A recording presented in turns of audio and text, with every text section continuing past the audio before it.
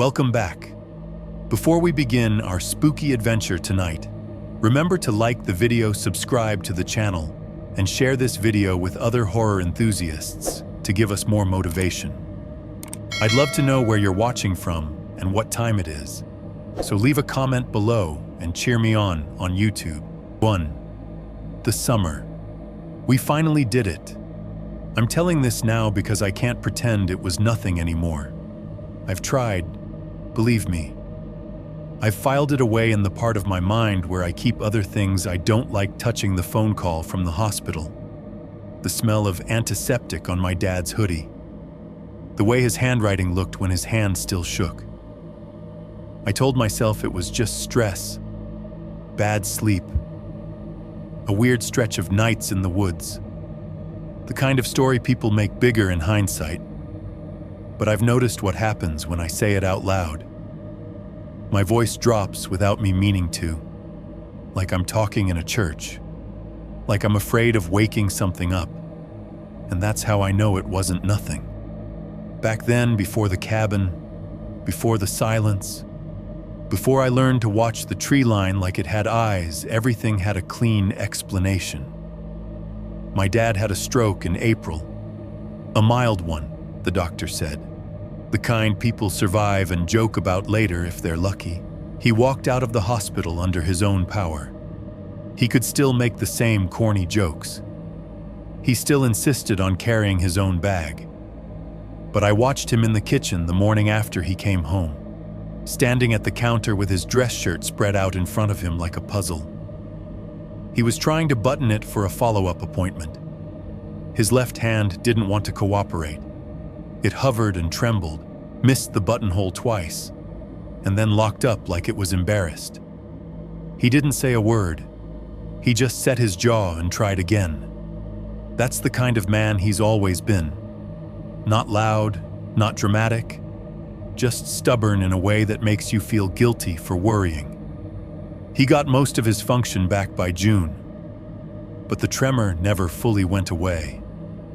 It showed up when he was tired, when he was stressed, when he was trying too hard to pretend he wasn't stressed. The headaches came and went in ugly waves.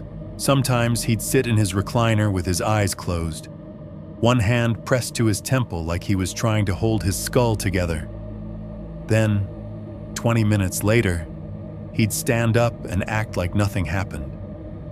The doctor gave him the usual list: take it easy, avoid stress, no heavy lifting, no overexertion, be careful in heat. My dad nodded along like he agreed. Then he looked at me on the drive home and said, "So we build now." I laughed because I thought he was joking. He wasn't. He'd been talking about the cabin for as long as I can remember. It was always someday.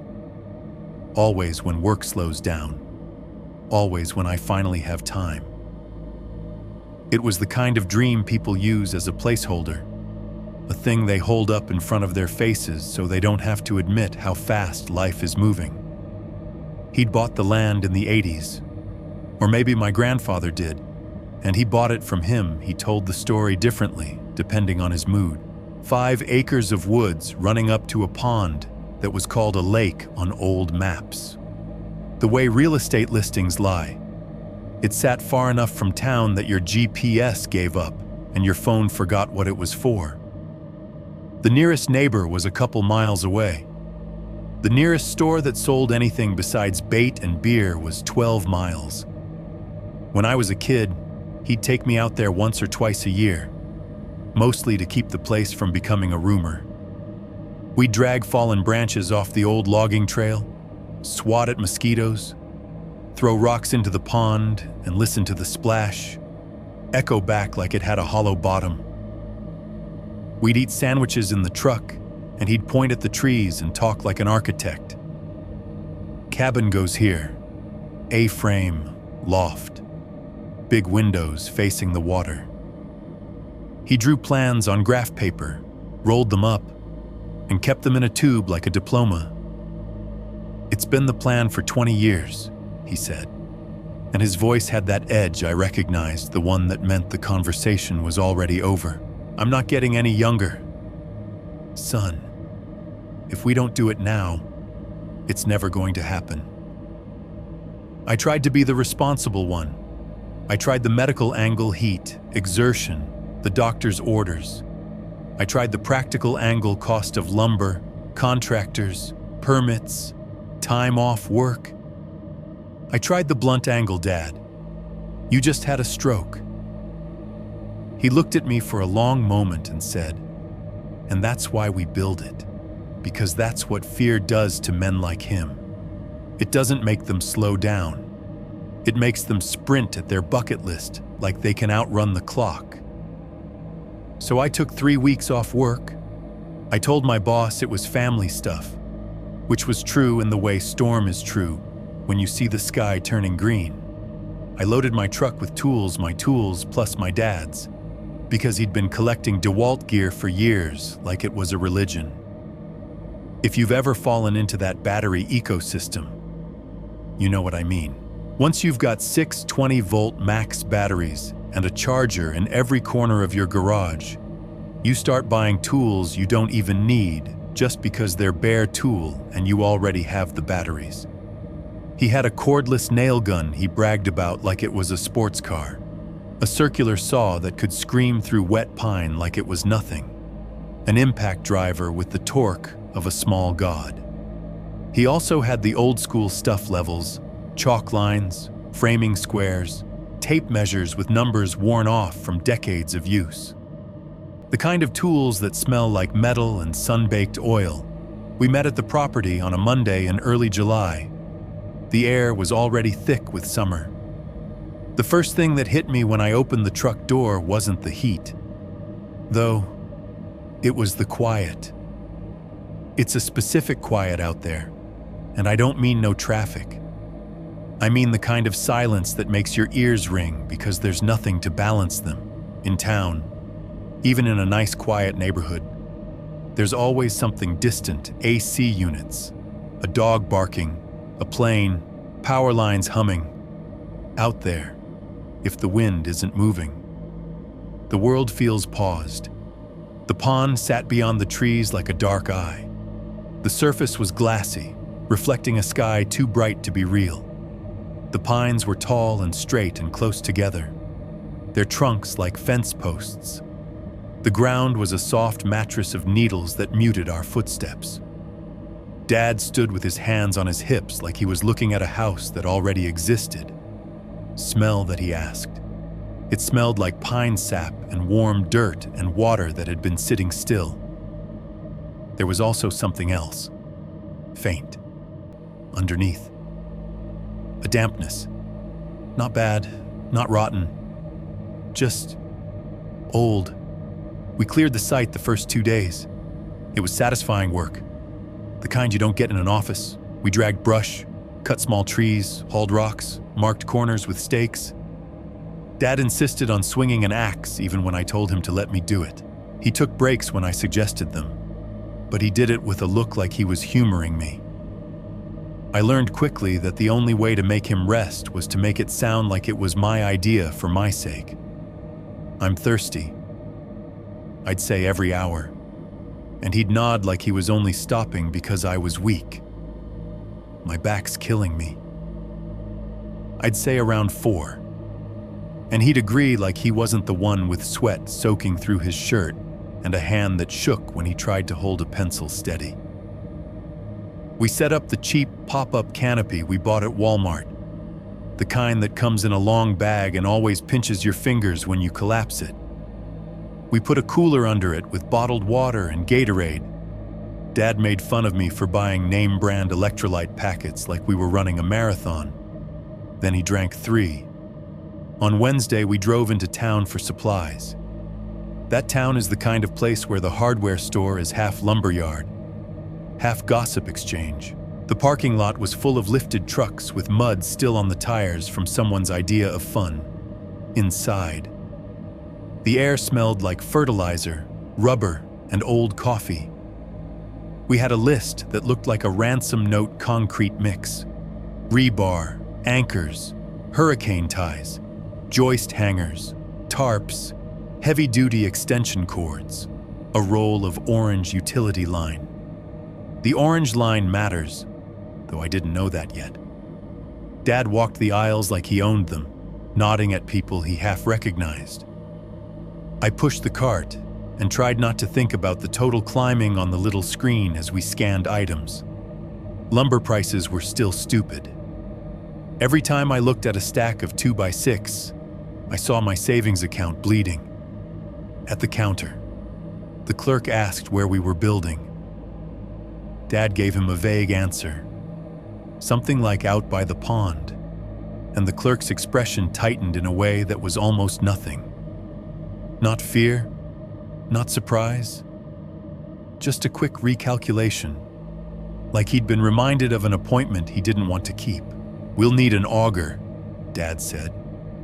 The clerk pointed us toward the rental desk, still smiling, but the smile didn't reach his eyes anymore. That night we slept in a cheap motel in town because Dad's headache hit hard around sunset. He didn't like the idea of sleeping at the property yet anyway. No cabin, no walls, no bed. He liked a door that locked, and a bathroom with fluorescent lights, and a TV remote that worked. Even a motel door feels like safety when you're staring at a dark tree line. I lay in the motel bed, listening to him breathe in the other bed. The TV was off. The air conditioner clicked on and off with a mechanical sigh. Outside, someone's truck alarm chirped and then went silent. It all felt normal. It felt like a story about a father and son building a cabin, like the kind of thing you hear in commercials when they want to sell you truck tires and nostalgia. That's what I keep coming back to. How normal it was at first. We poured the foundation the next day. That's when Dad was happiest, because concrete feels permanent. He liked anything that made the dream feel less like a sketch and more like a fact. We leveled forms, mixed bags, worked in the heat until our shirts were stiff with sweat. The smell of cement dust hung in my nose. Dad's tremor was worse after that, but he hid it by keeping his hand busy. By the end of week 1, the site looked like something, not a cabin yet, but a promise: corners, lines, a rectangle carved out of wilderness. The stars out there at night were too bright. You could see the Milky Way like someone spilled salt across a black table. It was the kind of sky that makes you feel small in a comforting way, the kind of small that lets you breathe. Dad stood at the edge of the cleared area one night and said, "This is going to be good." And I believed him. I want you to understand that. I wasn't out there looking for a ghost story. I wasn't chasing a legend. I wasn't trying to tempt fate. I was trying to give my dad a win. One more normal summer where the worst thing that happened was a splinter.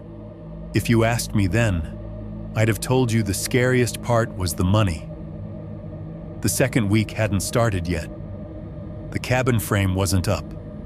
Nothing tall, nothing strange, nothing that should have felt like a threat. And still, on that first night, we decided to sleep on the property just one night, just to be there. Dad said I woke up because the world went quiet. I don't mean it got quieter. I mean it was like someone hit a switch and shut nature off. No insects, no frogs by the pond, no distant owl, no wind moving through pine needles. Even the pond, which should have been making tiny night sounds, felt still. I opened my eyes in the dark and listened. My heart doing that annoying thing where it decides to run even though you haven't moved. Dad was asleep in the other sleeping bag. I could see the shape of him on the ground, the faint rise and fall of his chest. The flashlight sat beside my head. My phone had 1 bar of service, which felt like a joke. Then I heard it. One small knock, not from outside the tent, not from a tree, from somewhere close, too close. It sounded like a knuckle tapping wood. A single, patient talk, as if someone was testing a wall. The problem was, there was no wall yet. Just the beginning of a frame. Just studs and beams stacked near the site. And the knock sounded like it came from inside them. To the first missing thing, the next morning, I told myself the knock had been a branch. That's what you do when you're trying to be a normal person in an abnormal place. You take something that felt deliberate and you sand it down into something that can happen by accident. A pine cone falling, a squirrel, the wind. The problem was, there hadn't been any wind. Not that night. Not enough to move a needle. Dad didn't mention it when he woke up.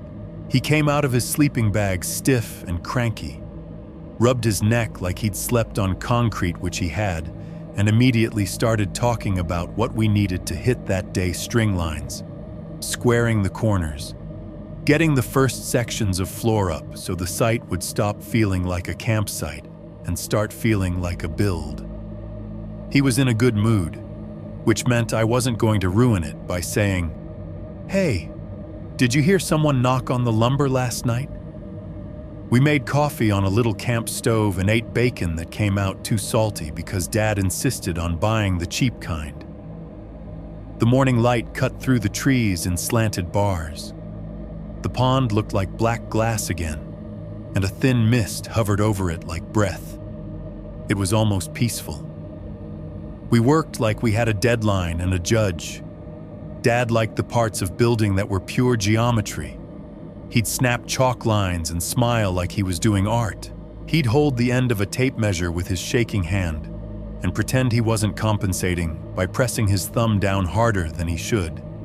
Every once in a while, I'd see the tremor jump small, fast, and I'd look away the way you look away when someone you love is trying not to be embarrassed. By mid-morning, we had layout strings crisscrossed over the foundation like a spider web. We checked diagonals until they matched. We argued about 1/8 of an inch like it was a moral issue. We set our first treated sill plates and drilled anchors. When you're doing that kind of work, the world narrows to wood, fasteners, and the feel of a level bubble sliding into place. It's a good kind of focus. It makes you forget you're afraid. Dad still pushed too hard, though. That was always the underlying tension. He'd lean into a task until his face went red, then pretend he was just hot. He'd grimace for half a second when he stood up too fast, and then laugh like it was a joke. I started using my usual tricks. My back's killing me.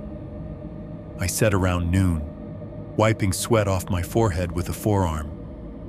Let's take 5. Dad rolled his eyes but sat down on a stack of 2x10s. He drank water like it was an insult. His left hand shook when he brought the bottle up. He pretended it didn't. We framed the floor in the afternoon. Joists, hangers, blocking, the satisfying thunk of nails, the whine of the circular saw, the smell of fresh-cut pine. For the first time, the cabin footprint felt like a place you could stand, not just a rectangle on paper. Dad got that look in his eye again, the one that made him 10 years younger. He stood on the new framing and spread his arms like he could already see walls rising around him. "Loft's going to be up there," he said, pointing. "Windows facing the pond. You'll see sunrise through them. You're getting ahead of yourself." I told him, but I couldn't keep the grin out of my voice. He made a noise that meant I've been ahead of myself for 20 years. It stayed good right up until it didn't. We called it around 6. Dad's color was off. Not dramatic, just a little gray, like someone had turned the saturation down on his face.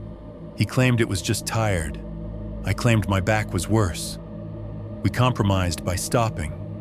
We cleaned up the site like we always did. Tools got stacked in the truck bed. Loose materials got tarped.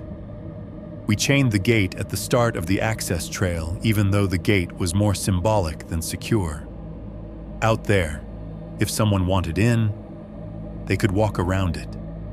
But it made Dad feel better.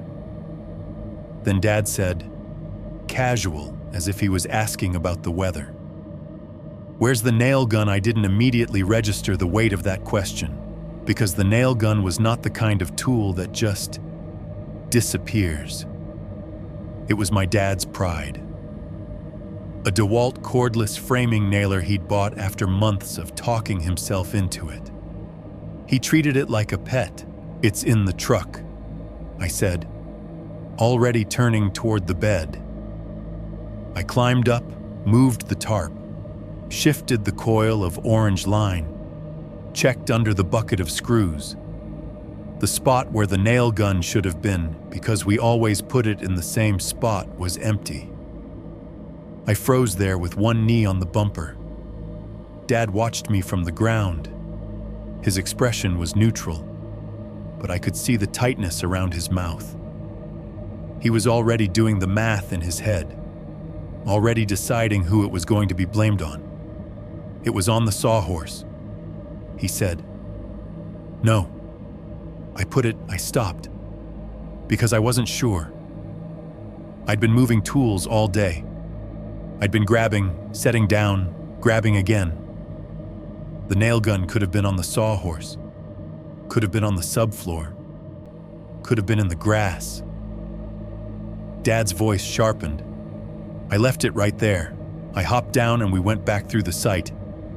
We checked the sawhorse, we checked the subfloor, we checked the pile of cutoffs, we checked under tarps and behind the stack of plywood. We even checked the back seat of the truck, like we were searching for a missing set of keys. Nothing. The air started to change. Not in a supernatural way, just in that human way where a good day turns into a fight because a single detail doesn't fit. Dad's gaze kept flicking to me, then away. He looked embarrassed and angry at the same time. "You sure you didn't put it somewhere stupid?" he asked. And the way he said stupid made it clear he wasn't talking about the nail gun. I felt my own irritation flare up. "I'm sure I didn't walk 12 feet and throw a $400 tool into the pond, if that's what you mean. It didn't grow legs," Dad snapped. That hit a nerve in him, I think, because he'd been dealing with a body that didn't do what he told it to. His hand shook, his head hurt, his pride was fragile. A missing nail gun felt like the universe messing with him on purpose. "So what are you saying?" I asked. "You think I stole it?" Dad's face went hard. "Don't be ridiculous." But he didn't say what he did think, and that silence sat between us like a third person. We searched again, slower this time, more careful. We even walked the edge of the cleared area and looked for tracks. The ground was soft with needles and loam, which should have held prints if someone had been tromping around. All I saw were our own boot marks and the neat lines where we dragged lumber. Nothing else. Dad finally rubbed his forehead and said, "Maybe we forgot to lock the truck last night." "We slept here," I reminded him. He looked away toward the pond. That was the first time I felt it, something subtle behind the annoyance. Not fear exactly, more like a sense of being watched. The way you feel when you're in a store and you realize the security guard has been following you for 3 aisles. It didn't make sense. There was no one out there. The woods were quiet, the pond still, the sky huge and indifferent. Still. I found myself glancing at the tree line and thinking, if someone is watching, where are they standing? Dad made the decision for us. We'll go to town in the morning.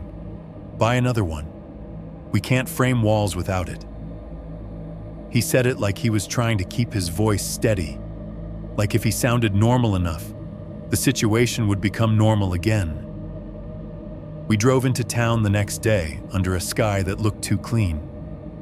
The road out from the property is a rough gravel strip that shakes your suspension like it's trying to loosen your teeth. Dust kicked up behind us in a brown cloud.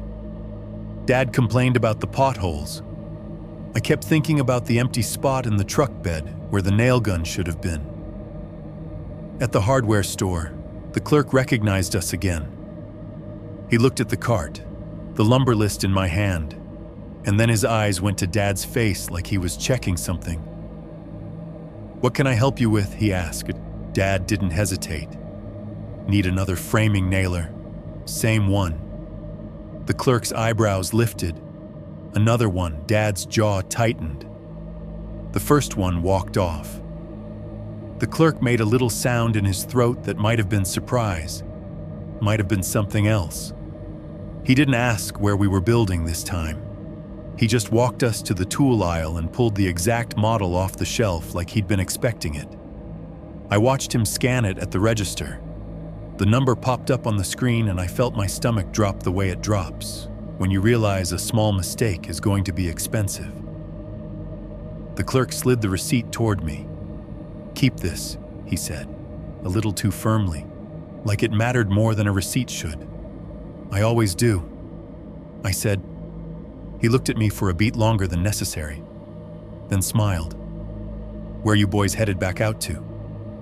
Dad answered before I could. "The pond." The smile stayed on the clerk's face, but it stiffened. "Ah," he said. Like that explained something. Then he went back to being cheerful. "Well, good luck with it." Outside, Dad tossed the new nail gun into the truck bed like it had personally offended him. He climbed into the passenger seat and massaged his temple with 2 fingers. "You okay?" I asked. "Headache," he muttered. "We can stay at the motel tonight." I offered, "Give you a break." He shook his head. "No, I'm sleeping on that land. I'm not going to let a missing tool spook me." He said the word spook like it was an insult. I didn't argue, but I felt the first thin thread of dread tighten in my chest.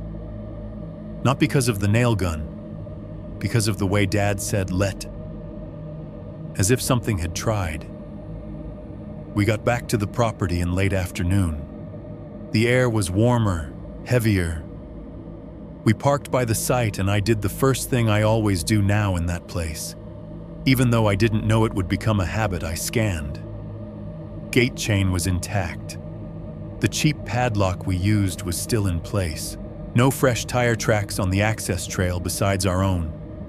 No disturbed brush that suggested someone had walked in. Everything looked untouched, which should have been comforting. Instead, it made my skin crawl. We worked until dusk.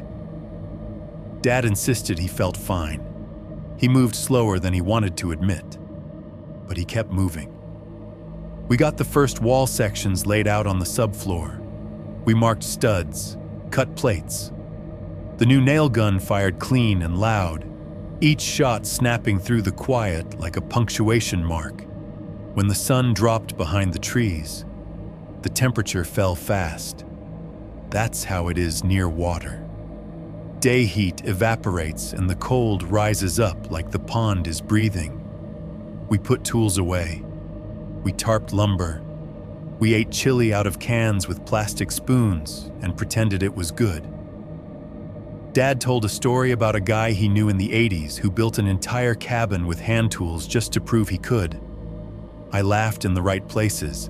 I didn't tell him I was checking the tree line every time the woods made a noise. And then, because the world loves timing, we got the micro jump scare. I went to the truck to grab my sleeping bag. I opened the driver door and the interior light clicked on, dim and yellow. The windshield was fogged, not on the outside, on the inside. A patch of misty condensation bloomed right where a person's face would be if they'd been sitting in the driver's seat and breathing. My first thought was stupid. Did I leave the defroster on? Then I remembered the truck hadn't been running. It hadn't been locked in a heated garage. It had been sitting outside with the windows closed for hours. I leaned closer, feeling suddenly cold despite the humid air, and raised my hand. I wiped the fog with my palm. It cleared in a smooth smear, and in that smear, for half a second, the light caught something, an outline that looked like a handprint. Fingers splayed, as if someone had pressed their hand to the glass from the inside and then pulled away. The shape wasn't crisp. It wasn't Hollywood perfect. It was the kind of thing you could explain if you wanted to oil from skin, temperature change, my own mind connecting dots. But my stomach turned anyway. I stepped back from the open door so fast I banged my shin on the frame and swore. Dad looked up from the cooler. "What nothing?" I said too quickly. "Just hit my leg." He watched me, and I saw the flicker of suspicion in his eyes. Not suspicion of me, suspicion of the world. The same look he'd had when the nail gun vanished. I shut the truck door harder than I meant to. That night we slept on the property again. We set up our sleeping bags on the subfloor because Dad liked the idea of sleeping in the cabin, even if the cabin was still just a skeleton of lumber under an open sky. We hung a tarp overhead like a roof and told ourselves it was enough. Dad fell asleep faster than I did. He always did. Even with headaches, even with worry, he could drop into sleep like he flipped a switch. I lay there listening to the pond and the trees and the distant sound of nothing. At some point, I must have drifted off, because the next thing I remember is Dad sitting up suddenly beside me. So fast the subfloor creaked. He didn't speak at first. He just held still. Head turned toward the open backside of the frame where the woods started. What I whispered. Dad lifted one finger. The universal sign for listen. We listened. For a long moment there was only the normal night noise insects. Faint water movement, the soft creak of lumber cooling. Then came one sound, a single slow step near the tree line. Not a snap of a twig, not an animal scurrying, a step with weight, a deliberate crunch of pine needles, like a boot settling, then nothing. No second step, no retreat, no continuation. Just that one slow, heavy footfall, placed exactly where someone would stand if they wanted us to know they were there. Dad's breathing went shallow. I could hear it in the dark. He didn't get up. He didn't shine the flashlight. He didn't call out. He just stayed sitting, staring into the black between the trees like his eyes might adjust enough to see a shape. After a long minute, he whispered, not to me exactly, more like to the air itself. "All right?" And he lay back down. But he didn't sleep. Neither did I. Not really. Because from that moment on, the cabin didn't feel like a project. It felt like something that had been noticed. 3, proof it isn't a person.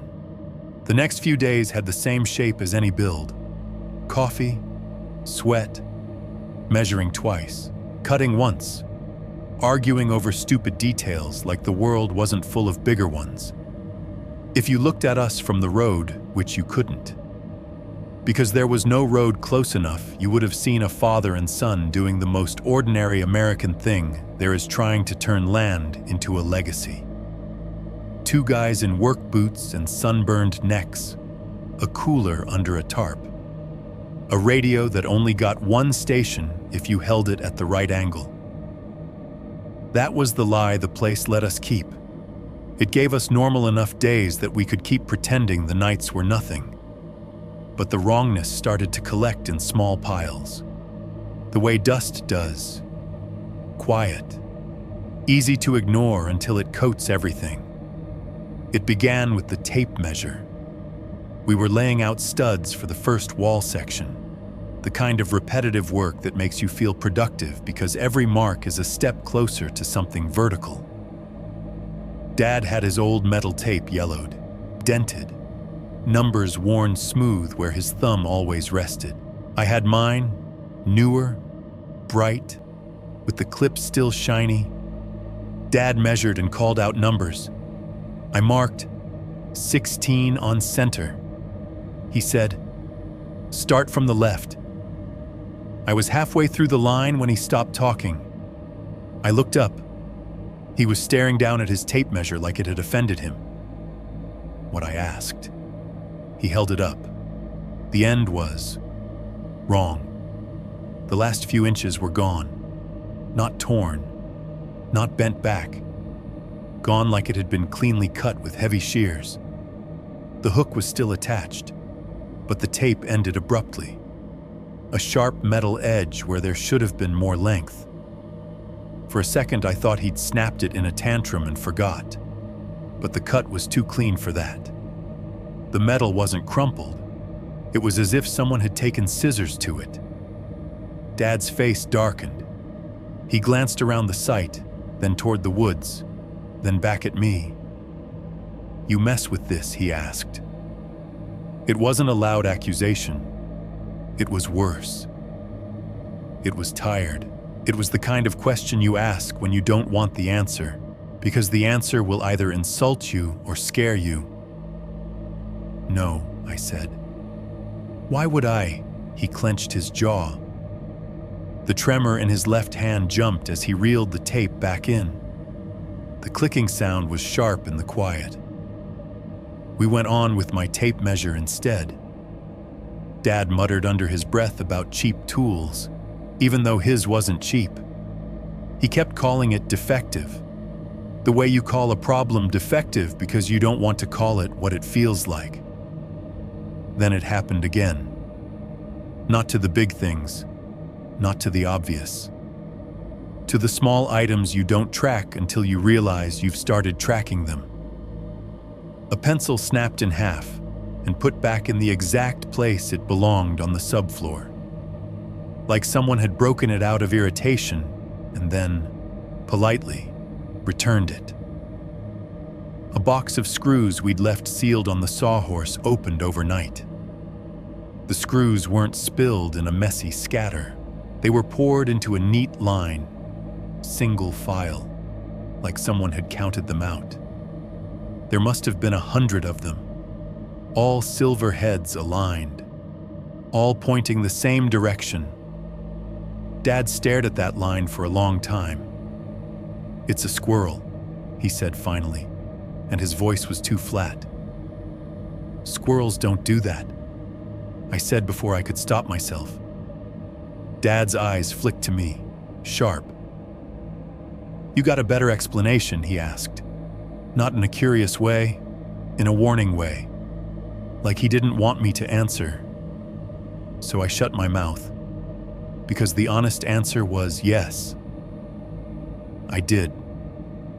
I just didn't want to say it where the woods could hear. We kept working. We had to. That's the thing about building something in the middle of nowhere.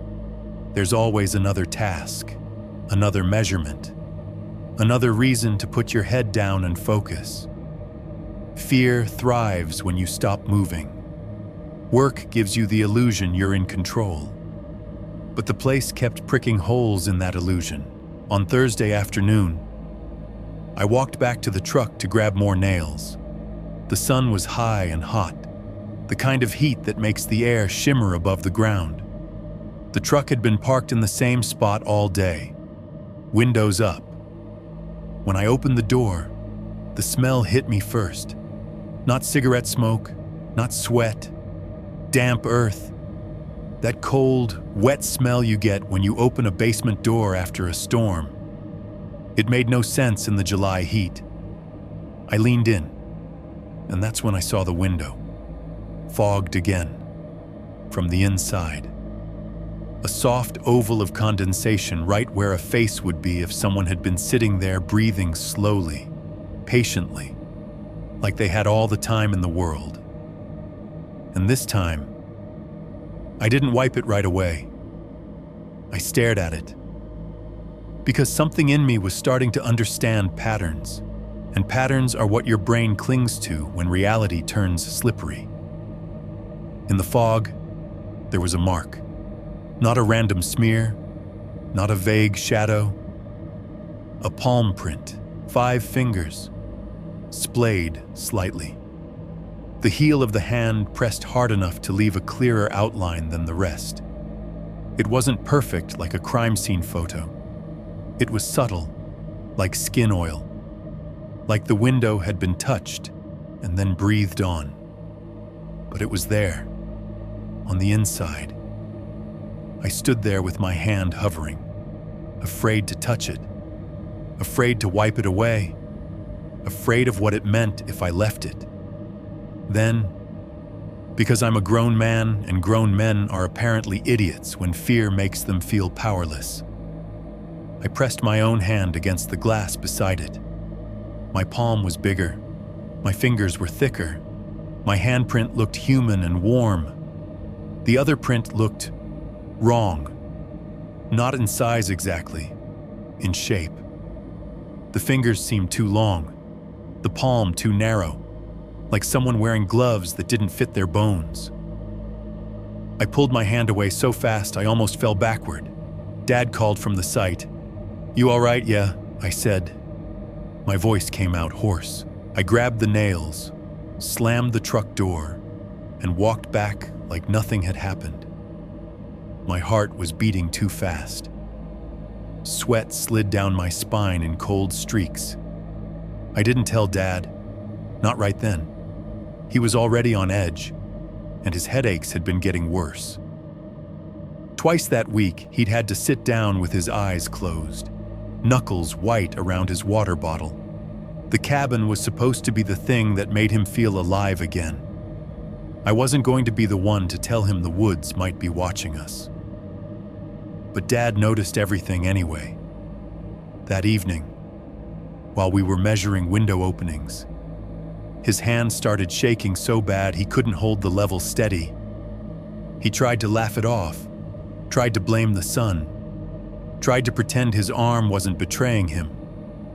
Then the headache hit. You could see it in the way his face changed. His eyes narrowed, his mouth pressed into a line, his shoulders hunched like he was bracing against an invisible shove. He sat down hard on a stack of plywood. "I'm fine," he said before I could ask. "Dad, I'm fine." He repeated, louder, like volume could make it true. I gave him space. I found myself glancing toward the woods again, toward the place where we'd heard that single step. That night, the air felt heavy even before it got dark.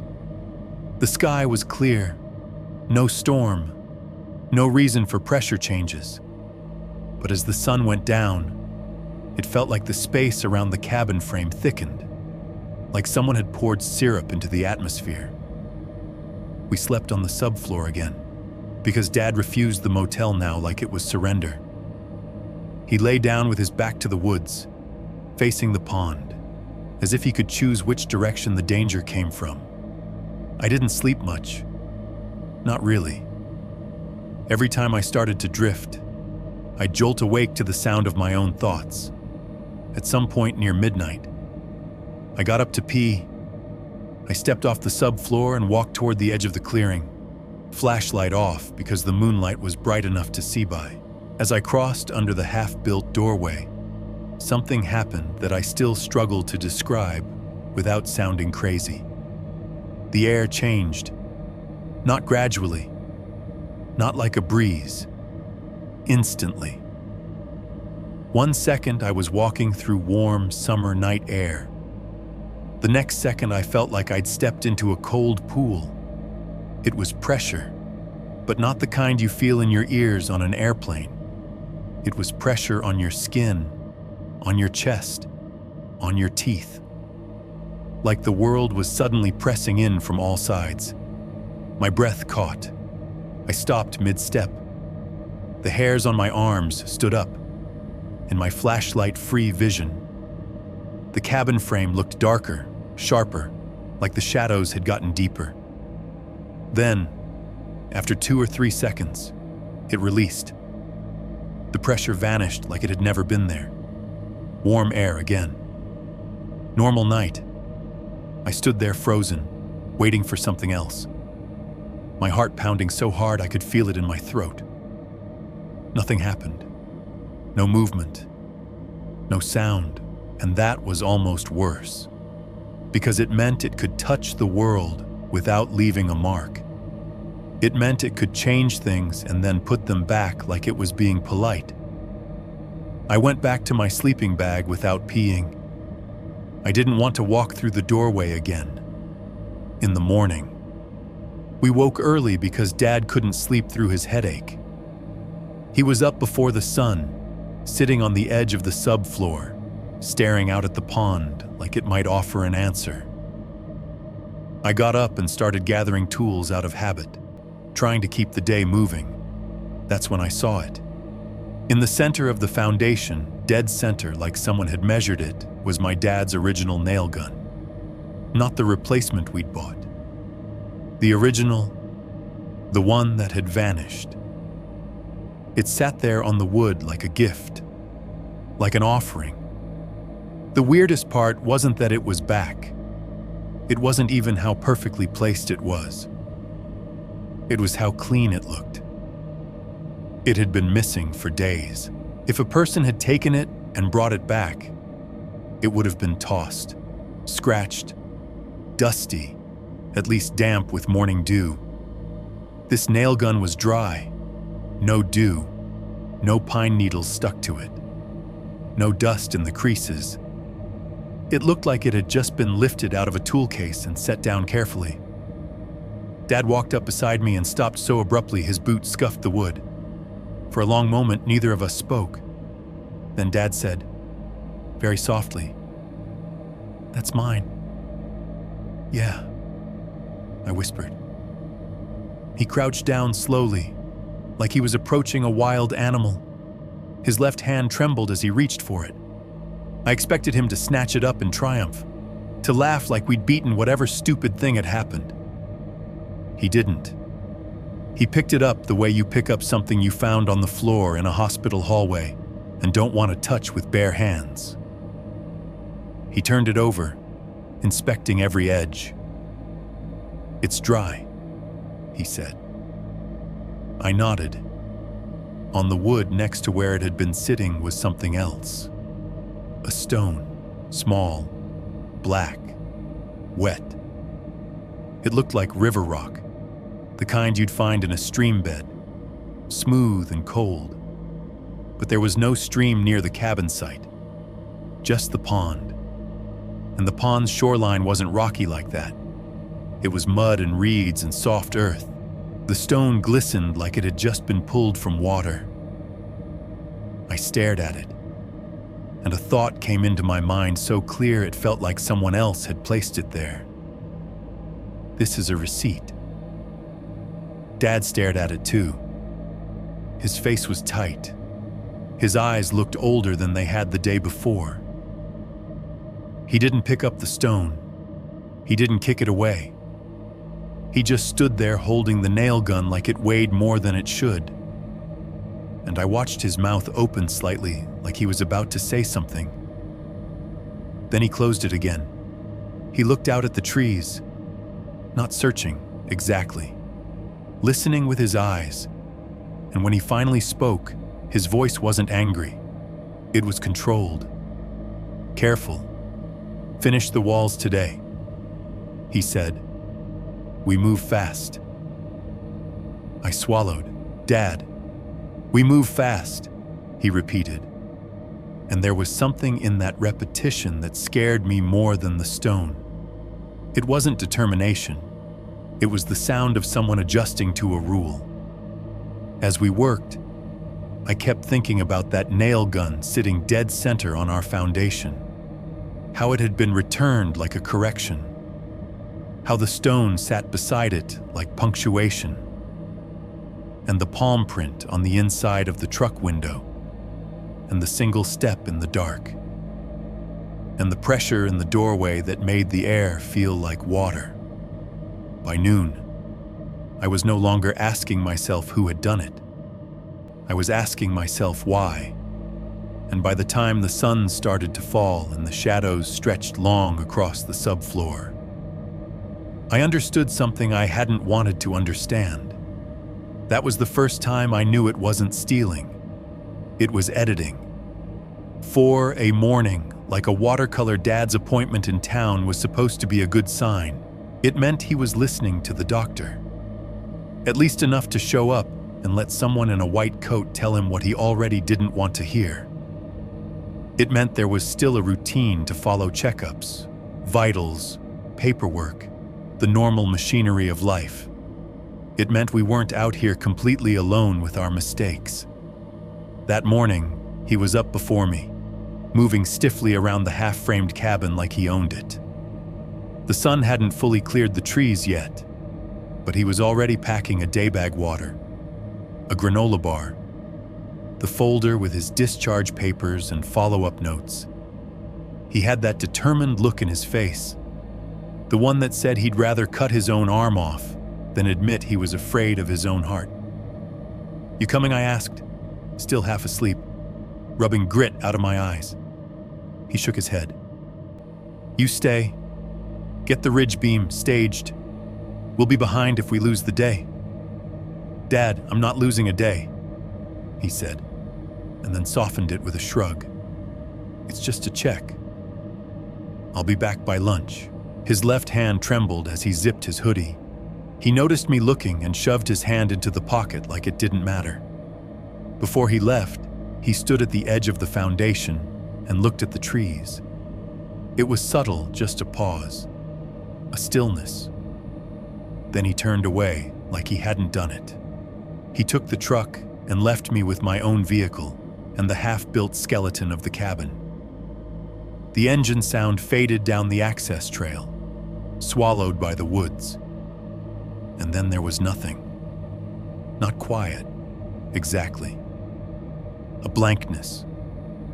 The day should have sounded like morning birds, insects, wind in needles, the pond making small, wet movements.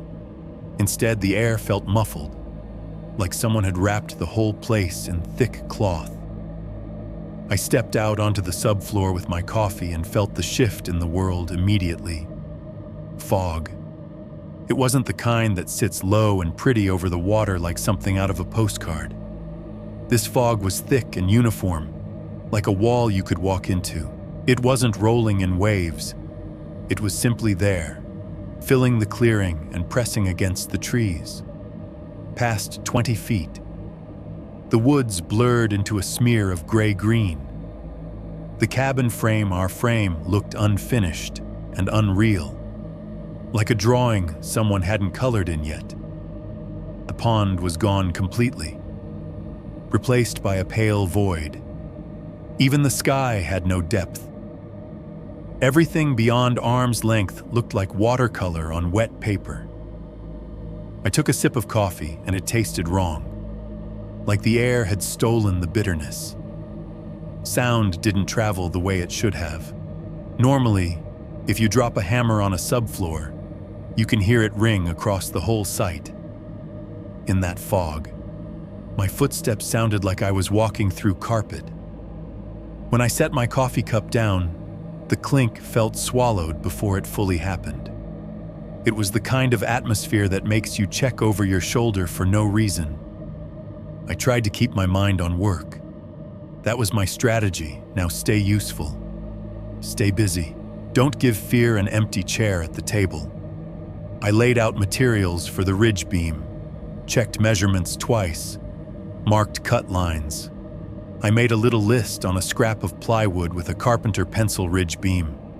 Hurricane ties, window headers, brace wall sections, normal build stuff, things I could control.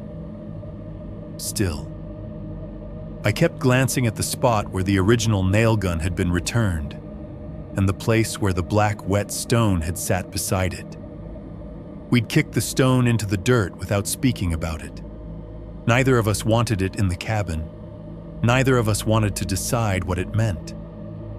The fog made everything feel closer and farther at the same time.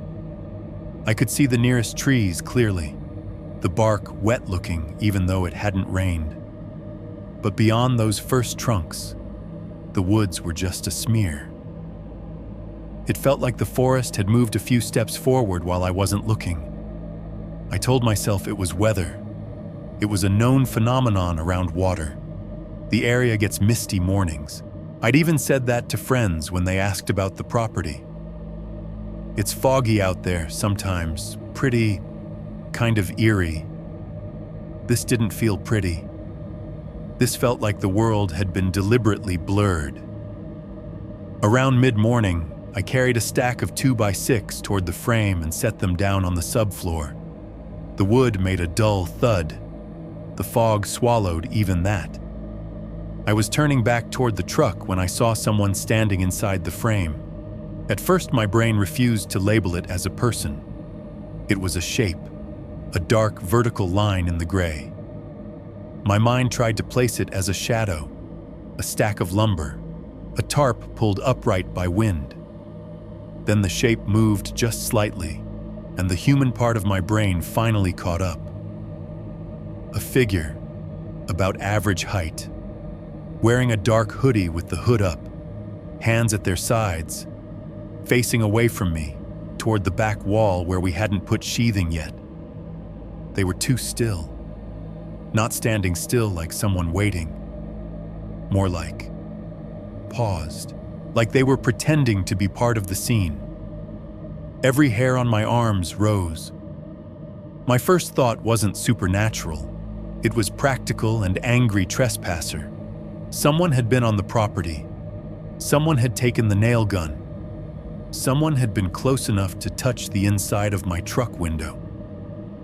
My second thought followed right after. How did they get here without me hearing?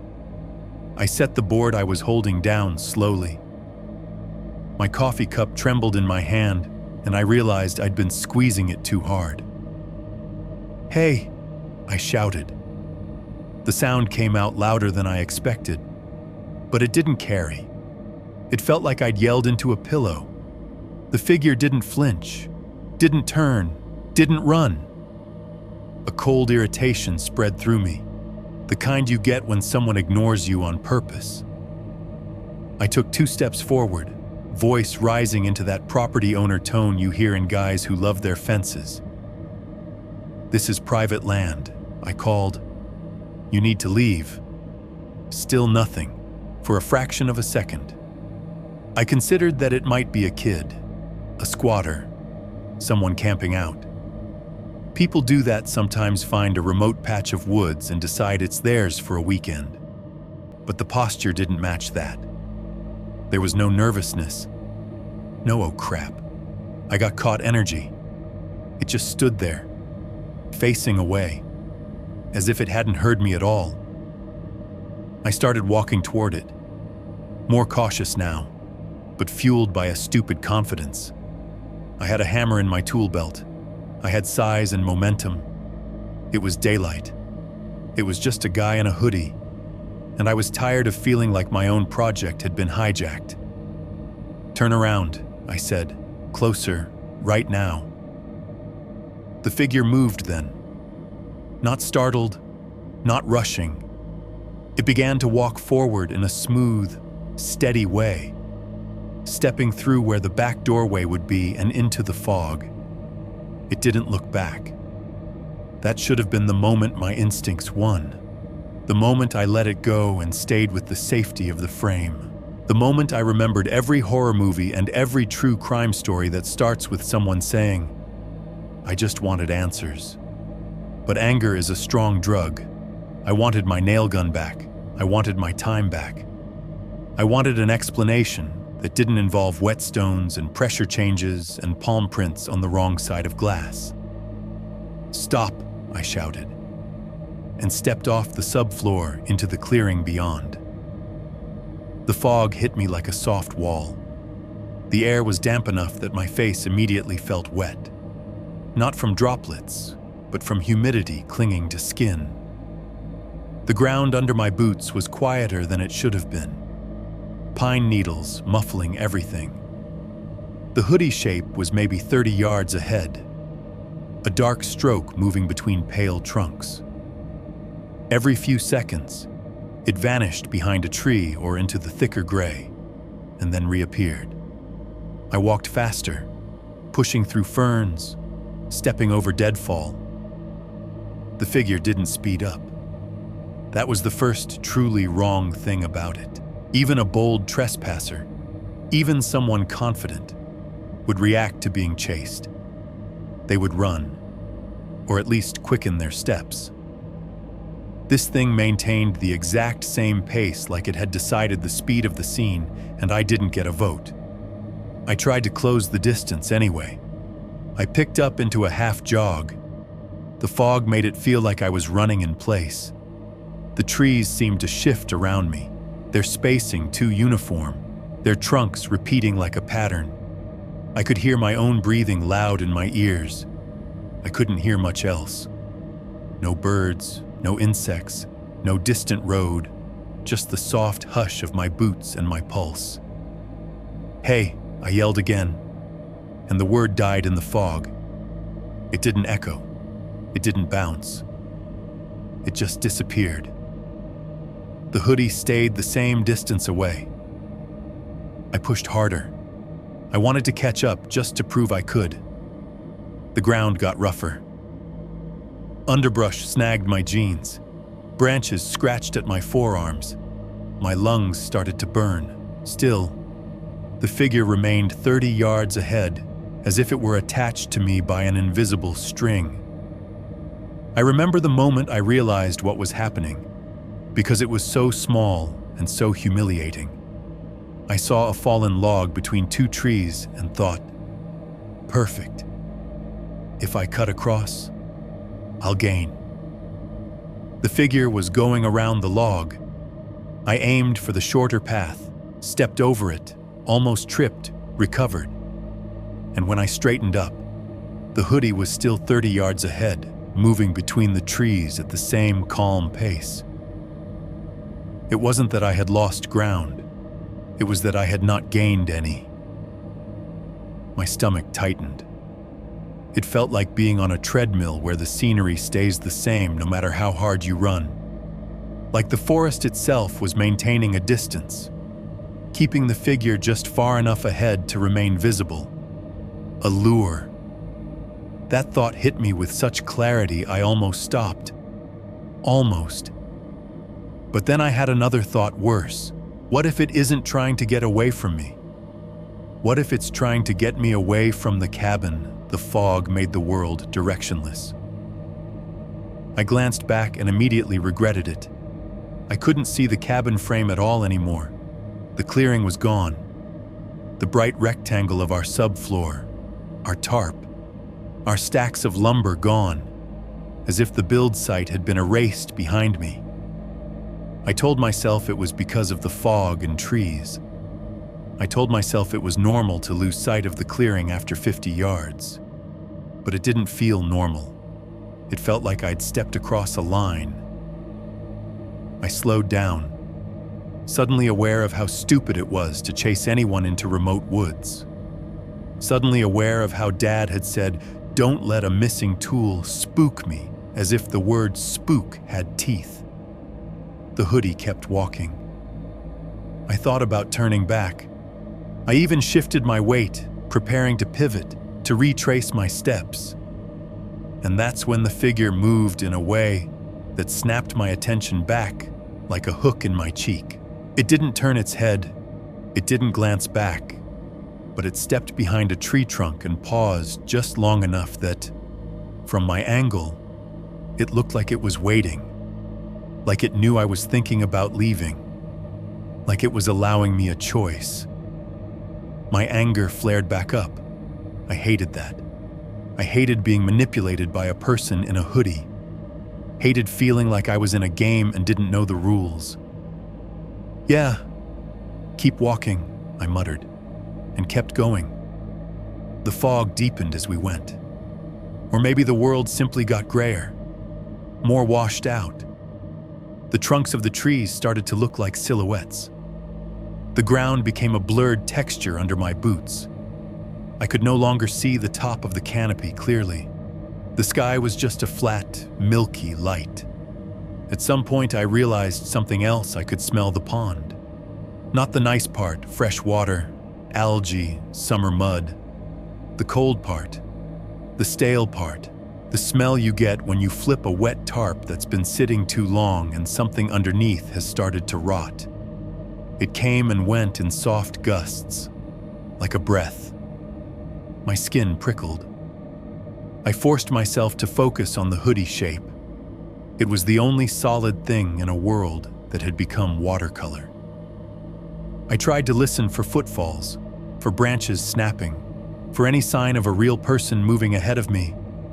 Nothing. I could see it walking, but I couldn't hear it. The silence wasn't total. My own movements made sound, but everything else was muted. The hoodie moved like it was gliding through damp air without friction. I don't know how long I followed. 10 minutes, 20. Time felt strange in that fog. Without sun or horizon, there was no anchor. It could have been 5 minutes and it could have been an hour. All I know is my legs started to ache and my lungs started to protest, and still I couldn't close the distance. 30 yards, always 30 yards. My mind began cycling through explanations, the way it does when it can't accept a thing is happening. It's an optical illusion. The fog is messing with depth perception. The figure is farther than you think. The trees are making it hard to judge. Then, a second voice in my head, quieter but more honest. Or it's exactly where it wants to be. I slowed again, finally letting common sense break through my adrenaline. I looked at the ground, trying to find a trail, trying to see if there were footprints I could follow back if I turned around. Pine needles, ferns, soft earth, no clear prints, nothing definitive. My heart started to pound harder, not from exertion now, but from a creeping realization if I couldn't see the cabin, and I couldn't see a clear path, and I couldn't even hear the thing I was chasing, then what exactly did I think I was doing? I raised my head again, ready to stop, ready to shout one last warning and then leave. The hoodie was still there, still moving, still 30 yards ahead, and I understood, in a cold, humiliating way, that I wasn't chasing it. I was being led. The thought made my mouth go dry. I tried to stop completely. I planted my feet and held still, forcing my body to obey me. My breath came fast. Sweat cooled on my back under my shirt.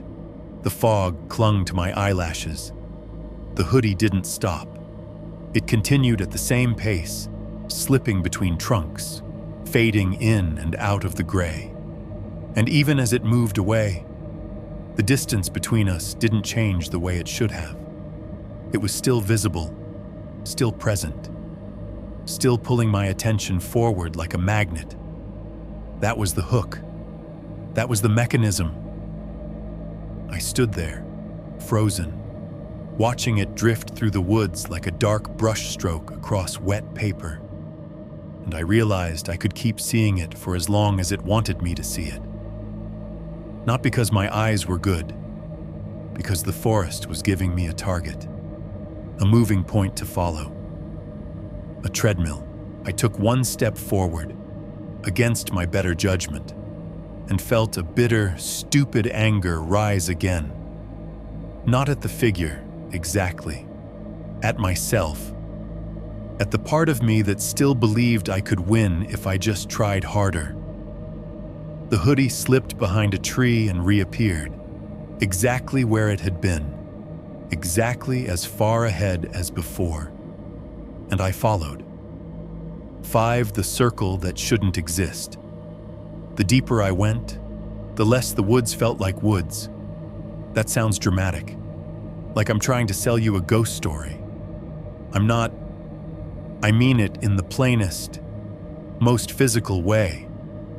The forest stopped behaving like a place that existed on its own and started behaving like a place that was being arranged around me. At first, it was just density. The trees grew closer together, the trunks narrowing my path until I had to angle my shoulders to squeeze between them. Ferns slapped my shins. Wet branches dragged across my arms, leaving cold streaks on my skin. I kept lifting my knees higher, stepping over deadfall, pushing through brush. But then the underbrush started to feel deliberate, like it was positioned. A thicket of blackberry vines lay across the most obvious line of travel, hooked and thorny, grabbing at my jeans like hands. I cut around it and immediately hit a pile of fallen limbs that forced me to climb. When I climbed, my boot caught on a root that wasn't in my way a second earlier. When I stepped down, the ground dipped, soft and sudden, like a hidden hole had opened under leaves. Any one of those things could have been normal. Woods are messy, woods trip you, but the sequence of it made my skin crawl.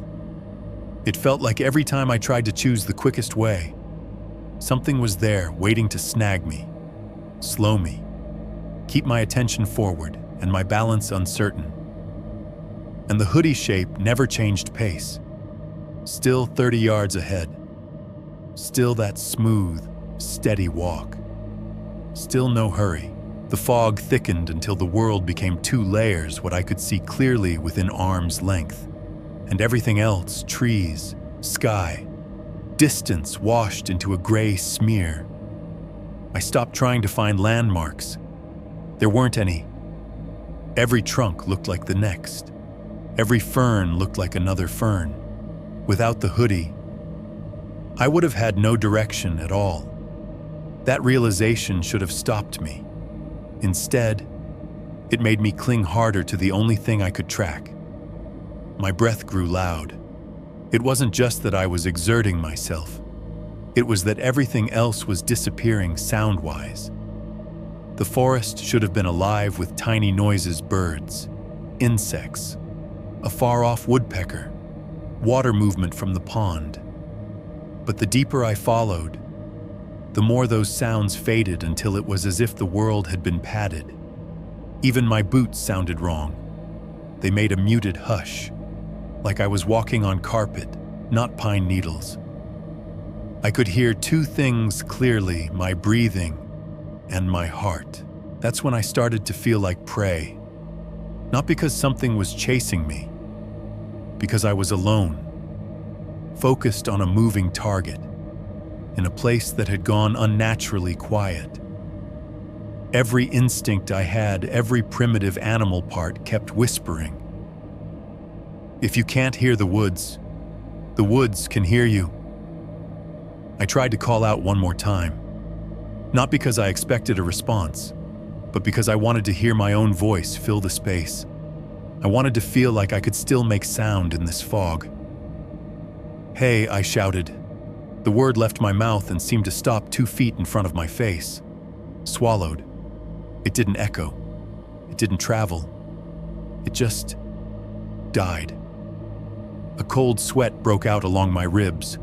The hoodie moved ahead, indifferent. My anger had shifted now into something uglier, stubbornness. I'd already come this far. If I turned around without an answer, I would have spent the rest of my life replaying the chase in my head, telling myself I'd imagined it. I wanted to know what was under the hood. I wanted a human face. I wanted a reason. The woods offered me one. The hoodie slipped behind a cluster of trunks and vanished for longer than it had before. For the first time since the chase began, I couldn't immediately pick it out again. The gray swallowed it. My stomach dropped. I accelerated, pushing forward, scanning between trees like a man trying to catch sight of a boat in thick sea fog. Then I broke through into a clearing. It was so sudden it felt like stepping through a curtain. 1 second I was in dense woods. The next, open space. The clearing was a perfect circle, maybe 20 feet across. Not roughly circular, not sort of open. Perfect. The trees stopped at the edge like someone had drawn a boundary they weren't allowed to cross. Trunks ringed it in an even line, branches above interlacing like a dome. The fog didn't drift through it the same way, inside the circle. The air looked clearer, but also heavier, as if the light had to push through something thicker to reach the ground. The ground itself was wrong. There were stones smooth, dark stones placed in a pattern that made my brain itch. Not a campfire ring, not a random scatter. They were set deliberately in arcs and angles, forming something that looked like it meant something to someone who knew how to read it. Some stones were grouped in threes, some made short lines pointing toward the center. The whole arrangement had a balance to it, like a diagram. In the very center stood the hoodie figure, back still to me, hands still at its sides, hood still up, too still. There was no wind, but the edges of its hood didn't flutter. The fabric didn't shift. It looked like a person frozen mid-breath. I stopped at the edge of the circle. My first thought was the obvious one: this is a trap. Not a bear trap, not a snare.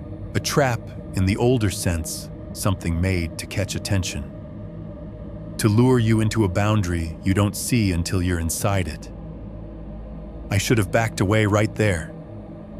I should have turned around and walked back toward the cabin until my lungs stopped burning and my brain stopped inventing reasons to keep going. But I was standing there with adrenaline still hot in my blood, heart hammering. Mind locked on the idea that if I could just confront this trespasser, everything would snap back into the normal world. So I stepped forward. The moment my foot crossed the line, crossed the invisible boundary, where the trees stopped, I felt it. Pressure. It slammed into my body like I'd walked into deep water. Not the surface coolness, not the splash pressure in my chest, in my ears, in my teeth. My lungs didn't stop working, but suddenly each breath felt thick, like I was breathing through a wet cloth. My skin prickled violently. Pins and needles raced across my arms and legs, and my fingertips went numb as if blood had been sucked out of them. The sound in the world changed too. It dulled, muffled, as if someone had turned down the volume. My breathing sounded far away, like it belonged to someone else. My heartbeat became a thud in my skull. I tried to speak. My tongue felt heavy, slow. Hay came out as a rough exhale. The hoodie didn't move. I took another step, and the pressure increased. My knees felt stiff. My joints didn't want to bend. My body reacted like it was trying to wade through waist-deep water. The stones under my boots looked wet, glistening, though the ground around them was dry.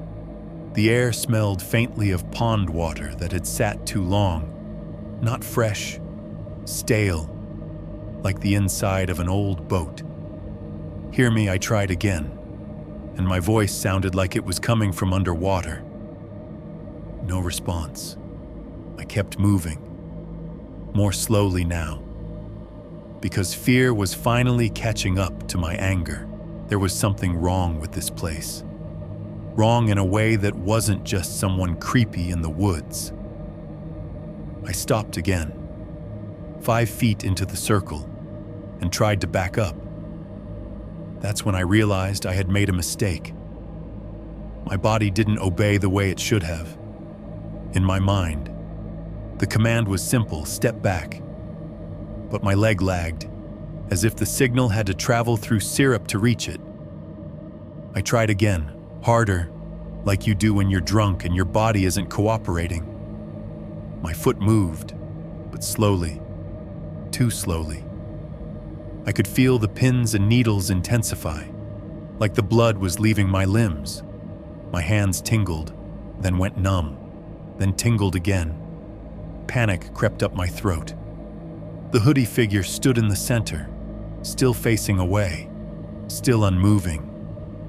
It was close enough now that I could see details. The fabric of the hoodie looked old and damp, darker in patches like it had been soaked and dried and soaked again. The shoulders seemed narrow, the posture too straight. Then came the jump scare that made my vision flash white. Two cold, wet fingertips brushed the back of my neck. Not a breeze, not a spider web, not an insect. Two fingertips, light pressure sliding along my hairline as if someone was checking where my skull ended and my spine began. I made a sound that wasn't a word. My whole body jerked. I whirled around, stumbling in the thick air, fists up like that would help. Nothing. The trees around the circle stood perfectly still. The fog beyond them looked flat, painted. No movement, no shape. I stared hard, eyes wide, trying to make my brain interpret shadows as threats. There was nothing to interpret. My stomach dropped into a cold pit. I snapped my head back toward the center. The hoodie still hadn't turned. I felt my heartbeat slam once, hard, like it was trying to escape my ribs. The rational part of my brain screamed at me then, finally loud enough to cut through the fogged silence. Leave. Now. I tried to run, or rather, I tried to do the first motion of running shift weight, push off, swing my arms. My body refused. The pressure held me like a hand on my chest. My legs moved, but not fast, not even normal. Each step felt delayed, like the world was buffering. I stumbled toward the edge of the circle, toward the line where the trees began. But it felt like I was moving through knee-deep water with clothes on. The pins and needles became numbness. My feet went first, then my calves. The numbness climbed up my legs like cold. My hands clenched and unclenched without my permission. My fingers felt swollen, useless. I tried to shout, but my throat wouldn't open right. The sound that came out was small and wet. For a split second, I had an insane thought. This is what drowning is. Not water in your lungs, but the slow, helpless lag between wanting to move and being able to. The circle was only 20 feet across. In a normal world, I could have crossed it in 3 seconds. In that place, it felt endless. I reached the edge at least. I thought I did. The tree line seemed close enough to touch, and yet every step toward it felt like the distance stretched just out of reach. My vision started to tunnel, not metaphorically, literally. The edges of my sight darkened, closing in. The center stayed sharp, but everything peripheral became gray-black. I swallowed hard. My tongue felt like a piece of meat in my mouth, thick and stupid. My ears rang in the muffled silence. I tried one last time to command my body. Step out, step out, step out. My leg lifted. It moved forward, too slow. The numbness reached my thighs. My arms felt heavy at my sides, like they belonged to someone else. I didn't know if I was going to pass out or die. And in that moment, it felt like the difference didn't matter. Either way, I was being taken out of myself. I fell forward. My knees buckled as if someone had turned them off. The ground rose up, the stones blurring beneath me. I tried to catch myself with my hands, but my arms lagged behind my intention. As I hit the ground, my face turned upward. The last thing I saw, clearer than anything else, was the gray sky framed by branches at the edge of the circle. The branches looked like ribs, curved, reaching inward, and then the darkness closed in from the edges and met in the middle, and the world went out like a light. 6, missing time. Missing place. I came back in pieces. That's the only way I can describe it without lying. One moment I was staring up at that gray sky framed by branches like ribs, my body turning numb as if something had unplugged me. The next moment, after an eternity I can't measure, I was blinking at my father's face, close enough that I could see the broken blood vessels in his nose and the sweat at his hairline. He was shaking my shoulder hard. Not the gentle shake you give someone who fell asleep on the couch, the frantic, two-handed shake you give when you're trying to pull someone back from somewhere else. "Son," he said, and his voice cracked on the word. Jesus Christ. "Son, wake up. Wake up." My mouth tasted like pennies. My tongue felt thick. When I tried to inhale, it came in shallow and sharp, like my lungs didn't trust the air. I tried to sit up and the world tilted. My dad grabbed me under the arm and hauled me like I weighed nothing. His left hand trembled as he did it, and the tremor wasn't subtle anymore. It was full-body fear shaking through him. What I managed, but it came out as a croak. "Don't," he said. "Just hold on a second." He looked around, eyes darting between trees like he expected something to step out at any moment. He kept his body between me and the woods behind him, a protective instinct so automatic it broke my heart a little. I blinked hard, trying to focus. We were in the forest. That part made sense. I could smell pine and damp earth. I could feel needles under my palms. But we weren't in the clearing. There was no circle, no perfect ring of trees, no stones arranged like a diagram, no boundary, just ordinary woods ferns, fallen branches, pine needles. The kind of place you could stumble into anywhere on that property. Confusion hit me in a wave, heavy and nauseating. I began. Dad cut me off, voice rough. "You've been gone." Gone where my brain felt slow. The words had to fight their way out. His eyes flashed. "That's what I've been asking myself for the last 3 hours. 3. The number landed in my skull like a rock. I tried to push myself up. My arms trembled.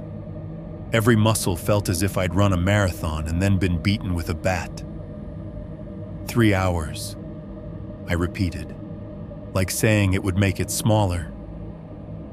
Dad nodded once, hard. I left for my appointment, came back. You weren't there. My heart started pounding again, not from exertion, but from the sudden memory of the fog, the hoodie, the pressure, the fingertips on my neck. You didn't see I started, and my voice wobbled. Dad's jaw clenched. I saw you weren't there. I saw your truck. I saw the tools. I saw the half-built cabin, and I saw that you'd left the site with no word. He paused, his throat working. I called your name. He admitted. I yelled. I ran that access trail like an idiot. I checked the pond. His eyes watered and he blinked hard, angry at the weakness. I thought he didn't finish. I knew what he thought. I knew the image his brain would jump to, because I'd seen him stare at the pond like it was a mouth. Black water, a body, a summer that turns into a funeral. I grabbed his sleeve, still dizzy. I'm here, I said, as if that fixed anything. He stared at me like he was trying to be sure, like he expected me to dissolve if he blinked wrong. Where were you? He demanded, and his voice went sharp again. Not anger, terror trying to become control. I followed someone, I whispered. Dad's face went still. Someone. Hoodie, I said. In the fog, inside the frame. I chased Dad, made a small sound that was almost a laugh, but it was bitter and broken. There was fog this morning. Yeah. But son, I know, I said, and my hands clenched into the pine needles. I know how it sounds. He took a breath, steadying himself. And then he did the thing dads do when they're trying not to panic in front of their kids. He went practical. Can you stand? He asked. I tried. My legs felt rubbery. My right knee scraped against something sharp as I got up, and a sting shot up my shin. Dad caught me anyway, held me until my balance returned. We're going back, he said, firm. Now. We moved through the woods slowly, Dad scanning constantly, me stumbling behind him, head throbbing. Every few steps I expected to feel that pressure again, that sudden thickening of air like stepping into cold water. It didn't come. The forest around us was normal, too normal. It made my stomach turn, because normal should have been comforting. Instead, it felt like the place was playing dumb, like it had put everything back the way it was supposed to look. As we walked, my memory came back in jagged flashes. The hoodie never turning, the circle, the stones, the fingertips, and then nothing. A clean cut, a missing block of time. No gradual fade, no dreamlike transition. Just a hard blank. When the cabin frame finally appeared through the trees, it felt like stepping out of a nightmare and into daylight. The site looked exactly the same as I'd left it, tools stacked, lumber tarped, the subfloor bright against the dark woods. No sign of a chase, no sign of any clearing. If someone had found me where Dad found me 50 yards away, he'd said it would look like I'd simply wandered into the woods and collapsed from heat exhaustion. Except it hadn't been hot. It had been foggy and damp. Dad guided me onto the subfloor and made me sit. He shoved a water bottle into my hand. Drink, he ordered. I drank. The water tasted like plastic and relief. Dad crouched in front of me, eyes locked on my face. You hit your head, I don't think so. My voice sounded distant to my own ears. He reached out and brushed hair off my forehead, checking for blood like I was 5 years old. His hand shook. I flinched at the touch because it reminded me too much of those cold fingertips in the circle. Dad noticed the flinch. His eyes narrowed. What happened out there, he asked. Quieter now. I looked down at my hands because I couldn't stand the intensity of his gaze. That's when I saw the dirt under my nails. Not normal dirt. Gritty black sand, packed so hard it looked like I'd been digging in a charcoal pit. It wasn't the brown loam from the cabin site. It was darker, finer, almost like crushed stone. I scraped a fingernail against my thumb, and a little of it came out, leaving a black smear on my skin. "Dad," I said, and my voice went thin. He followed my eyes. He grabbed my hand and examined my nails. The look on his face changed. Not to belief, to something worse, recognition of wrongness. He let go and stood up abruptly. He paced a tight circle on the subfloor, boots thudding. Then he stopped and stared into the woods again, as if he could force the trees to explain. I stood too, shakily, and checked the rest of myself. There were small abrasions on my forearms, shallow scratches like I'd pushed through brush.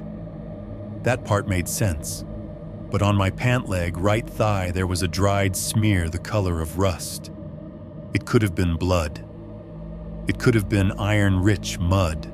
In the dim light under the trees, it was hard to tell. I rubbed it with my thumb. It flaked slightly. The smell was faintly metallic. My stomach clenched.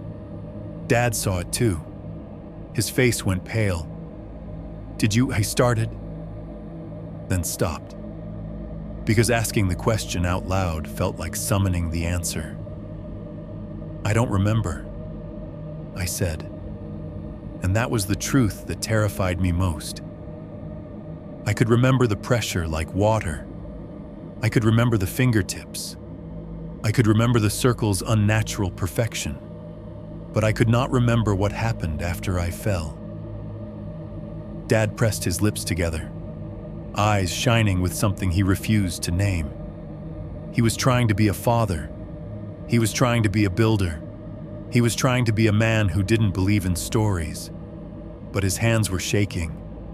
He believed the 3 hours. He didn't know what it meant, but he believed it. Sit, he said again, softer now, like he was talking to himself as much as to me. Just sit. Let your head clear. I did, because I didn't trust my legs. The subfloor felt solid under me, real. The smell of cut pine helped anchor me. Dad started checking everything, restless. He went to the truck, looked inside, checked locks, checked the cab, the bed, the tool bin. He moved like he was searching for something he could fix with a wrench. I watched him from the subfloor. At one point, he opened the driver door and stared at the windshield. He wiped something with his palm, then jerked his hand away like he'd touched a hot pan. He didn't tell me what he saw. He shut the door and came back to the frame. The rest of that day blurred. Dad didn't let me do much. He insisted I drink water, eat something, lie down in the shade. He kept glancing at me like he expected me to vanish again if he didn't watch. We didn't build, we didn't measure, we didn't cut. We waited. For what? I couldn't have said. For the fog to lift. For the world to feel normal.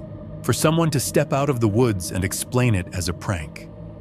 Nothing stepped out. The afternoon sun burned off the last of the mist. Birds returned. Insects resumed their small, buzzing life like a switch had been flipped back on. Normal came back so neatly it felt staged. That night, Dad insisted we sleep in town. He didn't frame it as fear, he framed it as strategy. You need rest, he said, and I want a real bed before tomorrow. We're behind. He drove, hands tight on the steering wheel, eyes scanning the road like he expected something tall and dark to step into the headlights. At the motel, he paid for 2 nights without asking me. He checked the lock twice after we got into the room. He left the bathroom light on. He put the TV on low volume, not watching it, just filling the room with noise. I sat on the edge of the bed and stared at my hands until the black grit under my nails looked like it belonged there. Dad showered first. I could hear the water running, the curtain rattling. When he came out, his hair was wet and his face looked older. He sat on the other bed and held a folded towel in his hands like it was something to squeeze. For a long time, neither of us spoke. Then Dad said, quietly, "My mom used to tell stories." I looked up. He didn't look at me when he said it. He stared at the TV like it was easier to confess to a screen than to his son. "Stories about places you don't step into," he continued. "Places that look normal until you're in them." My throat went dry. Like what kind of stories Dad's jaw worked. I saw his left hand tremble against the towel. He shook his head once. "It doesn't matter." "It matters," I said. My voice sounded too loud in the motel room. Dad flinched slightly, then leaned forward, elbows on knees. He lowered his voice. "That's the point," he said. "You don't call what." Dad finally looked at me, and there was fear in his eyes, real fear. The kind I'd never seen in him as a kid, not even when I'd gotten hurt. He spoke carefully, like each word had weight. Calling is how you invite, he said. The sentence hung in the motel air like a warning sign. I didn't know what he meant, not fully, but I felt the truth in it the way you feel a storm coming in your bones. Dad swallowed, then added, "Softer. My mom said some things don't like being named. Some things hear that like a door opening." "Dad," I whispered. He shook his head hard. "No, we're not doing this. We're not making it bigger by talking. We finish the cabin. We do it fast. We don't chase anything. We don't go wandering. We don't." He stopped, breathing hard, as if he'd run. I nodded even though I didn't know what I was agreeing to, because I could see what he was really saying. Whatever happened to me out there wasn't an accident, and he believed it could happen again. After he fell asleep, if you can call the restless, shallow sleep he had sleep, I lay awake staring at the motel ceiling. The AC unit clicked. A car passed on the highway. Someone laughed in the hallway and then went quiet. Normal sounds, but my brain kept returning to the circle, the stones, the fingertips. I couldn't shake the feeling that something had taken 3 hours from me, like it had plucked them off a calendar and thrown them away. In the middle of the night. I got up and went to the bathroom. I turned on the sink and scrubbed under my nails until my fingertips burned. Black grit swirled down the drain. It didn't make me feel cleaner. It made me feel like I'd thrown evidence away. The next morning, back at the site, Dad moved with grim efficiency. He didn't chat. He didn't joke. He treated the build like a race. I tried to match him, but my mind kept slipping sideways into dread. At one point, while Dad was measuring and marking studs, I went to the truck and opened the tool bin. The returned original nail gun was inside, nestled among the other tools. Dad had put it there like it belonged, like its return was just a lucky break. I stared at it for a long moment. Then I reached in and lifted it out. Under the trigger guard, caught in the small gap where plastic met metal, was a single fiber, orange, thin, like a strand from utility line or a cheap rope. It was stuck there like a tag on a new shirt, like a marker. I pinched it carefully between my nails and pulled. It resisted, then slid free. I held it up in the sunlight. Just a tiny orange thread. Nothing. And yet my stomach turned. Because I remembered the coil of orange line we'd bought in town, the one we used to mark boundaries and tie tarps. I'd seen it in the truck bed, so why was a piece of it tucked under the trigger guard of a nail gun that had vanished, then returned clean and dry like it had been handled by someone who didn't sweat? My mind offered an answer I didn't want. It had been handled, not stolen. Handled, placed back, edited into the scene. I shut the tool bin gently, like loud noise might attract attention.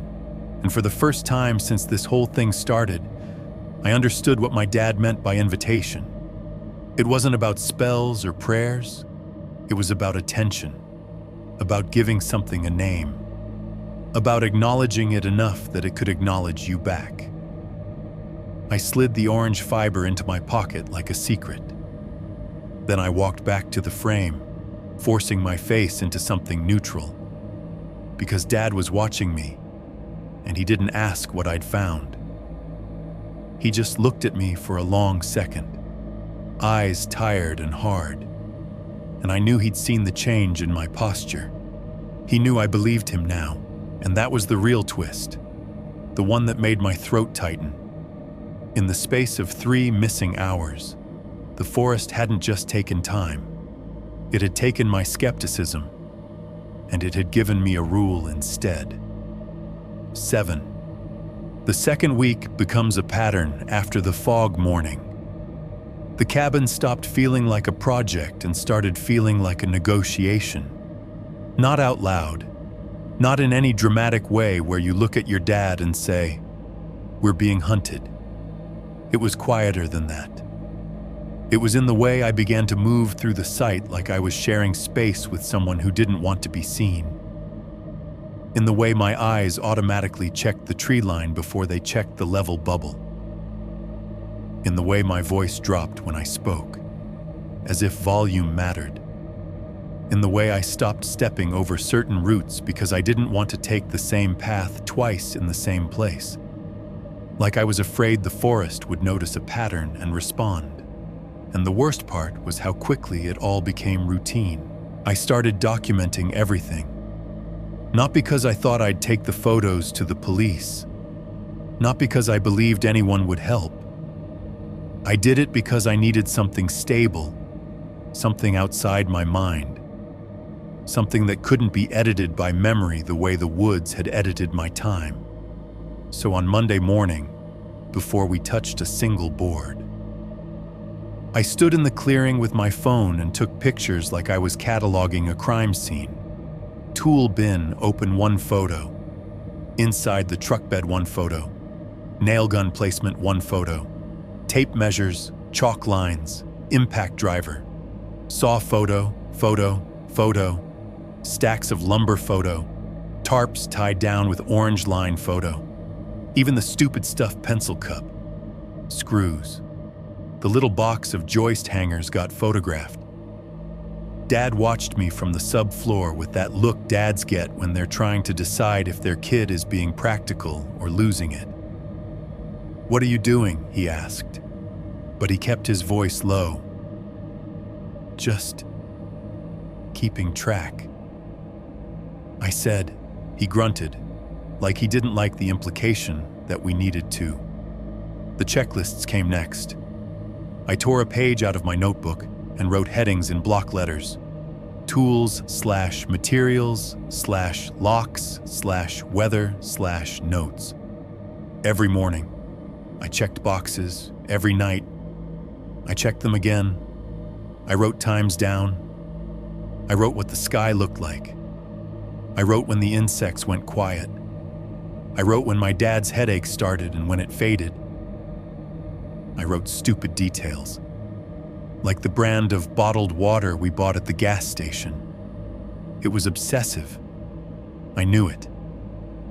But it felt better than sitting with the open wound of not knowing what happened in the missing 3 hours. It felt better than admitting I was afraid to be alone on that land. At first, the documentation worked, or at least it gave me the illusion that it did. For a day or two, nothing major happened. We framed walls. We lifted sections with grunts and curses. We nailed sheathing. The cabin began to take on shape, corners, height, shadows. But then the pattern returned, not as a single event, as a rhythm.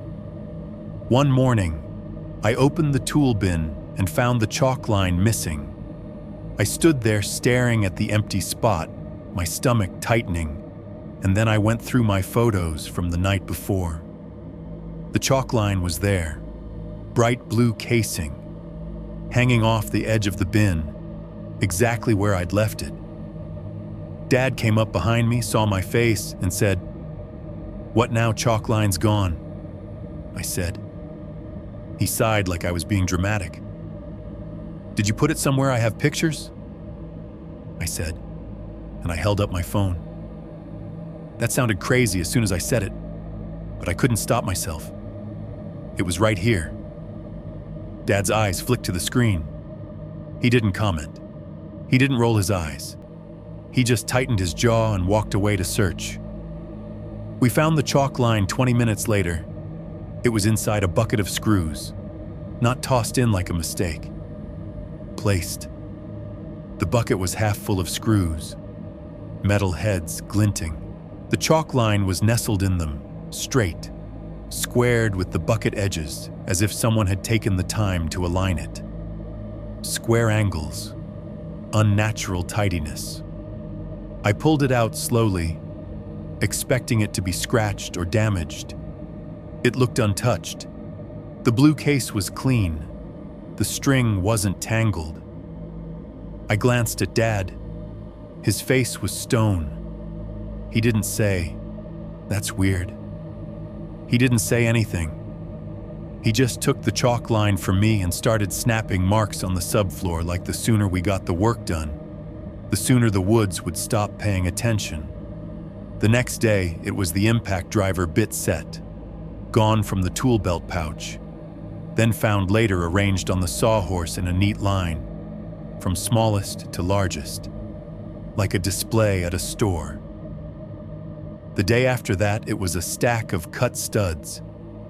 We'd leaned them against the frame. The next morning, they were moved into a perfect square stack, ends aligned. A carpenter's dream. Except neither my dad nor I had stacked them like that. We didn't have the time or patience for museum-level neatness on a work site. The tidiness felt like mocking, like the Woods were saying, "Look, I can do your job too. I can do it better. I can put things where they belong." And every time something moved, it moved just enough to unbalance us, to make us stop and argue and waste time. That was the real theft. Not tools. Time. Dad's headaches got worse. He started the mornings okay. Then by early afternoon, he'd rub his temple hard enough to turn the skin red. His left hand trembled more noticeably. He dropped things, small things at first. A pencil, a handful of nails, a joist hanger. He'd curse, then pretend it was nothing. But I saw the shame in the way he'd flex his fingers afterward, as if he could will them to behave. One day he dropped a hammer, a full-sized framing hammer, heavy, with a worn wooden handle. It slipped out of his left hand like his fingers had let go without permission. It hit the subfloor with a loud crack and bounced. Dad froze. For a moment, he looked truly old. Not in his face, but in his posture, shoulders sagging, head dipping, like the weight of his body had become too much. I reached for the hammer. He snapped, "I've got it." His voice was sharp enough that I stepped back. He picked it up with his right hand and carried on like the slip hadn't happened. But his breathing was tight. His jaw clenched. That was the thing the Woods didn't need to do. It didn't need to attack him physically. His own body was doing that. The pressure moments returned too. Not as dramatic as the circle, but enough to make my stomach flip. Sometimes I'd walk through the framed doorway and feel it a 2-second thickening of air, like stepping into cold water. Sometimes it happened near the back wall, where the Woods pressed closest. Sometimes it happened on the porch framing, as if the boundary had shifted closer. It never lasted long. It was just enough to remind me it could touch the world and then release it again. The sound cues were worse, because sound is what your brain uses to map reality in a place like that. You listen for animals, wind, water. Those sounds tell you you're not alone, but you're also not being singled out. They tell you life is happening around you, regardless of what you're doing. When the sound stopped, it felt personal. It started with the insects, in the afternoons. When heat should have brought out the buzzing and chirping, there would be sudden moments where everything went dead. Not a gradual fade, a cut. 1 second the Woods were alive with small noises. The next there was silence, like someone had muted the world. It would last maybe 10 seconds, maybe 30. Then the insects would resume as if nothing had happened. I would stand there on the subfloor, nail gun in hand, frozen, listening for the sound to come back like someone waiting for a heart monitor to beep again. The pond did it too. At night, water makes noise. Even still water has small movements. Frogs, fish, reeds, wind ripples. You learn those sounds quickly. They become background. One night, we were sitting on the subfloor eating a sad dinner of jerky and crackers because we were too tired to cook. The pond had been making its normal faint noises. Then it stopped. Not the way it stops when the wind dies. The pond went silent like it was holding its breath. Dad looked up at the darkness where the water should have been, and for the first time he didn't pretend not to be scared. His eyes met mine. He didn't say anything, but I saw him reach into his pocket and touch something there. Something small he'd started carrying since the fog incident. Tobacco. He didn't smoke. Not really. He'd quit years ago. But the smell of it had started appearing around him like a ghost. And now he carried it like a charm. We slept in town more often after that. Dad insisted it was because his headaches were worse and he needed a real bed. I didn't argue because I didn't want to spend another night on the subfloor listening to silence. The motel became our safety zone. We'd drive back in every evening, dusty and sore. Stop at the same gas station for ice and bad coffee. Wave at the same bored clerk, then collapse into cheap beds under a humming AC unit.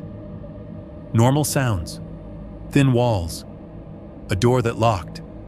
On Tuesday, halfway through the second week, the woods gave us a jump scare that still makes my mouth go dry when I think about it.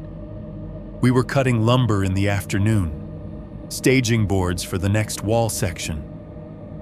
A stack of 2x6s sat under the tarp, ends aligned. I walked over to grab one, lifted the edge of the tarp, and reached into the stack. Before my fingers touched wood, I heard it. 3 taps. Talk, talk, talk. Not from a tree, not from far away. From inside the lumber pile. It sounded like knuckles rapping on a door from the wrong side. My whole body locked up. The tarp slipped from my hand and fell back over the stack with a soft flutter. The taps didn't repeat. They didn't move. It was like whatever made them had accomplished its goal in 3 beats and didn't need a 4th. Dad looked up from across the site. What I couldn't answer right away. My throat had closed. My heart was pounding so hard I could feel it behind my eyes. Dad's gaze flicked from my face to the stack of lumber. He walked over slowly, the way you approach a stray dog you're not sure will bite. "Did you do that?" he asked. Not accusing, just desperate for an explanation that fit the human world. "No," I whispered. We stood there staring at the lumber like it might move. Dad reached out, grabbed the tarp, and yanked it off in one hard motion. Nothing. Just boards. Dry, ordinary pine. He slammed his palm against the top board. No sound besides the dull thud of wood. He hit it again. Harder. Nothing. Dad looked at me, and I saw anger flash in his eyes, not at me, but at the situation. He hated being toyed with, hated the idea of something out there that could touch his build without showing its face. "We're done for today," he said abruptly. It was 3 p.m. "Dad, we're done," he repeated. "Pack it up." We packed up in tense silence. I took my photos, hands shaking slightly as I documented the tool placement like it mattered. Like a picture could pin the world in place. On the drive back to town, Dad kept one hand on the steering wheel and the other pressed to his temple. His left hand trembled against his thigh. "Head?" I asked quietly. He nodded without looking at me. We ate takeout in the motel room because it was easier than sitting in a diner surrounded by cheerful, normal people. Dad barely touched his food. He drank water like it was medicine. That night, I woke up to the sound of him moving, not walking, not going to the bathroom, just shifting in bed, restless. I rolled over and saw him sitting up, shoulders hunched, staring at his own hands in the dim motel light. "Dad," I whispered. He flinched like he'd forgotten I was there. His eyes were wide, glassy. "What's wrong?" He held his hands up in front of his face, palms toward him, fingers spread as if checking they were still attached. "I smell it," he said. Smell what he swallowed. Throat bobbing. "That wet basement smell," he whispered, and his voice sounded almost embarrassed, like he was admitting to a superstition. "It's on my hands." I stared at him. The motel room smelled like stale AC and fried food and cheap soap. Nothing else. Dad lifted his hands to his nose and inhaled again. Slow, like he was trying to confirm he wasn't imagining it. His face tightened. "I washed," he said. "I washed them twice." I sat up, cold spreading through my chest. "Let me see," I said. He held one hand out toward me. His skin looked normal, dry, calloused. No mud, no stain. I leaned in and sniffed. At first, I smelled nothing. Then very faintly, like a memory you know when you open a basement door in summer and the cold, damp air hits your face, that smell. Old water trapped in wood. It wasn't strong. It wasn't obvious. But it was there. And it did not belong in a motel room miles away from the pond. Dad's eyes met mine, and in them I saw something he'd never said out loud. He wasn't just afraid of what was on the land. He was afraid it had followed us. I opened my mouth to reassure him, to lie, to tell him it was nothing. But the words wouldn't come, because the pattern had already taught me what reassurance was worth. Instead, I reached out and took his hand in both of mine. It was warm and clean, and it smelled faintly of a place we weren't in. Dad stared down at our hands, jaw clenched, and whispered. Almost to himself, we moved fast. The sentence wasn't a plan anymore. It was a plea. 8. The warning that looks like an accident by the middle of the second week. I stopped expecting the woods to scare me in any way that would look dramatic on camera. No glowing eyes, no screaming, no branches ripping open like hands. If anything, it seemed to avoid anything that would give me a clean story to tell. It didn't want me running into town yelling about monsters. It didn't want me calling the sheriff with something specific. It didn't even want me to have the satisfaction of certainty.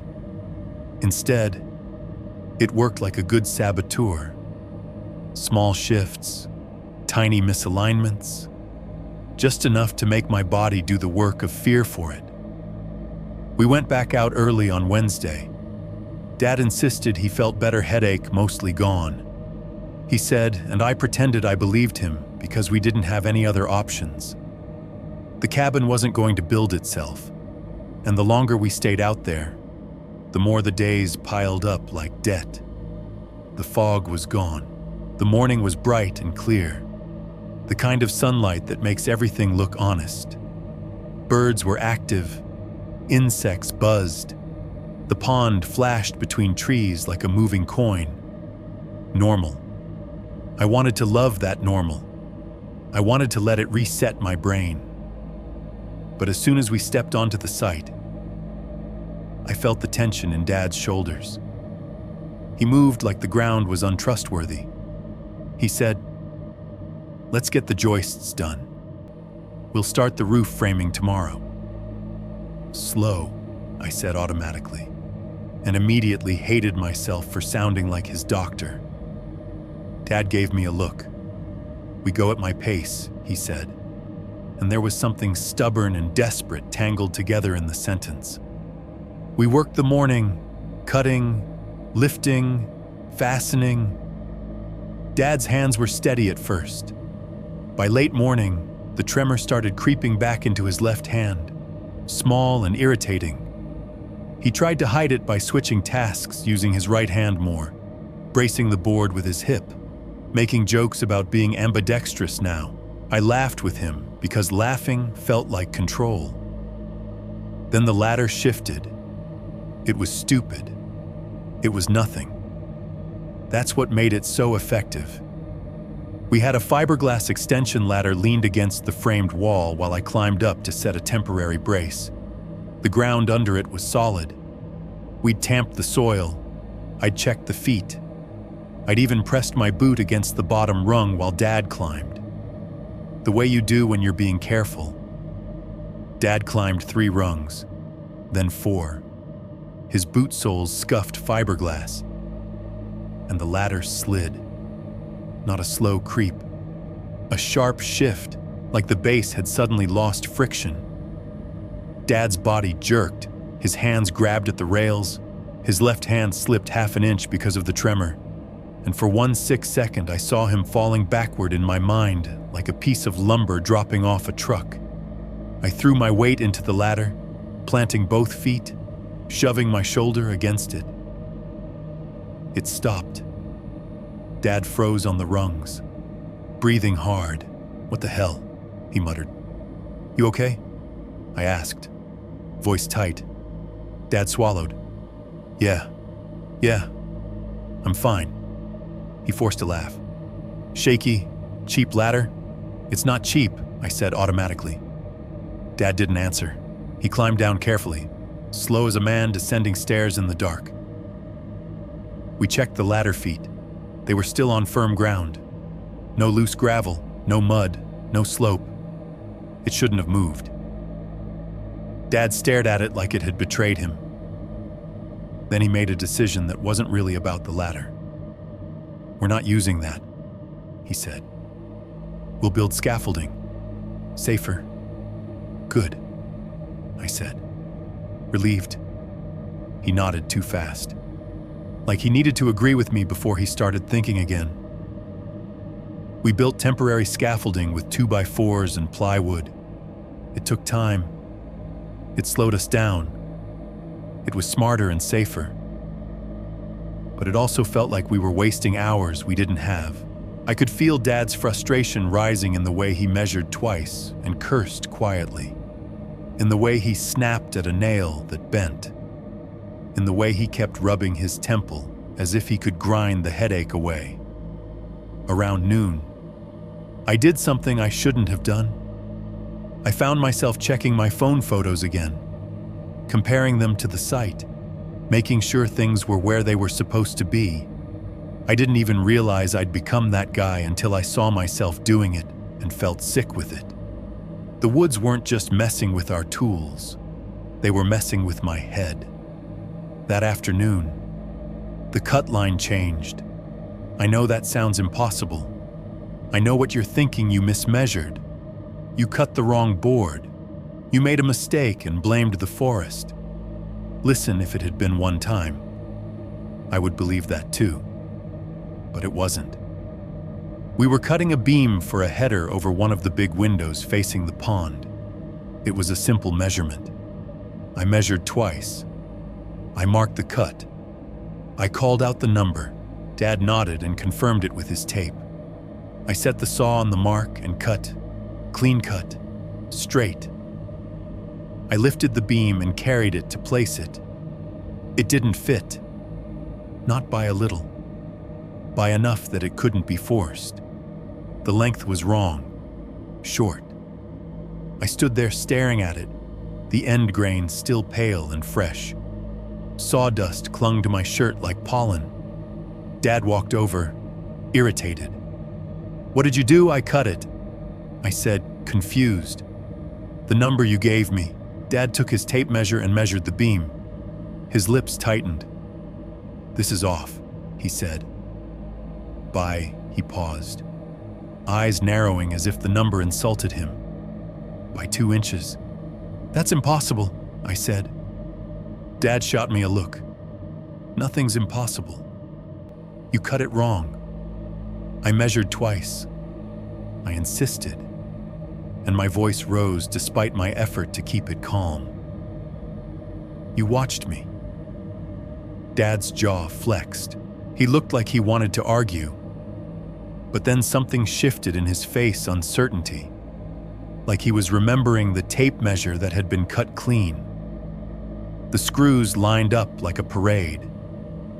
He held the beam in his hands and turned it slowly, as if he expected to find a hidden joint, a crack, evidence it wasn't the same piece of wood we'd just cut. It was just wood. Dad exhaled through his nose. "Fine," he snapped. We recut. We wasted more lumber. I tried to laugh it off. I tried to tell myself I'd been tired, that the mark had been off, that saw kerf and human error had stacked up. But the unease stayed under my ribs like a swallowed nail. Dad almost fell that evening. We were setting joists higher up, using the scaffolding we'd built. The light was starting to fade. Shadows stretched long across the subfloor. The woods beyond the clearing looked darker than they should have in that bright summer air, like the trees were absorbing light. Dad climbed onto the joists to nail in a hanger at the edge. He moved carefully, but I could see he was fatigued. His left hand kept shaking when he reached.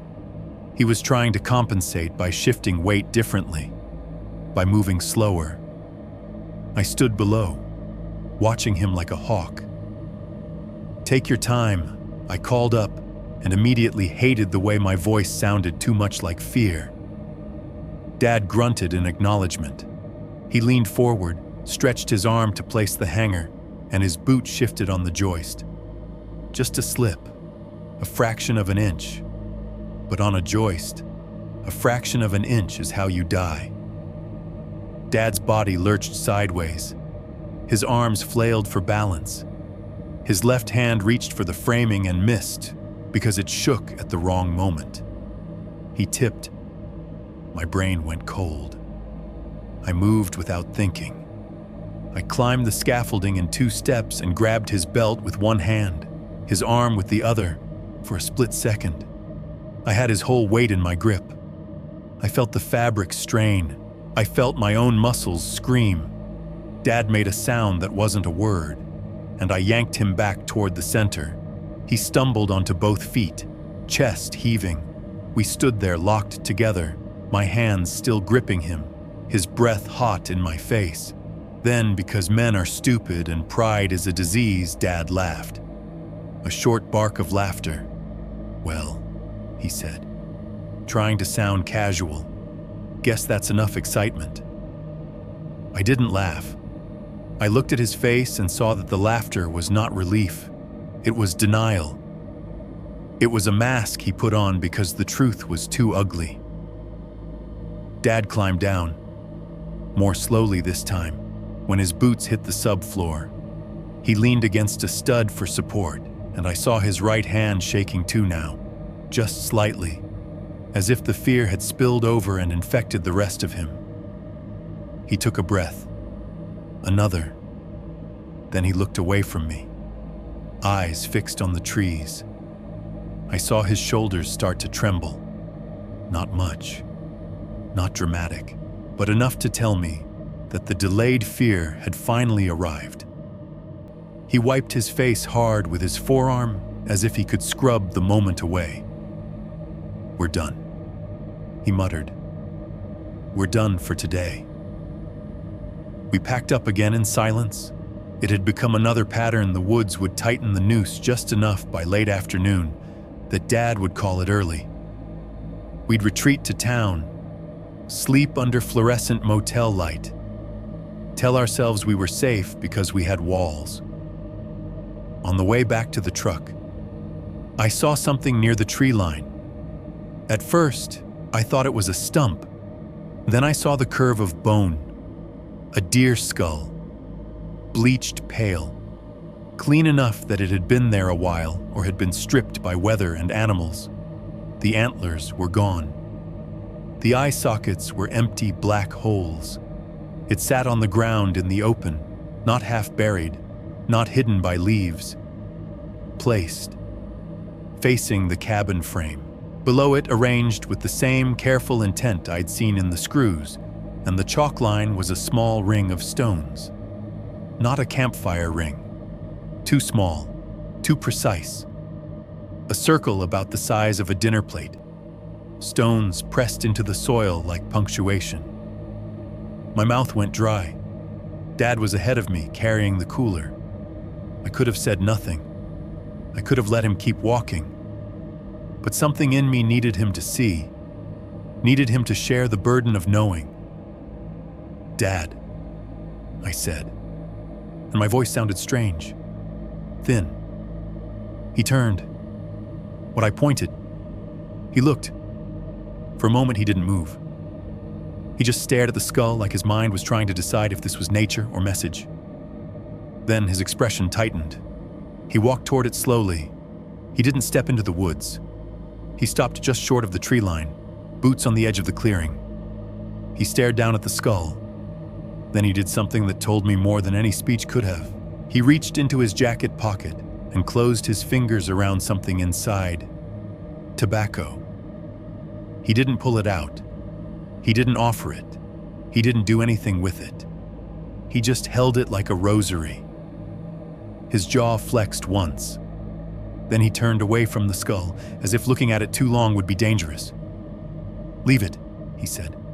"Kurt, it's a deer. It's placed," I said, unable to stop myself. "That's placed." Dad shot me a look. His eyes were hard. "Don't," he said quietly. "Don't what?" "Don't say it's a message. Don't say it's intentional. Don't say it's not an accident. Because once you say that, you admit someone is speaking.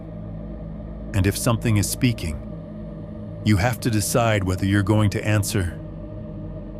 I swallowed my words like gravel and followed him to the truck. That night, Dad insisted we sleep at the property again. I protested, gently. I pointed out his near fall. I pointed out the headache. I suggested the motel. Dad shook his head. "I'm not running," he said.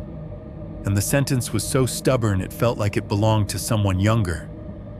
"Not every time." "We're not running," I said carefully. "We're being smart." Dad's eyes flashed. "You think I don't know the difference?" I didn't answer. Because I didn't. I wasn't sure anymore. We ate a quiet dinner on the subfloor. The pond was a dark void beyond the trees. The sky was a deepening blue.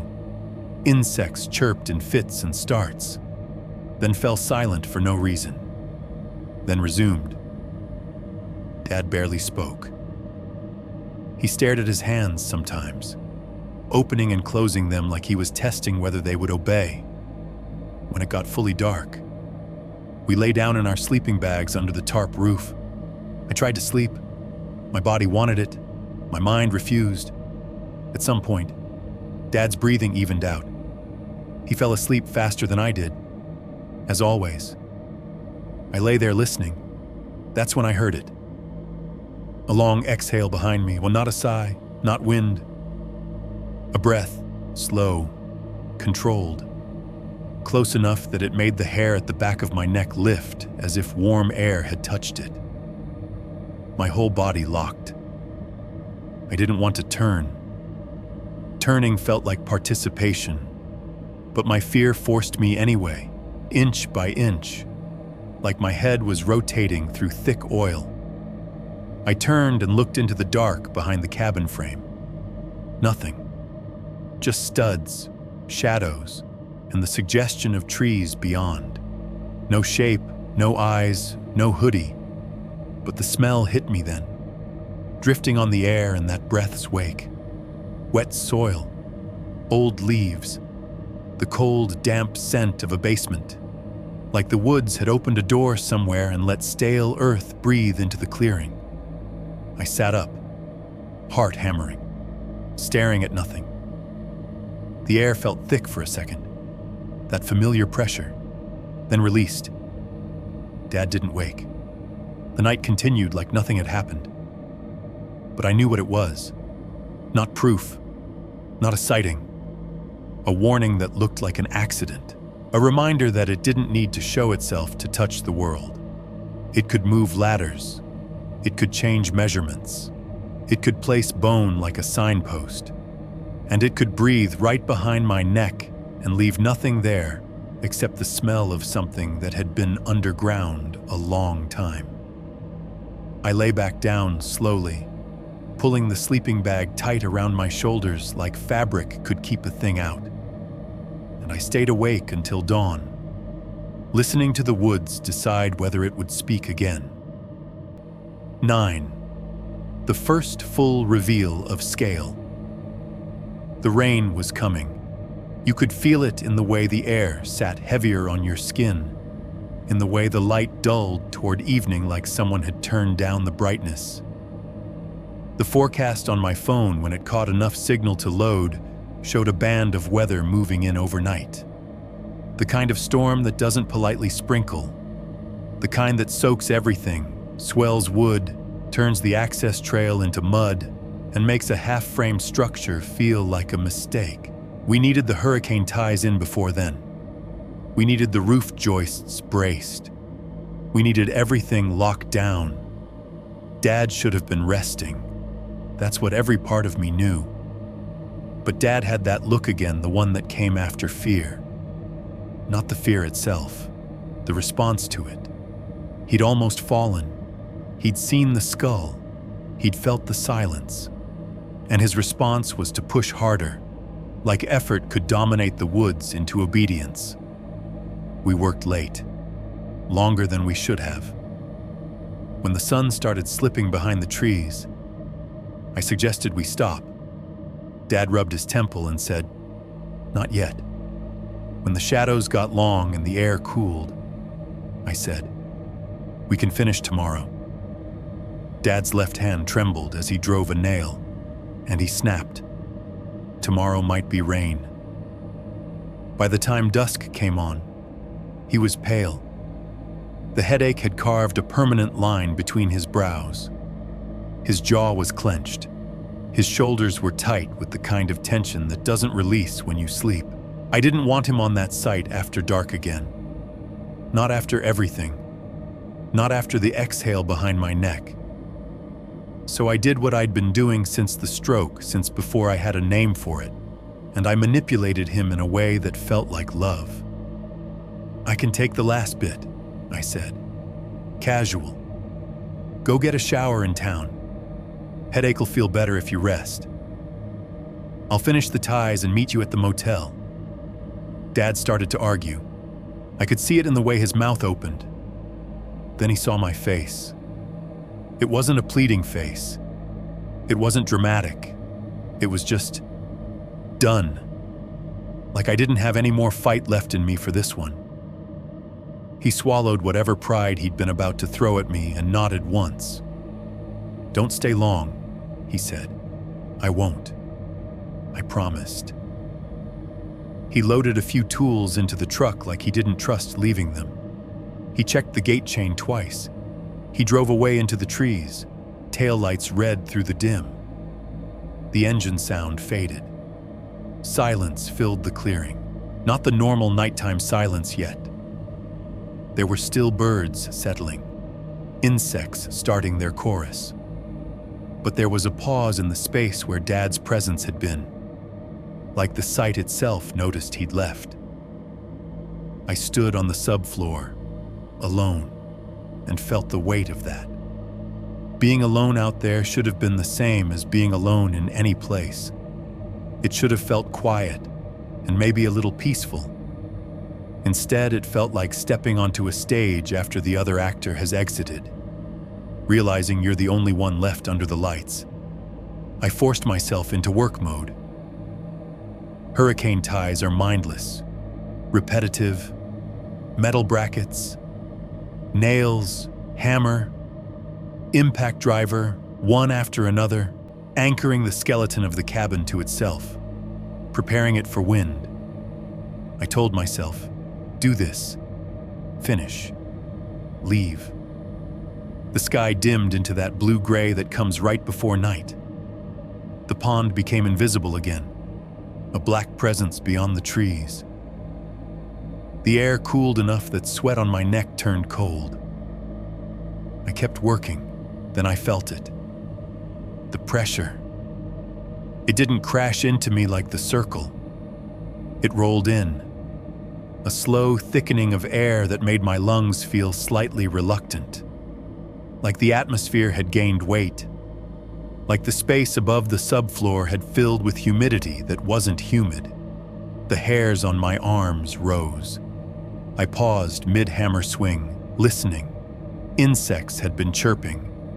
Now there was a cut, a clean mute, like someone had hit a switch. The sudden silence was so complete my ears rang.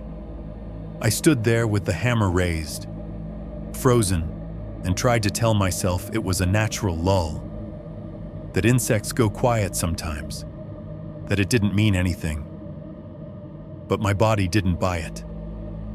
My body recognized the pattern before my mind could argue. Pressure. Silence. The feeling of being singled out. I set the hammer down gently, as if sound mattered. I slid the nail pouch on my belt into a more comfortable position. A stupid little act of normalcy.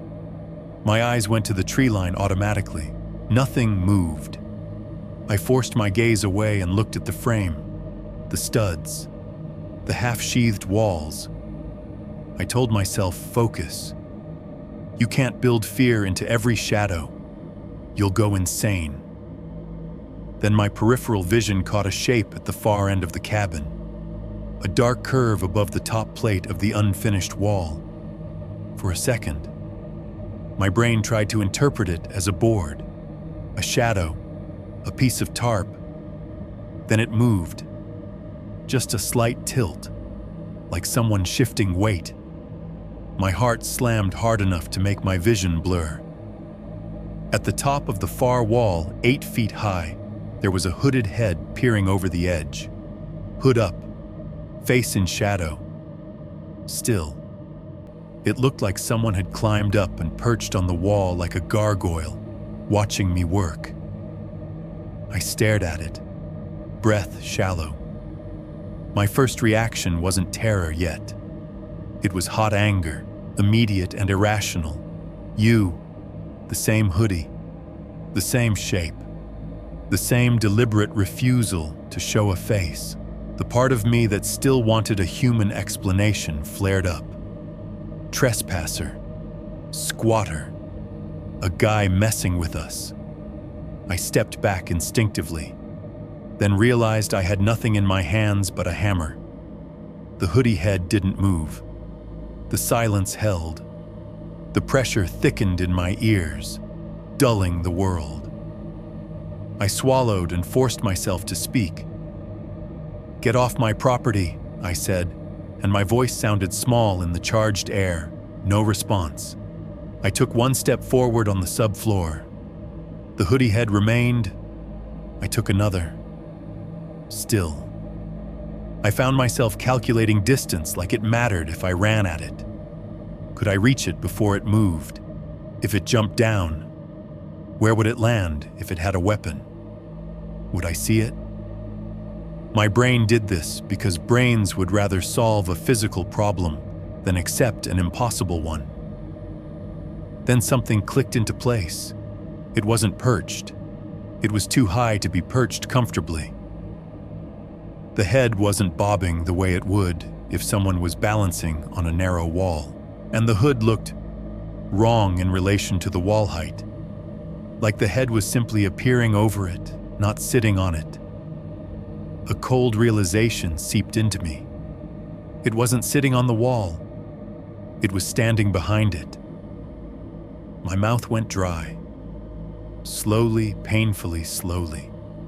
Like the air had thickened into syrup, the hooded head rose. Not by a few inches, by feet. The hood lifted higher and higher above the top plate until I could see shoulders narrow. Too narrow, and then more. The upper torso stretching upward like something being drawn out of darkness. It wasn't that it grew. It revealed itself. Like my brain had been refusing to register the rest of it until it forced the issue. The proportions were wrong, The shoulders were too tight, the arms too long. The neck seemed longer than any human neck should be. The hoodie fabric hung in a way that suggested length beneath it, not bulk, and it just kept rising. 10 feet. Maybe more. I don't have a clean number because my mind didn't want to give it one. It wanted to keep it vague, keep it unreal. If I couldn't quantify it, maybe it didn't have to exist. But I knew what the wall height was. 8 feet.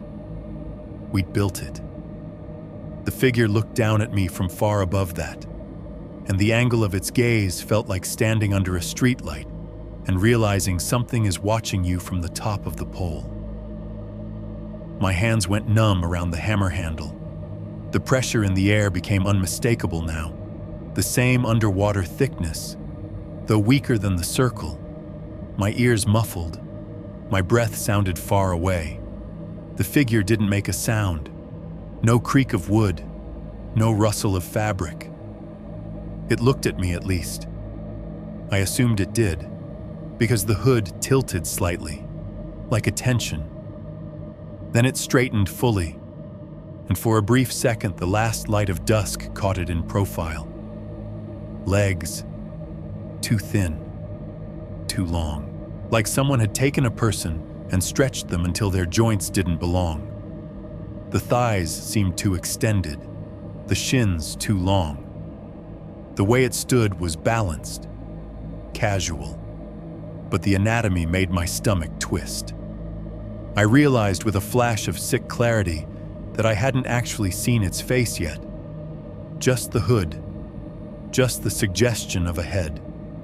As if the hood was the point. As if human silhouette was the lure and the truth underneath it was not meant to be looked at directly. My knees wanted to fold. My whole body screamed at me. Leave. Don't stare. Don't give it the satisfaction. But I couldn't move. I was pinned by the same thing that pinned my eyes during the chase. Attention. A target. The woods deciding what I was allowed to see. The figure turned away from me. Not fast, not in alarm. It simply turned as if my presence had been noted and cataloged and dismissed. It stepped through the back opening where a door would eventually be and moved toward the trees. I watched, frozen, waiting for the sound of heavy footfalls, waiting for branches to snap. It made no noise. It walked with long, smooth strides, 2, 3, and then it crossed the clearing edge. The moment it reached the tree line, it took 3 more steps, and it was gone. Not because it ducked behind a trunk, because each step ate distance in a way that made my brain stutter. 10 feet, maybe more. Like the world between it and the trees folded to accommodate it. A sensation hit me then, sharp and nauseating. The same sensation from the circle. Not pressure now, but the implication of it. It didn't need to run. It could change space. It could keep itself 30 yards ahead when it wanted. It could be there and then gone without the normal rules of movement applying. My hammer slipped from my fingers and clattered on the subfloor, loud in the silence like a gunshot. The sound made me flinch so hard my shoulders hurt. The insects didn't return. The woods stayed quiet, as if listening for my reaction. I grabbed my tool bag with shaking hands and ran. Not a controlled jog, not the half run you do when you're trying to look calm. A real run, stumbling across the subfloor, down into the clearing, to the truck. My fingers fumbled with the keys. I dropped them once. The metal hit the ground, and I wanted to scream. I picked them up, shoved the key into the lock, yanked the door open. The truck interior smelled faintly of damp earth, and I almost vomited. I didn't care. I threw myself into the seat, slammed the door, and started the engine. The headlights carved tunnels into the trees.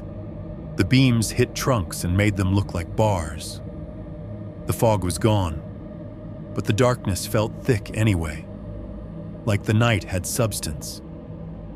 I threw the truck into reverse and backed out too fast. Gravel sprayed. The tires spun for half a second and caught. My heart hammered so hard my chest hurt as I drove down the access trail. The thought that kept looping in my head wasn't, "What was that?" It was, how long was it watching us before it decided to show itself? And then, worse. How many times did it show itself and I didn't see? The drive to town felt longer than it ever had. Every shadow in the headlights looked like a vertical shape. Every dip in the road felt like the truck might stall. I kept checking the rearview mirror even though I knew that was pointless. If it wanted to follow, it wouldn't need to chase. It could simply arrive at the motel. Dad was already outside, standing near the office like he'd been waiting. He'd showered, his hair was damp, his face looked pale under the parking lot lights. He took one look at me and stiffened. "You saw it," he said. Not a question. I shut the truck door carefully, like a loud sound might bring attention. My hands were still shaking. I tried to speak and found my throat tight, like I'd swallowed something too big. Dad stepped closer. His eyes searched my face, not just for fear, but for something else, some sign I'd been changed. "How bad?" he asked. I swallowed. My tongue felt thick. I didn't want to say the words. Saying them felt like calling, like invitation, like the door Dad had warned about. But Dad needed to know, and maybe part of me needed to admit it was real, in a place with fluorescent lights and a soda machine humming, where real was supposed to win. I whispered. It looked over the wall. Dad's eyebrows lifted slightly, a flicker of disbelief fighting with dread. "That high," he said. I nodded, unable to form more.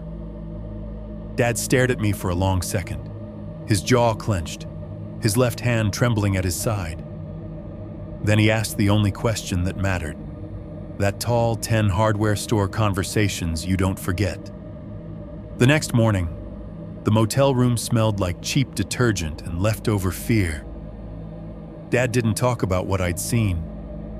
He didn't deny it either. That was the change. He'd always been the kind of man who could argue reality into submission.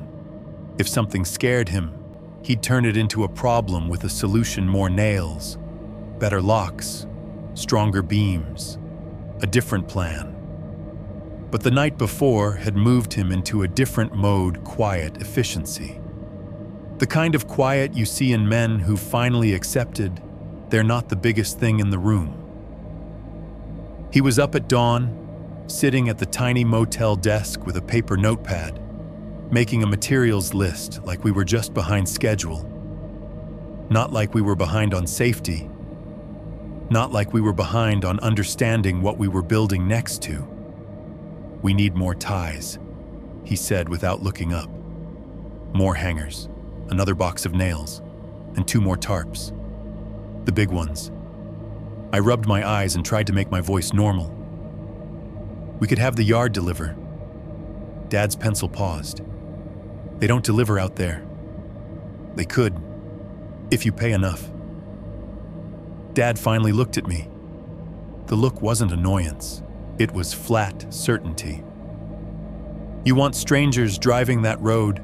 he asked quietly. I opened my mouth, then shut it, because I knew what he meant. If someone else came out, contractors, delivery guys, even a buddy helping for a weekend, then what? If the thing in the woods decided to edit them the way it had edited me, if it took their time, their balance, their body. Dad didn't say it, but the fear was there. If we bring other people into this, we're responsible. So we drove into town ourselves. The truck rolled over the potholes and dust like it always had. But the road felt different now. Not just a route between two places. A corridor. A line drawn through trees that didn't want a line there. I watched the tree line as we drove, expecting to see something tall and dark between trunks, still as a post. I didn't. The woods looked ordinary. That was part of the problem. Ordinary is what lets you doubt yourself. Dad drove with both hands on the wheel. His left hand trembled slightly against the leather. The tremor subdued but constant. His jaw was set. He didn't turn the radio on. It was a quiet drive. At the gas station on the edge of town, he bought coffee and aspirin without making a joke about it. He also bought a pack of cigarettes. Not his brand, he didn't have one anymore. The cashier, a teenage kid with bored eyes and a nose ring, barely looked up. Dad slid the cigarettes into his jacket pocket like he was hiding them. I raised an eyebrow. "For the headaches," he said flatly. "Since when do cigarettes help headaches?" Dad's eyes flicked to mine. "Since now," he said, and I let it go, because arguing felt like poking at a bruise. The hardware store parking lot was busier than it had been earlier in the week. A delivery truck was backed up to the loading dock. A couple guys in work pants stood smoking near the entrance, laughing too loud. The world out here was normal. It had always been normal. That normality felt like an insult. We walked inside and the familiar smell hit me: fertilizer, rubber, sawdust, old coffee. Ceiling fans pushed warm air around. Somewhere in the back, a forklift beeped. The clerk at the front counter recognized us immediately. He wasn't old, maybe late 30s, but he had the weathered look of someone who'd lived in that town his whole life. He wore the same faded store apron as before, name tag crooked. His eyes went to Dad first, then to me, like he was checking if we'd slept. "Back again," he said, forcing cheer. "How's the build going?" Dad set the list on the counter. His voice was neutral. "Need more hardware." The clerk picked up the list, scanned it. His eyes flicked briefly to the cigarettes in Dad's pocket when Dad shifted. He pretended not to notice. "Where you boys at again?" he asked. And the question sounded casual, but it wasn't. It was too precise. Like he already knew the answer and wanted to hear how we'd say it.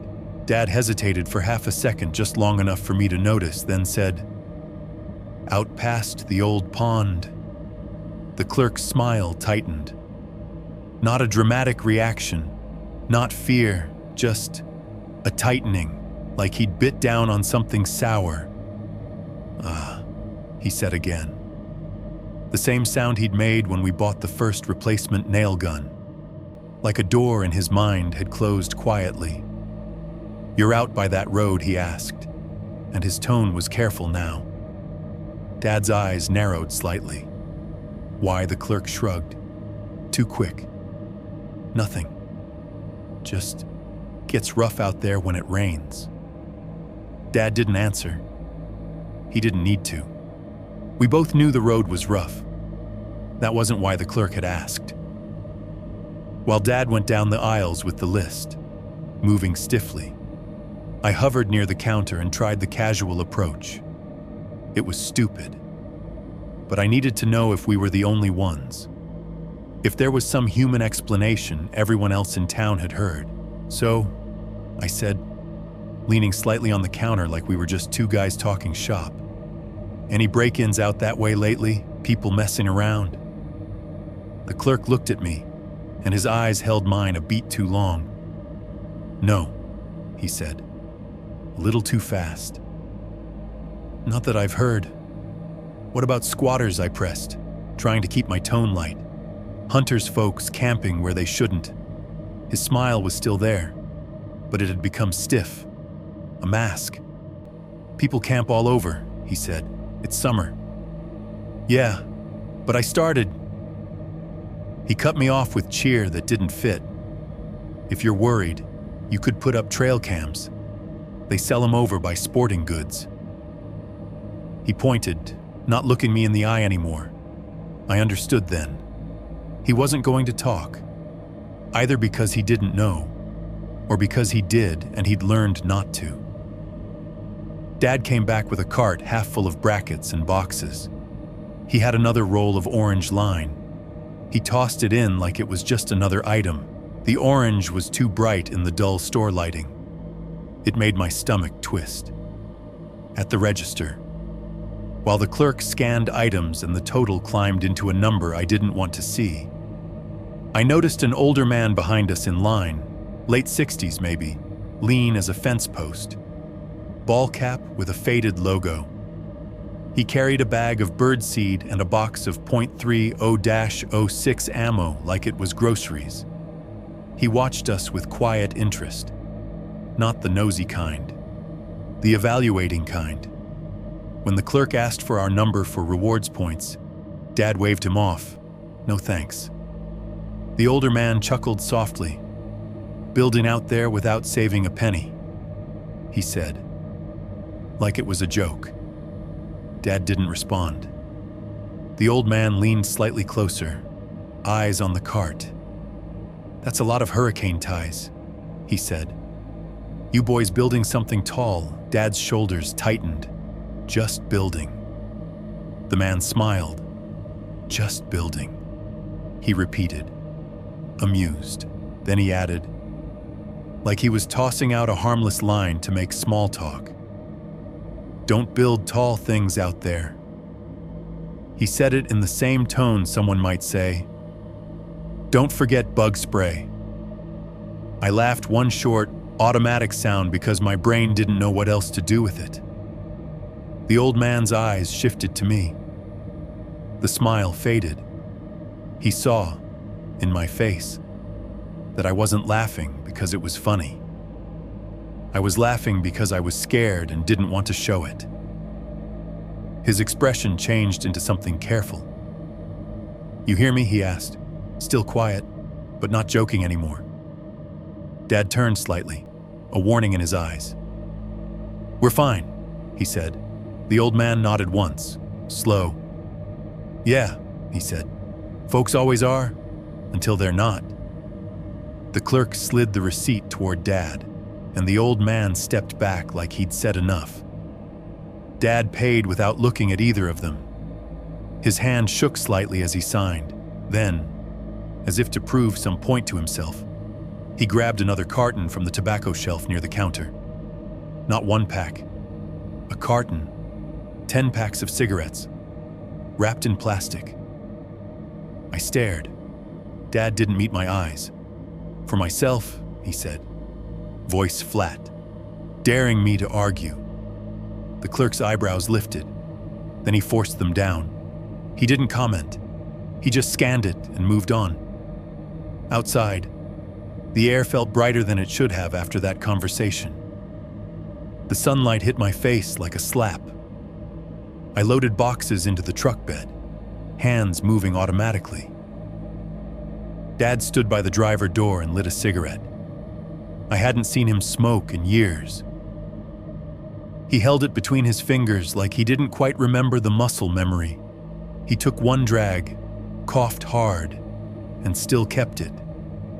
He didn't smoke it like a habit. He smoked it like a ritual. I didn't say that because I didn't want it to be true. On the drive back to the property, neither of us spoke. The road rattled the truck. Dust rose behind us. The trees blurred past in green walls. At one point, Dad tapped ash out the window and said, almost to himself, "We're guests." He didn't look at me when he said it. I stared out at the woods and felt the sentence settle on my shoulders like a heavy coat. When we got back to the site, the cabin frame stood the same as we'd left it. Nothing moved, no hoodie, no pressure. Insects chirped normally, normal again. We worked until late afternoon. Then Dad called it. His headache was creeping back. He rubbed his temple, swallowed aspirin dry, and said he wanted a shower, so we retreated to town again. That night, the motel felt less like a break and more like a bunker. Dad fell asleep early, exhausted and stubborn even in rest. He lay on his back, hands on his chest, cigarette carton on the nightstand like medicine. I couldn't sleep. I kept seeing the hoodie head rising over the wall. I kept hearing the old man's voice in line. Not joking anymore. You hear me around midnight. I finally drifted off. I woke up to a sound outside my door. Not footsteps. A scrape. Soft. Slow. Like something being dragged along the carpeted hallway. The sound wasn't steady. It was intermittent. A wet, fibrous friction. Shh, shh. My eyes snapped open. My heart immediately started running. Dad was asleep, mouth open slightly, breath heavy. The scrape came again, closer this time, right outside our door. My mind went to stupid places. First, a drunk guest dragging a suitcase, a janitor pushing a cart, someone's dog pulling a toy.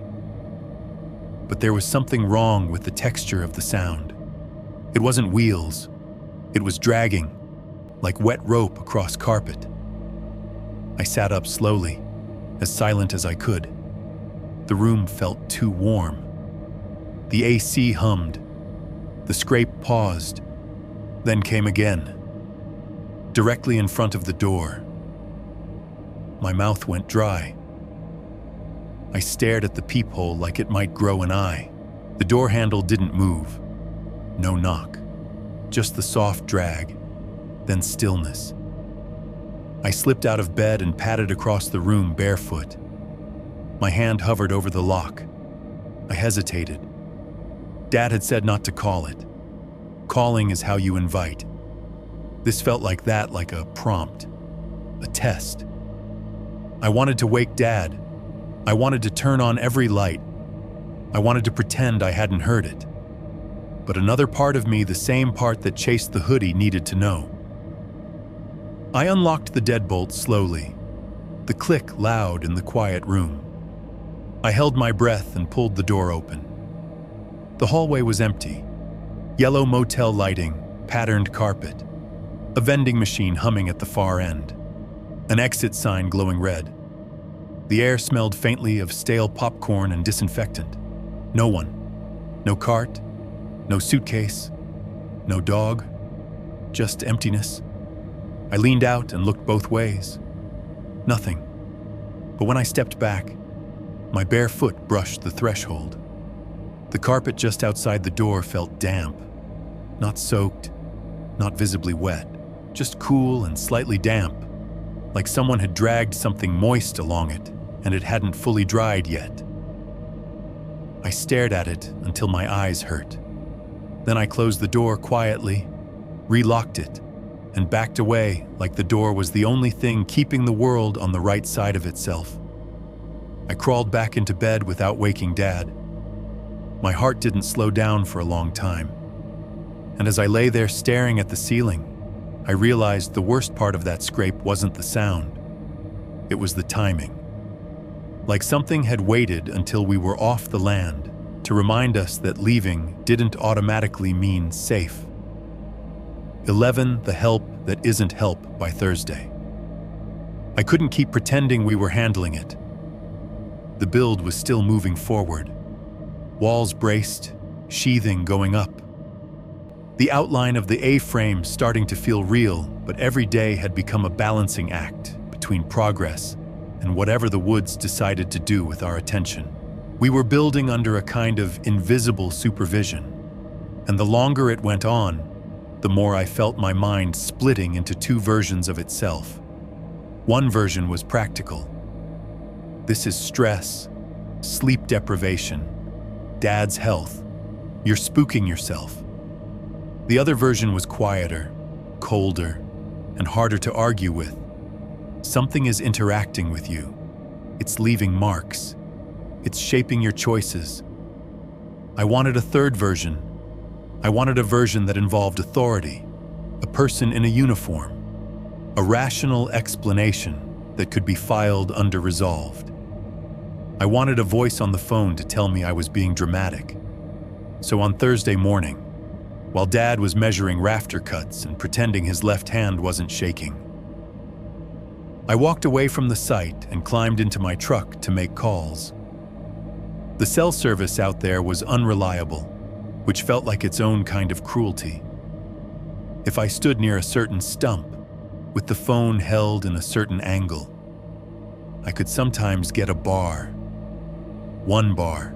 Enough to load weather? Maybe. Enough to send a text if it wanted to go through.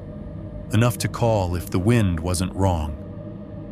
I parked at the edge of the clearing, sat with the phone pressed to my ear, and dialed the county non-emergency line. It rang twice. Then a woman answered in a voice that sounded tired before the conversation even started. Sheriff's office. Non-emergency. Hi, I said, trying to sound calm, like I wasn't calling from the middle of nowhere with sweat on my neck and dread in my gut. I'm out on a property off I named the nearest road. We're building a cabin. We've had some trespassing. There was a pause. I could hear typing in the background. Trespassing, she repeated. Neutral. You see someone on the property. Not right now, I said. But we've had tools go missing and then show back up. We've had footprints I stopped, realizing I didn't actually have footprints that made sense. I had impressions, smears, a handprint on the wrong side of glass, a deer skull placed like a sign. We've heard things at night, I added, and immediately regretted it. Her tone shifted, not unkind, but dismissive in a practiced way. Sir, this time of year it's usually kids or hunters cutting through. Folks don't always know property lines. This isn't cutting through, I said, a little sharper than I meant. This is deliberate. Somebody was in the frame, hood up, wouldn't turn around, walked into the woods. Okay, she said. You call 911 if someone is there and refusing to leave. If it's after the fact, we can make a note of it.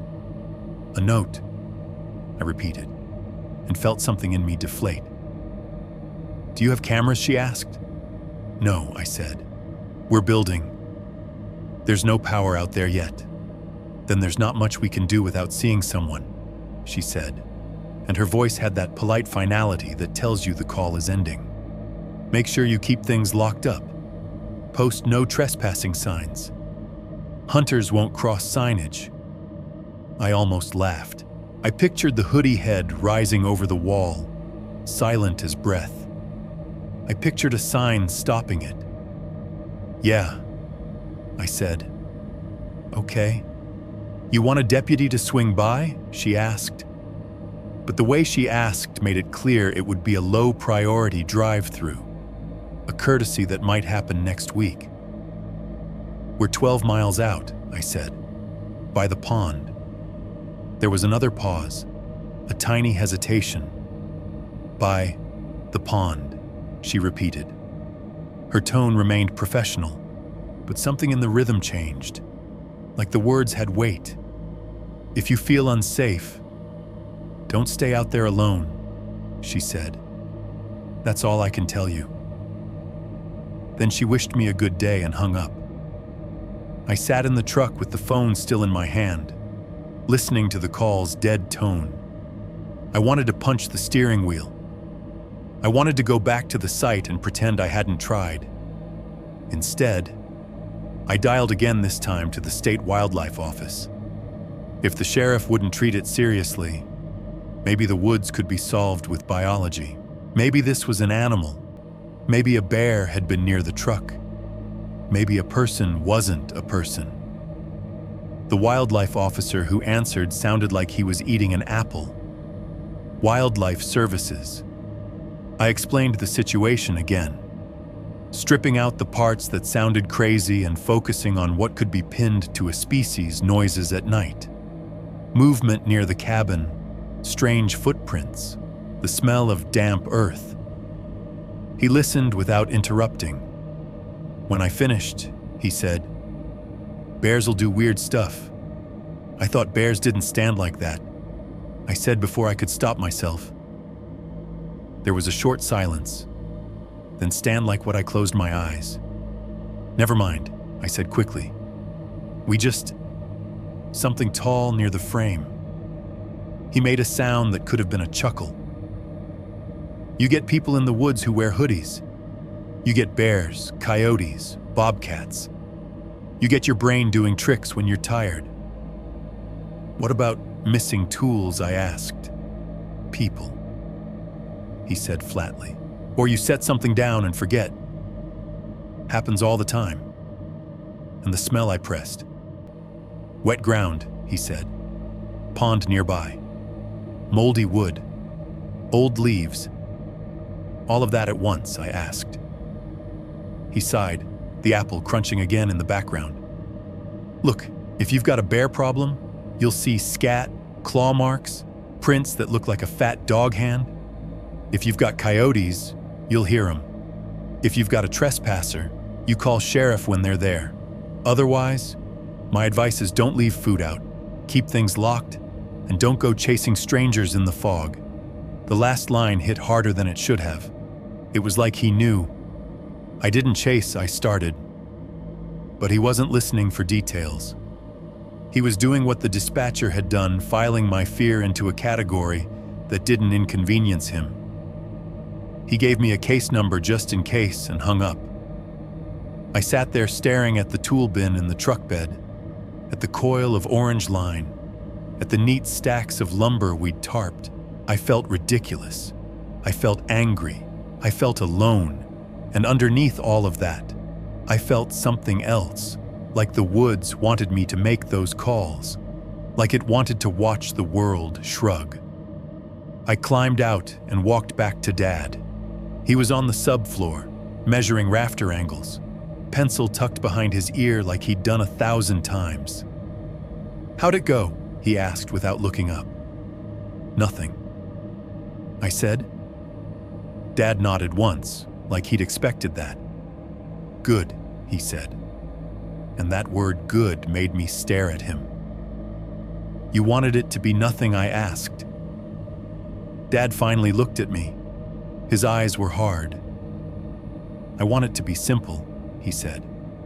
"I want it to be tools and wood and weather. I don't want to be the guy calling the sheriff about shadows." "Dad," he cut me off with a tight shake of his head. "We finish," he said. "That's the help." His pride was a force, and I could see how it fed the situation. The more he refused to acknowledge it, the more his body tightened, the more the headaches hammered him, the more stress built under his skin. If the woods wanted stress, Dad was producing it on demand. We worked all day. The air was warmer. The sun was bright. The world behaved. No pressure pulses, no sudden silences. It almost felt like a reprieve. That's how it got us. Late afternoon. I stepped away to the truck to grab more nails. My hands were dirty, my shirt soaked in sweat. I felt like I was regaining control of my own mind. As I walked back toward the subfloor, I noticed something on the boards. At first, it was just a darker smear near the middle of the floor, as if someone had dragged mud there. Then my brain resolved it into shape. A boot print, not a clean print, not a crisp tread. A smeared impression like wet clay pressed down and slid slightly. The heel mark was elongated. The toe area narrow, pointed almost. Too long, too narrow, and it was facing inward, toward the frame, as if someone had stepped onto our subfloor and paused. I stopped so hard my stomach lurched. I looked down at my own boots, normal work boots, wide toe, thick sole, and then at the print again. It didn't match, not even close. I crouched, heart pounding, and leaned closer. The smear had a sheen to it, damp in the late light. It wasn't fresh, puddle wet, but it hadn't dried fully either. The color was wrong, too grayish-brown, like clay from deeper soil, not the pine needle dirt on the surface. I stared at it until my eyes started to sting. My mind did what it always did, searched for an explanation that didn't crack reality in half. Maybe it was my own print distorted by a slip. Maybe it was Dad's. Maybe a contractor had stepped there earlier. But we were alone. We'd been alone all day. The site had been quiet. I stood slowly and called, "Dad." Dad looked up from the wall, bracing, annoyed. What I pointed, he walked over, wiping sweat from his brow with a dirty forearm. He looked down at the print. For a second, his face did something I'd never seen it do. It emptied. Like a man's expression when he realizes a joke isn't a joke. Then he forced a laugh, sharp and fake.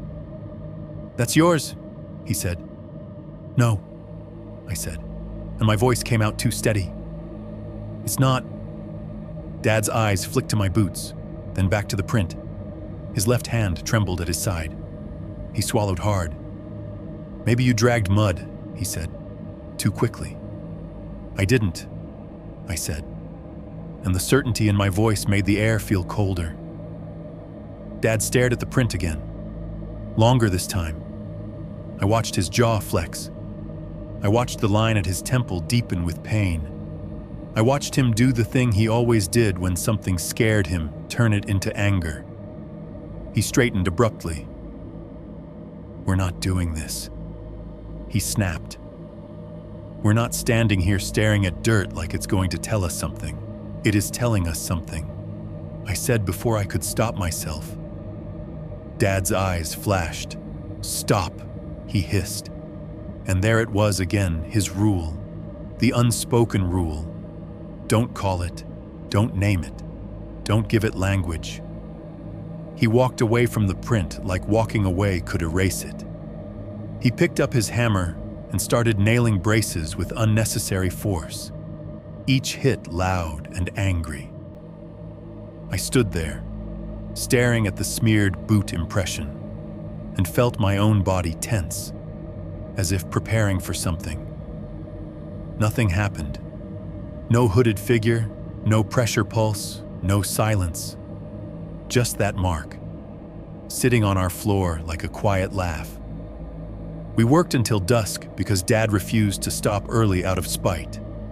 His pride pushed him past his own limits, and I saw it in the way he held his left arm close to his side sometimes, as if the muscles had started to cramp. Around sunset, he dropped a handful of nails and didn't bother to pick them up right away. He just stared at his hand like it had betrayed him again. "You okay?" I asked carefully. "I'm fine," he said. Too fast. But his left forearm twitched. He pressed his fingers into the muscle near his elbow, face tight, jaw clenched. It looked like a cramp, but it also looked like fear, like he was trying to massage away the feeling that his body was being used as leverage. He caught me watching and turned his face away. For a second, the hard mask slipped, and I saw what was underneath. Not anger, not stubbornness. Fear, pure and quiet. He didn't say it. He didn't have to.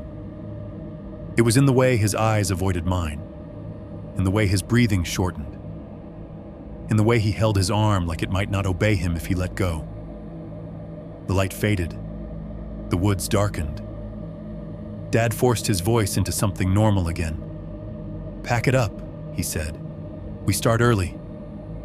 I nodded, but my gaze kept drifting back to that smeared boot print on the subfloor. It stayed visible in the dim light like a bruise, and I realized something that made my throat tighten. The help I wanted: sheriff, wildlife officer.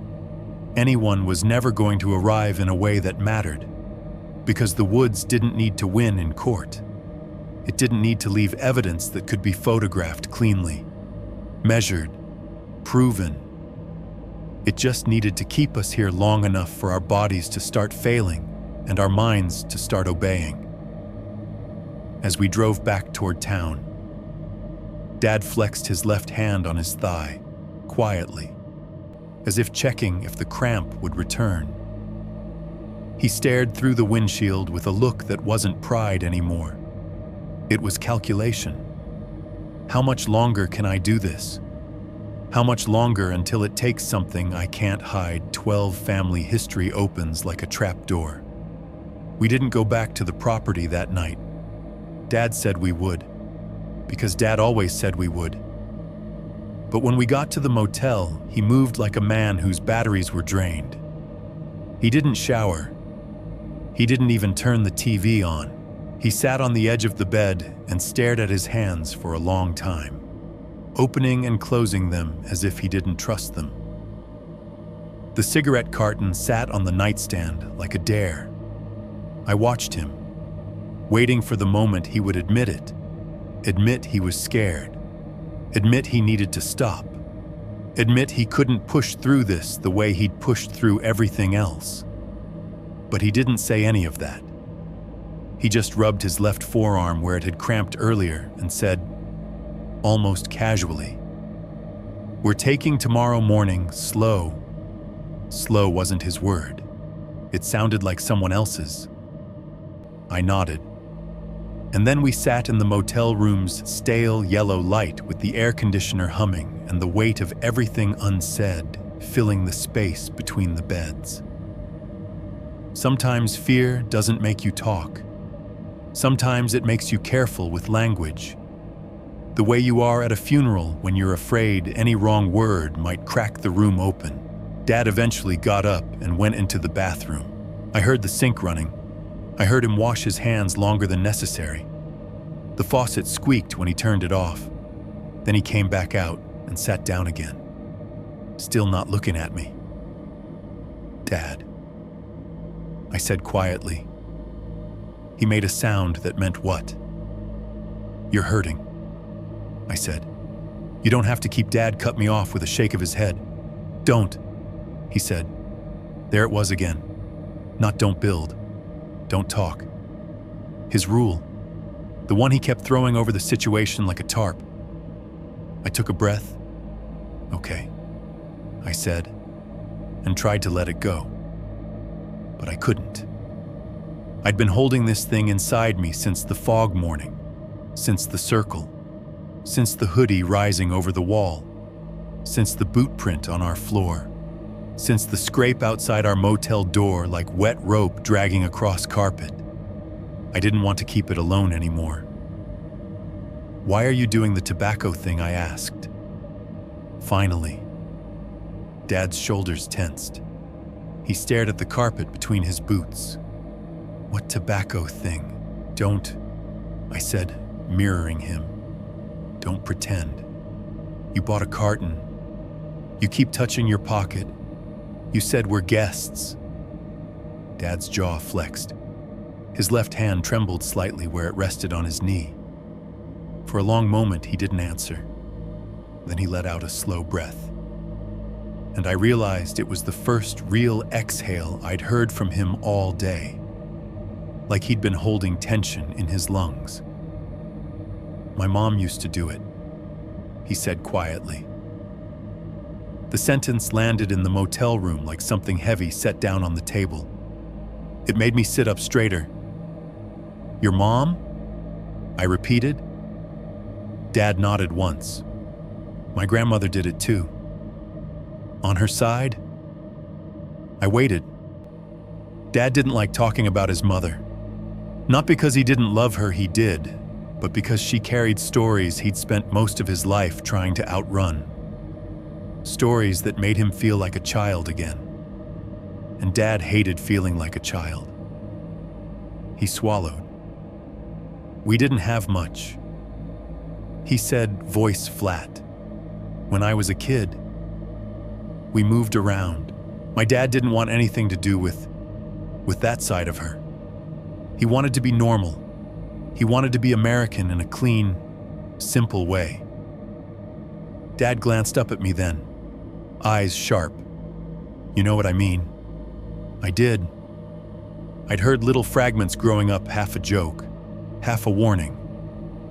Dad's mother was from a background he rarely named. He'd mention it only when he was angry at himself or nostalgic in a way that made him uncomfortable. It was always vague, always trimmed down. Your grandma told you stories. I said. Dad's mouth tightened. Yeah. He stared at his hands again, and for a second I saw something soft flicker in his face. Regret. She'd tell them in the kitchen, he said, and his voice shifted slightly. Warmer, like the memory loosened something. When the power went out, or when my dad was working nights. She'd be cooking and she'd talk like she was just filling the air with noise. But she wasn't. She was teaching. Quietly. What kind of stories? I asked. Careful. Dad paused, as if choosing every word from a shelf. Tall ones, he said finally. Thin ones. The motel room felt colder. They weren't monsters, he added quickly, like he needed to correct the shape my mind was giving it. Not like in movies. She didn't call them demons.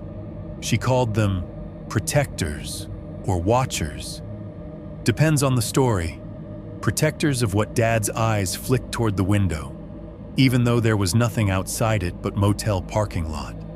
Places, he said. Certain places. Places you don't build on. Places you don't step into. My throat tightened. That sounds like I started. Dad lifted a finger, and my words died in my mouth. Don't, he said again. Don't label it. Don't say a name you don't understand. Why, I asked, and I hated how thin my voice sounded.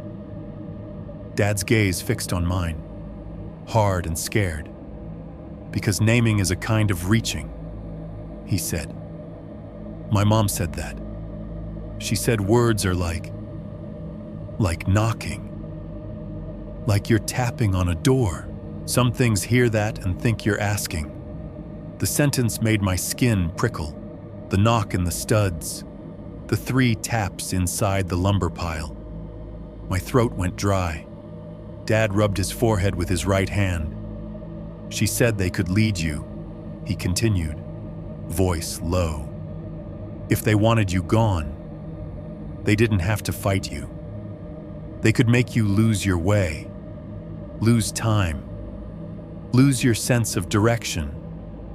You'd walk and end up right where you started. Or you'd swear it was 10 minutes and it would be 3 hours. I stared at him. Dad looked away, jaw clenched. She told it like it was weather, like it was just a fact of the world. A bitter laugh escaped me, short and shaky. And you never told me this, Dad's face tightened. I didn't want you growing up afraid of trees, he said. I didn't want you being the kid who won't go camping. I wanted you to have a normal life. Normal, I repeated, and the word tasted stupid in my mouth. Dad exhaled, and I wanted it for myself. He admitted, softer. I wanted to be the kind of man who doesn't believe in old stories. He looked down at his left hand, which was trembling slightly now, as if the conversation itself had pulled the tremor out of hiding. He curled his fingers into a fist. I grew up disconnected from that side, he said, and there was bitterness in it. My dad made sure of it, and I let it happen because it was easier. Then I got older and I started feeling stupid, like I threw something away and didn't even know what it was. He rubbed his temple again, winced slightly. So now, he said, voice strained, I don't know the right way to show respect. I don't know the rules. I just know my mom always had tobacco. She'd leave it when we went out. Not as an offering like a bribe, just acknowledgement. He swallowed. Guests, he said again. I sat there with my heart hammering, realizing this wasn't just a spooky story. It was a map Dad had been carrying and refusing to unfold, even for himself. You think it's... I began. Dad cut me off sharply.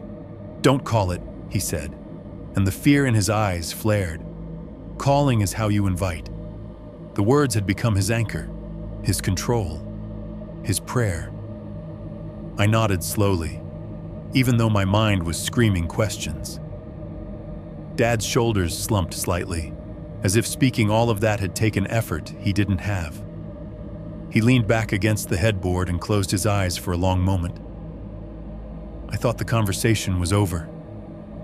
Then Dad spoke again. So quietly, I almost didn't hear it. When I found you, he said. I looked at him. What Dad opened his eyes. They were shiny. When I found you out there, he repeated. That day you went missing.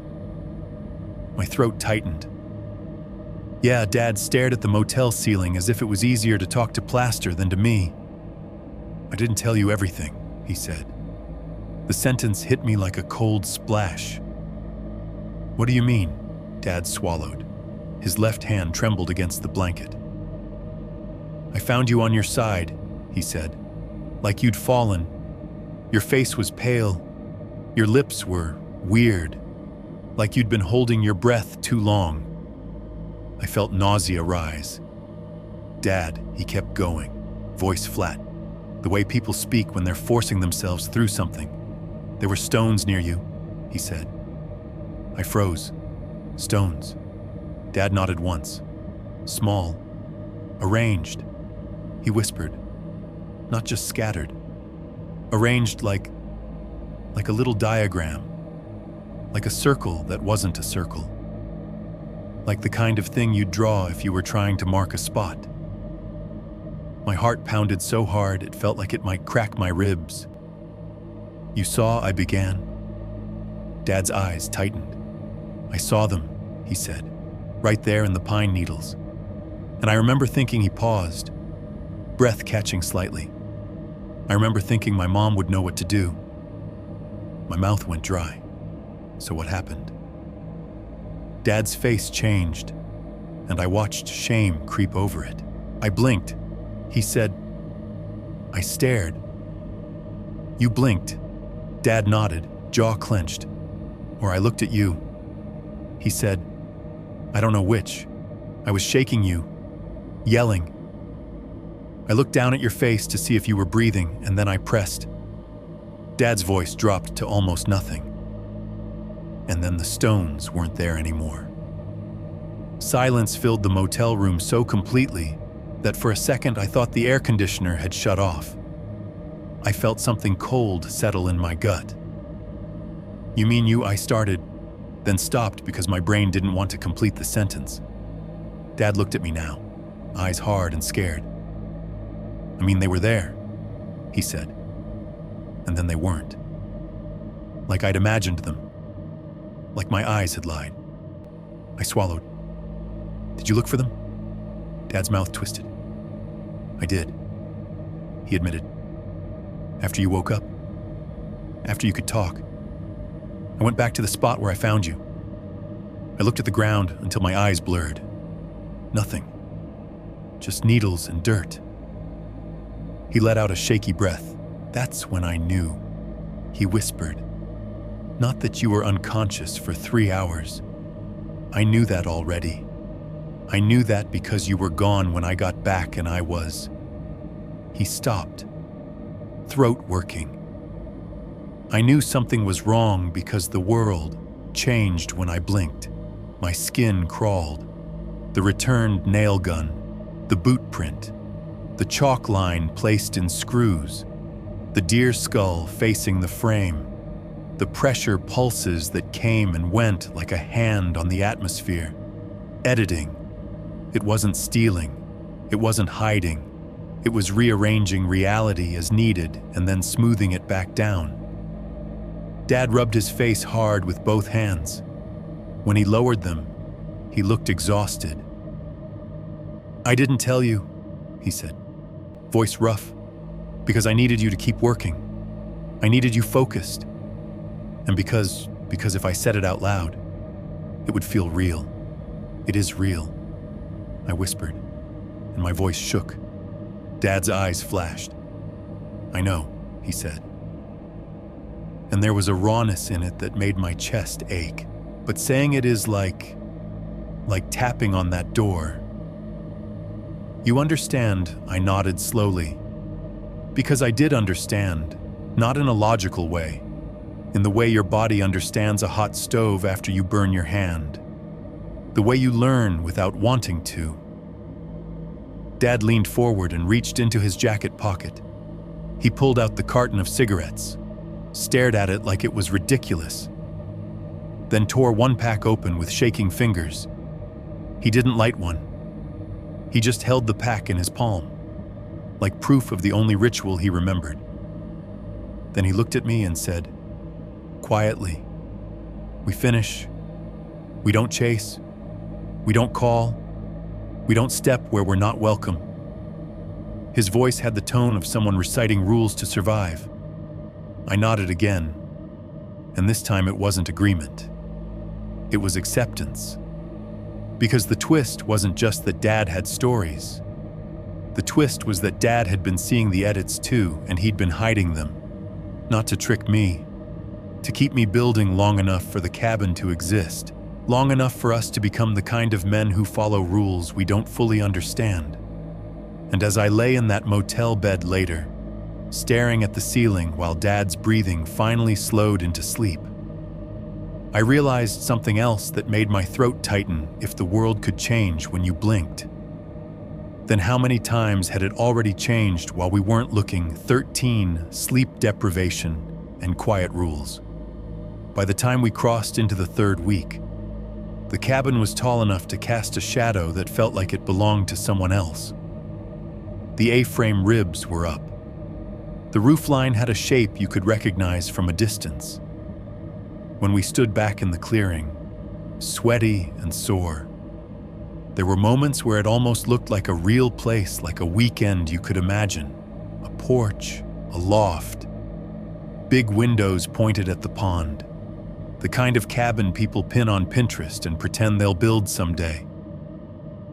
But the way we lived inside that build was no longer normal. It wasn't the tools anymore, not primarily.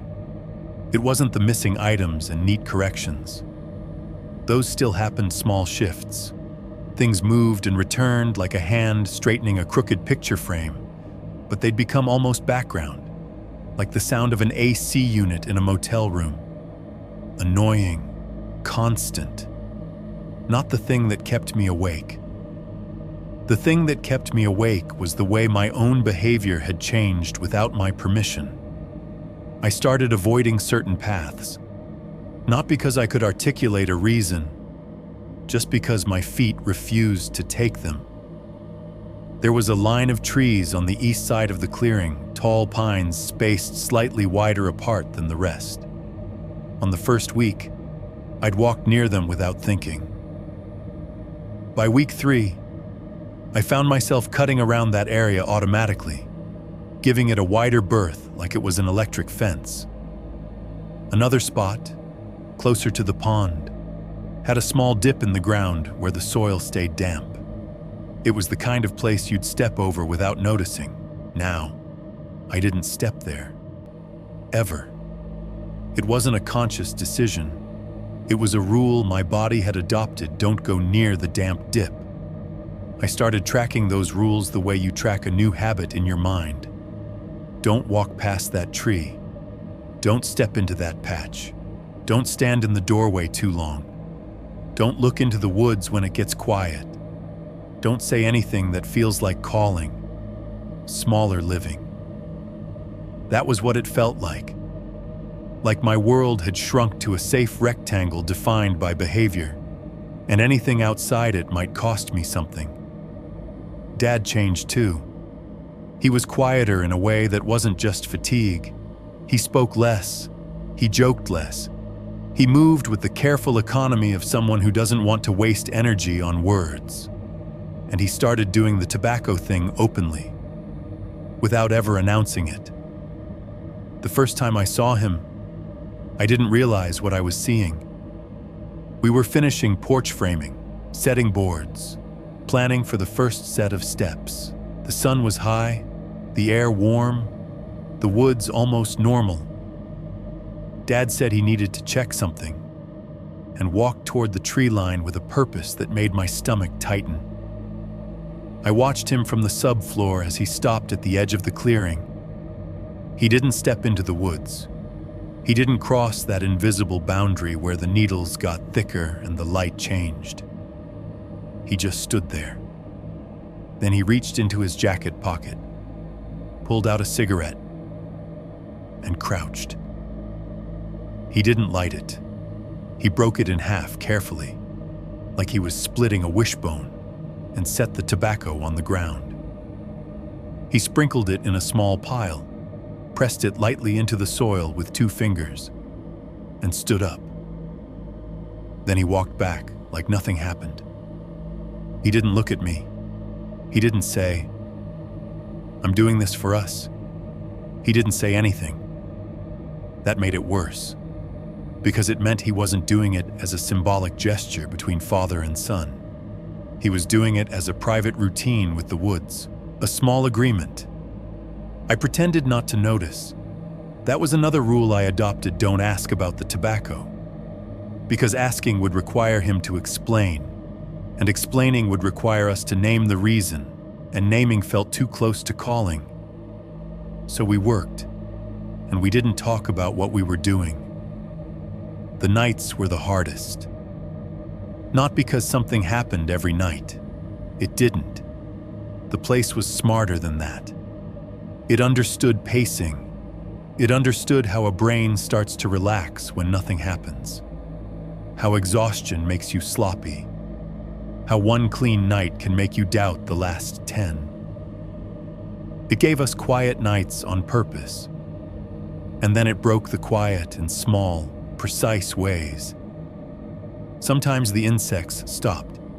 You'd be lying on the subfloor under a tarp roof, listening to the chorus of chirps and buzzes that should have been comforting, and then cut. Total silence. Not a fade. A switch. The silence would hold for 10 seconds. 20. 30. Then the insects would resume as if someone had hit play again. Dad would lie perfectly still when that happened. I learned to copy him. We became statues in sleeping bags, listening for the moment the woods decided to breathe again. Sometimes the pond slapped. I don't know how else to describe it. Not a splash, not a fish jumping, not wind ripples. A single wet smack, like a hand striking water. One sound, then nothing. The first time it happened, I sat up so fast my sleeping bag twisted around my legs.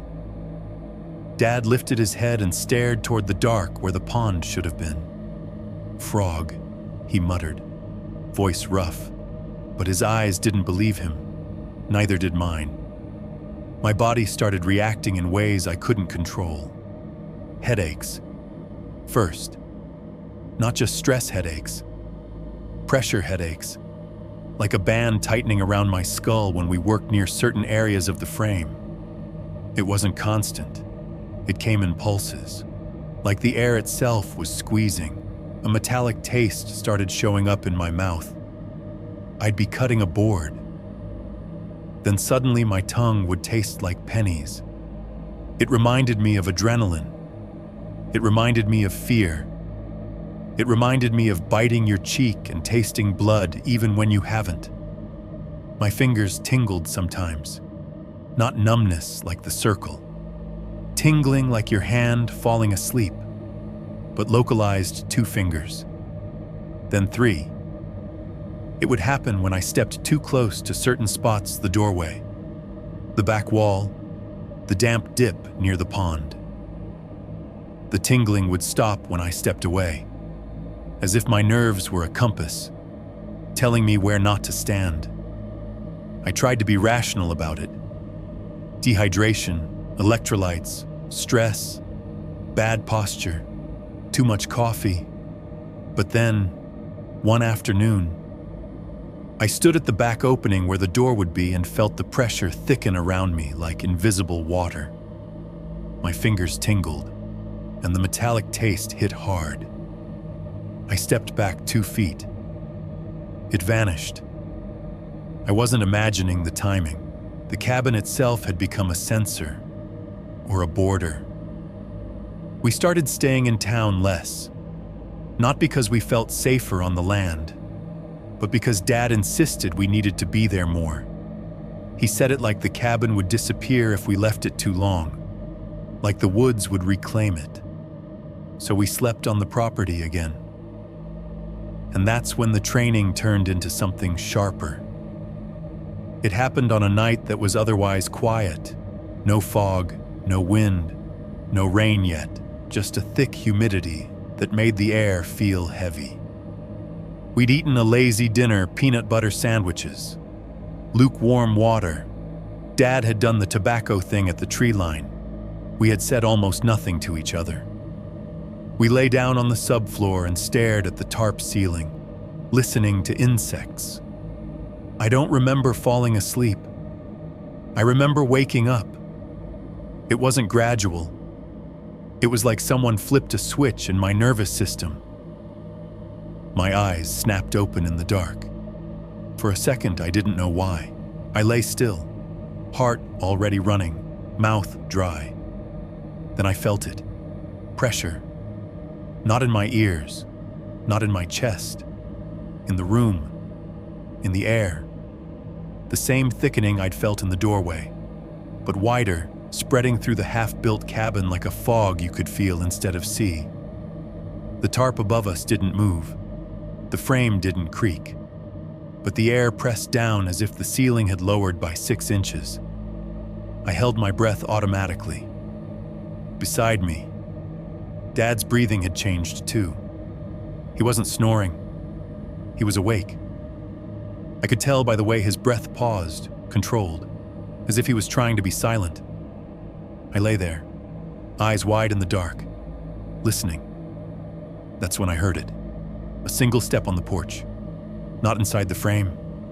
Outside, on the new boards we'd just installed.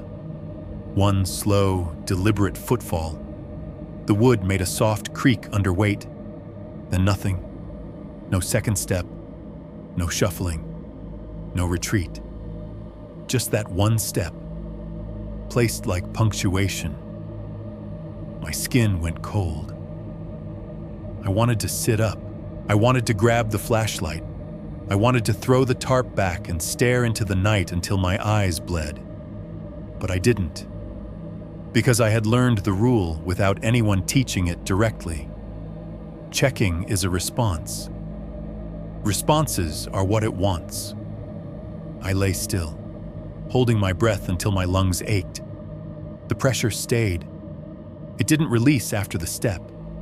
It lingered, thick and present, like the air itself was listening to whether I would move. Dad didn't move either. Minutes passed. I don't know how many. Time stretches when you're terrified and refusing to act. The porch didn't creak again. The woods didn't make a sound. Insects were silent. Finally, slowly, the pressure eased, not like a door opening, like a hand lifting off your chest. The air became normal again. Only then did I breathe. Dad exhaled too. One long, controlled breath, like he'd been holding it as long as I had. Neither of us spoke. Not that night. Not in the morning. We woke at dawn, stiff and bleary. The sky was pale. The pond reappeared as a dark sheet between trees. Birds started again, tentative. Dad got up first. He moved quietly, rubbed his temple, and went to the edge of the clearing with his tobacco. I watched him from the subfloor, too tired to pretend not to. He didn't look back. When he finished, he returned and started making coffee like it was just another morning. I forced myself to stand, joints cracking, and stepped onto the porch boards. My stomach dropped. There were wet marks on the porch. Not footprints, not paw prints, not anything that matched a normal animal or human. They were thin, damp streaks, parallel lines like something had dragged a seam across the wood. Like fabric soaked in pond water had been pulled along the boards, leaving a signature of dampness that didn't pool, didn't drip, just streaked. The lines started near the edge of the porch and angled toward the door opening, then stopped, as if whatever made them had stepped once, paused, and then shifted in place. I crouched and touched one line with my fingertip. Cold, wet. It smelled faintly of old leaves and pond mud. Dad's voice came from behind me. Quiet. Don't. I froze, finger still on the wet wood. Dad stood in the doorway, eyes tired, face drawn. His left hand trembled slightly at his side. He didn't say, "Don't touch it." He said, "Don't," the way you tell someone not to start a conversation in a room where someone dangerous is pretending to sleep. I pulled my hand back and wiped it on my jeans. We stared at the damp streaks together for a long moment. Then Dad did what he always did now. He turned away from evidence, he picked up his coffee, and he went back to work. Smaller and quieter than the man who'd first stood on that land and said, "This is going to be good." I followed him because I had learned the new rhythm build during the day. Obey at night, and in the morning, erase whatever the woods had chosen to leave behind. 14, the near death that forces a decision after the wet streaks on the porch.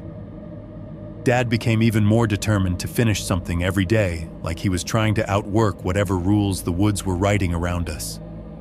That was his coping mechanism. It always had been. When life threatened him, he didn't slow down. He accelerated, as if speed could keep the fear from catching up. The problem was his body couldn't keep up anymore.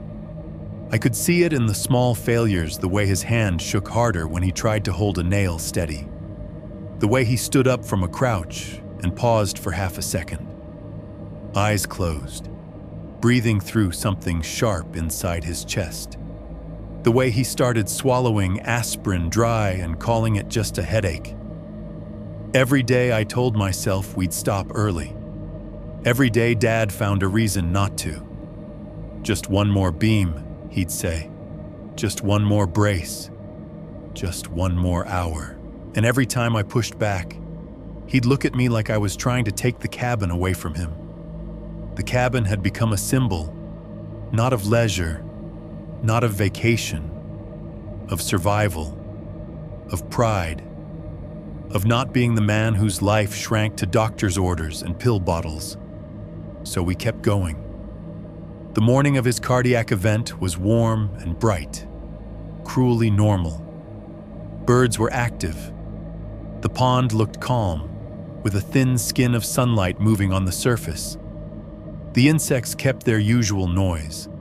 No pressure pulses, no sudden silences, no weird knocks from lumber piles. If you'd walked onto that site without context, you would have seen nothing but two guys working.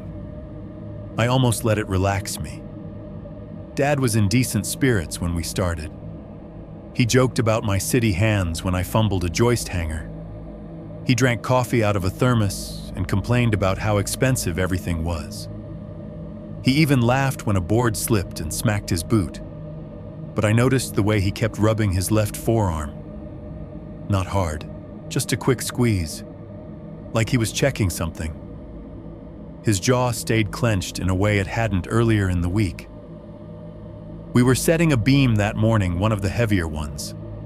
It wasn't a ridiculous lift, but it wasn't something a man recovering from a stroke should have been doing in heat, with stress humming in his body like an electrical fault. I suggested we wait until we had help. Dad shot the idea down instantly. "We don't need help," he said. "We need progress." I didn't argue because arguing had become its own kind of fuel. The woods seemed to love tension. It loved the tightening of Dad's pride. It loved the way my fear made my voice sharp. It loved our disagreements, our wasted minutes, our stress. So I stayed quiet. Another rule. We measured, positioned, prepped. Dad climbed onto the subfloor and took his end of the beam. His left hand trembled, but he compensated by gripping harder, knuckles whitening. "Ready?" I asked. "Yeah," he snapped, then softened it with a grunt. "Yeah. Lift." We lifted together.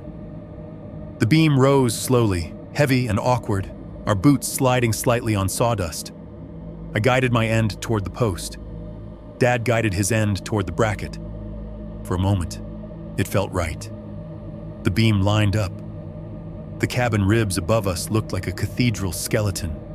Sunlight filtered through, turning dust into glitter. Dad's face was red with effort. "Set it," I said. Dad's breath came out in a sharp exhale. He leaned in, trying to slot the beam into place. Then his grip faltered. Not a full drop, a twitch. His left hand shuddered, fingers loosening for a fraction of a second. The beam shifted. I tightened my hold, instinctively compensating, muscles straining. "Dad!" I said, alarm rising. "I've got it." He snapped, but he didn't. His face changed. It went gray, as if someone had pulled the color out from under his skin. His eyes widened, not dramatic, not panicked, wide in a way that made my stomach turn. Because I'd seen that look in emergency rooms. The look of someone realizing something inside them has gone wrong. Dad let the beam go. Not a decision, a failure. It slipped out of his hands and dropped onto the subfloor with a heavy thud. The impact rattled the frame. It should have been a disaster beam dropping. Toes crushed, structure shifted, but it landed flat and safe, like the world had decided to spare us that kind of accident. Dad didn't look at it. He clutched his left arm. His fingers dug into the muscle above his elbow, then slid up toward his chest, as if he wasn't sure where the pain was coming from. His mouth opened slightly. His breath came shallow, fast. "Dad," I said, and my voice sounded far away to my own ears. He didn't answer. He tried to take a step and his knees buckled. I lunged forward and caught him around the ribs. His body felt suddenly heavy, dead weight, like his muscles had shut off. "Sit," I said, hauling him toward a stack of plywood. "Sit down." Dad tried to speak. The only sound that came out was a thin, broken exhale. His face was slick with sweat, but not the healthy sweat of work. It was cold sweat, the kind that beads at the hairline when your body is trying to survive something invisible. "Can you breathe?" I demanded. Dad nodded once. Tiny. His lips were pale. I pulled my phone out with shaking hands. No signal. Of course, I didn't waste time with anger. I grabbed the truck keys and half-carried Dad toward the passenger seat. He made a small noise when I lifted him, like pain blooming in his chest. His left hand stayed pressed there now, palm flat, fingers rigid. "Stay with me," I said. And I didn't know who I was talking to him. Myself. God. The woods. I got him into the passenger seat and buckled him because I'd seen enough ER waiting rooms to know you buckle someone who might faint. I turned the truck around in the clearing, tires throwing dust, and slammed onto the access trail hard enough that tools clanked in the bed. Dad's breathing was quick, shallow. His eyes stared straight ahead, unfocused. "Talk to me," I said, voice cracking. "Just tell me what you feel." Dad's jaw worked. "Pressure," he whispered finally. "Chest." My stomach dropped. "Left arm," I asked, trying to keep my voice steady. He nodded once. I drove like an idiot. Gravel sprayed, potholes hammered the suspension, branches slapped the side of the truck. I didn't care. We hit the county road and I floored it toward town. I kept one hand on the wheel and the other hovering near Dad like I could hold him in reality if I stayed close enough. His skin looked gray under the sunlight. His lips had a faint blue tinge that might have been my imagination. But I couldn't trust my eyes anymore. "You're okay," I said, because saying anything else felt like surrender. "You're okay. Just breathe." Dad's eyes flicked to me for a second, and in them I saw fear in a form I'd never seen in him, helplessness. Not fear of the woods, fear of his own body.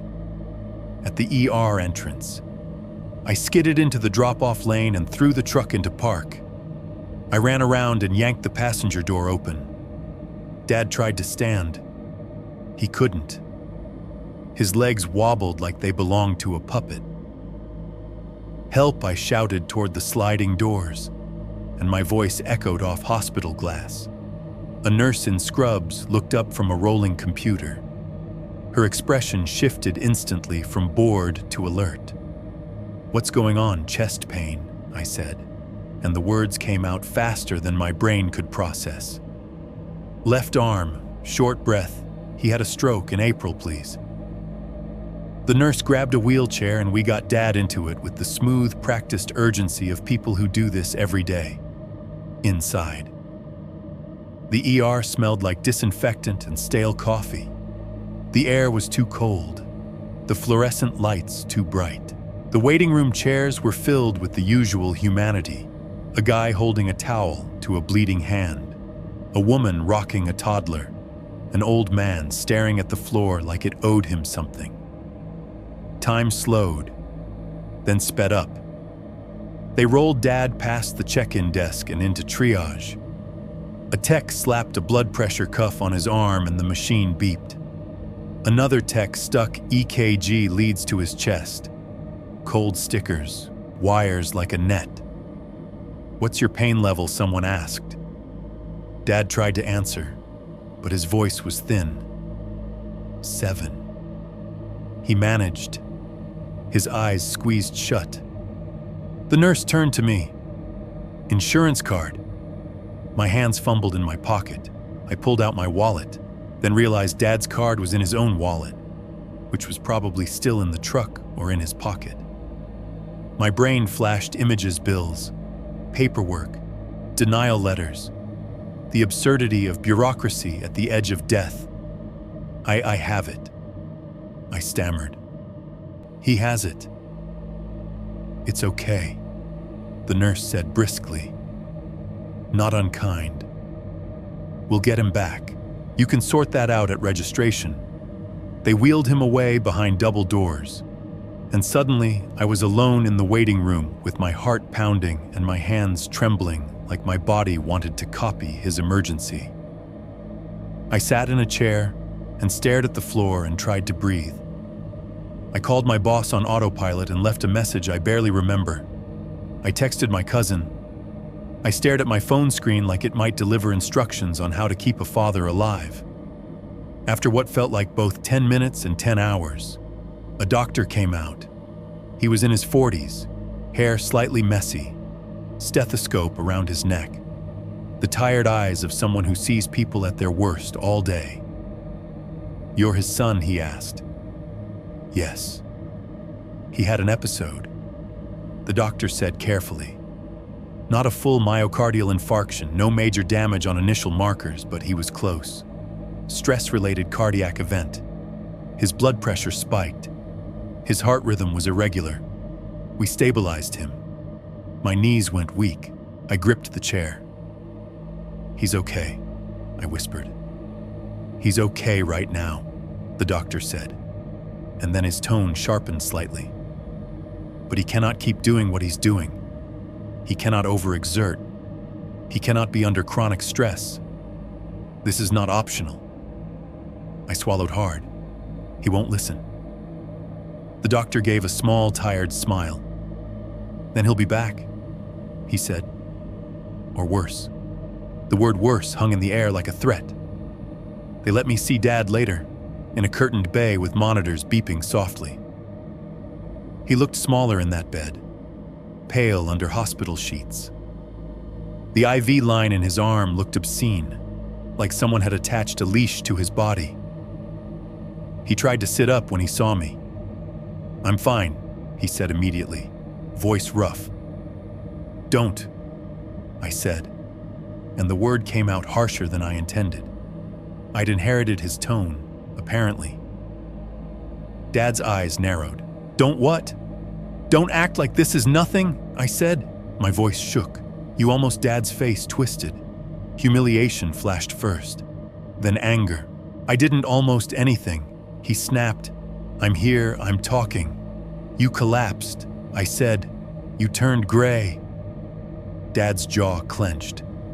He looked away toward the curtain, as if he couldn't stand my gaze. For a second, he looked ashamed. Then he covered it with rage, the only emotion he knew how to wear in public. "This is my fault," he muttered. "All of it. I pushed too hard." Then, as if the words burned, he turned that blame outward. "And you," he started, eyes flashing at me. "You keep looking at the trees like you want to be scared. You keep feeding it. I'm trying to keep you alive," I said, and my voice cracked. Dad stared at me, breathing hard, and I saw the old dynamic father trying to be invincible, son trying to be responsible. Both of us trapped by pride. The doctor came back in and cut through it with medical authority. "No more building," he said bluntly. "Not for a while. I'm serious. If you go back out there and overdo it, you may not get another warning." Dad's face tightened, but he didn't argue. Not with a doctor. Not when his chest still felt like a bruise. I stayed until they discharged him with instructions and a fistful of paperwork. I drove him back to the motel, got him into bed, watched him fall asleep with exhaustion that looked like defeat. Then I took the truck keys and went back to the property alone. I told myself I was doing it to secure the site, to tarp everything before the storm, to lock tools up, to make sure nothing got ruined. That was true. It was also an excuse. I needed to see the cabin without Dad there. I needed to know if the woods behaved differently when it was just me. I needed to know if Dad's body had been part of the pressure, if the place had been pushing him specifically, using stress like a lever. The sky was darker when I got back. Clouds had moved in. The air smelled like rain on the way. The cabin frame stood in the clearing like a rib cage. I walked onto the subfloor and felt my heart pound. The site was quiet. Not ominous quiet. Not muted. Just normal pre-storm quiet. I stepped toward the tool piles, already bracing myself for chaos. Tools tossed, tarps pulled, something missing again. Something returned in the center like a message. But when I reached the stacks, I stopped. Everything was already secured. The tarps were tighter than I remembered. The rope knots were neat, squared off. The boards were stacked in perfect angles, ends aligned like a showroom. The buckets were lidded. The nail guns were placed side by side in the tool bin, clean and orderly. It looked like someone had come through after we left and finished the cleanup we never had the energy to do. Not rummaged, not stolen, arranged.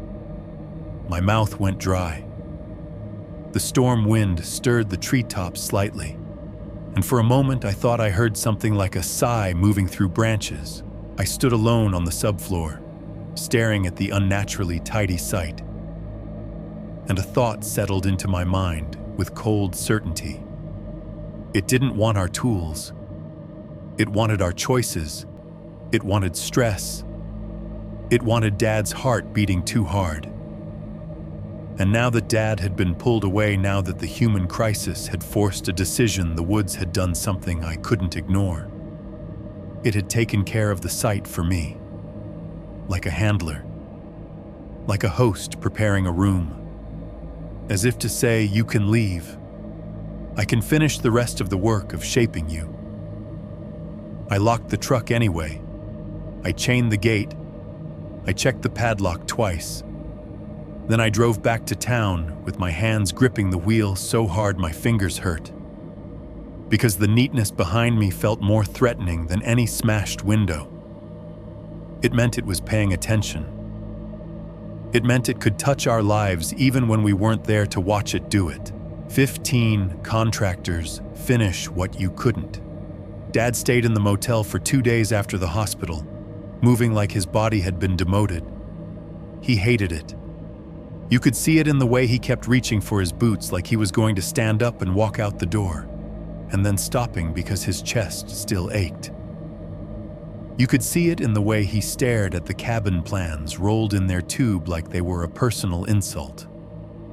You could see it in the way he flinched every time his phone buzzed with a reminder from the hospital app about follow-up care. He tried to act tough the first day home from the IR, like the whole thing had been a fluke. By the second day, the anger set in. He snapped at the motel coffee, snapped at the TV volume, snapped at my questions. Then, late that afternoon, after he'd sat silently for an hour with his hands folded on his stomach like a man practicing for a funeral, he finally said something honest. "I can't do it," he whispered. It wasn't resignation. It was humiliation. The words sounded like they hurt him physically. "You don't have to," I said quickly. "You already did enough." Dad's eyes flashed. "Don't," he said. And there it was again, his allergy to comfort. "Don't talk to me like I'm done." "I'm not," I said. And for once I didn't soften my voice. But the doctor was clear. "If you go back out there and push, you might not come back." He stared at me like he wanted to argue, then looked away because he didn't have an argument that didn't involve pride. That's when I called my cousins. Not my close friends, not buddies from work. Family. People Dad couldn't dismiss as outsiders. Men who did this kind of work for a living, contracting, framing, roofing guys with forearms like tree trunks and a casual relationship with heights. They said yes without making it a big conversation. They'd heard the panic in my voice and didn't ask for details over the phone. They just said, "Tell us when." Like showing up was the only language they spoke. They arrived 2 days later in a beat-up white work van with ladders strapped to the roof and a giant cooler wedged between seats. 3 of them my cousin Nate, his friend Parker, and another guy named Luis who shook my hand like he was crushing gravel. They hopped out laughing about something I didn't catch. Loud and human in the motel parking lot. Their radios were already playing country, the kind with steel guitar and regret. They slapped the side of the van, complained about gas prices, asked where the nearest decent breakfast was. Normal. They were pure normal, and being near them felt like stepping into a different climate. Dad sat on the motel bed when they came in, looking pale, smaller than usual in the cheap light. He tried to stand to greet them and had to pause halfway up like his body wasn't sure. Nate's expression shifted instantly. The jokes died in his throat. "Damn, Uncle." Nate said softly. "You okay?" Dad forced a grin that didn't reach his eyes. "I'm fine," he said. "Just a scare." Parker whistled low. "Hospital scare." Dad nodded once, jaw tight. Luis didn't say anything. He just looked at me, then at Dad, then away like he'd seen this story before. Nate's voice turned brisk. "All right," he said, clapping his hands once. "We'll finish it. You just sit. Boss from the chair." Dad's mouth tightened at the word sit, but he didn't argue. Maybe because he couldn't. Maybe because he knew the alternative. We drove out to the property together in a small convoy, my truck, the van behind. Dad riding in my passenger seat with a pillow wedged under his left arm like he was hiding it. The access road rattled the van so hard I expected a ladder to fly off. The guys laughed and cursed and kept talking, like rough roads were part of the fun. Dad stared out the window, silent, when the cabin frame came into view through the trees. Nate let out a low, appreciative sound. "Damn," he said. "You boys got a lot done." Dad's shoulders squared slightly, pride, even injured pride. "Yeah," he said, "we did." I didn't correct him. I didn't say we did until we couldn't. We unloaded tools and materials. The contractors moved with a speed that made me feel like an amateur. They set up scaffolding like it was second nature. They checked angles, squared corners, made quick decisions without debate. Nate had a pencil behind his ear and a tape measure that snapped in and out like it was attached to his thoughts. They treated the cabin like a job site, not a haunted boarder, which should have been reassuring. Instead, it made my skin itch, because I kept waiting. I kept waiting for the silence to cut, for the pressure to roll in, for the hooded head to appear above a wall, for the pond to slap once like a hand, for a tool to vanish and return clean and dry in the center like a message. Nothing happened. The woods stayed, normal. Birds chirped, insects buzzed. Wind moved lightly through needles. The pond made its small sounds. The air didn't thicken. The shadows didn't deepen in that wrong way. I stood on the edge of the clearing watching my cousins work and felt like I was being gaslit by the world. It wasn't that I wanted something to happen. God, no. It was that the absence of it made me doubt everything I'd lived through. I followed behind Nate with a small checklist in my pocket, unused now. He laughed at something Parker said, tossed a board to Luis, and kept moving like the cabin had never been anything but wood and nails. At lunch, they sat on the subfloor and ate sandwiches from the giant cooler. They talked about jobs, about clients, about a roof that collapsed on a guy in Tennessee last winter. They joked about how my dad was too stubborn for his own good. Dad even smiled once, tired but genuine. Normal. I almost let it lull me. Then Parker said, halfway through a bite of ham, "It's quiet out here." We all paused slightly. Luis chewed slowly. "Yeah," he said. "Quiet, quiet," Nate shrugged. "It's the woods," he said. Parker shook his head, eyes flicking toward the tree line. "Nah. I mean, feels weird. Like the woods are listening." He said it casually, like a vibe check, not like a warning. But the words slid under my skin anyway. Dad didn't react outwardly. He kept eating. But I saw his right hand tighten slightly around his water bottle. His left hand trembled against his thigh under the table of his knees. "We're guests," Dad murmured, barely audible. Nate glanced at him, eyebrows raised, but didn't ask. He went back to talking about rafters. The work sped up in a way that made me uneasy. When Dad and I were building, every step had felt contested. Every hour felt thick. Every day felt like we'd fought for it, with the contractors. The cabin rose like it wanted to be finished, like it was eager now that Dad had been removed from the labor. That thought made my stomach churn. By late afternoon, they had done what would have taken me 2 days. By the next day, they were setting roof sheathing and talking about shingles. Dad watched from a folding chair I'd brought from the motel, sitting in the shade with sunglasses on to hide the exhaustion in his eyes. Every once in a while, he'd stand and try to help. Nate would push him back down with a joke. Dad would scowl and sit. I hovered near the edge of the site. Useless. Not physically useless, I could carry boards. Fetch nails, but psychologically useless. I couldn't stop listening for the things that had become my map. Silence, pressure, knocks, edits. I felt like a dog that keeps hearing a whistle no one else hears.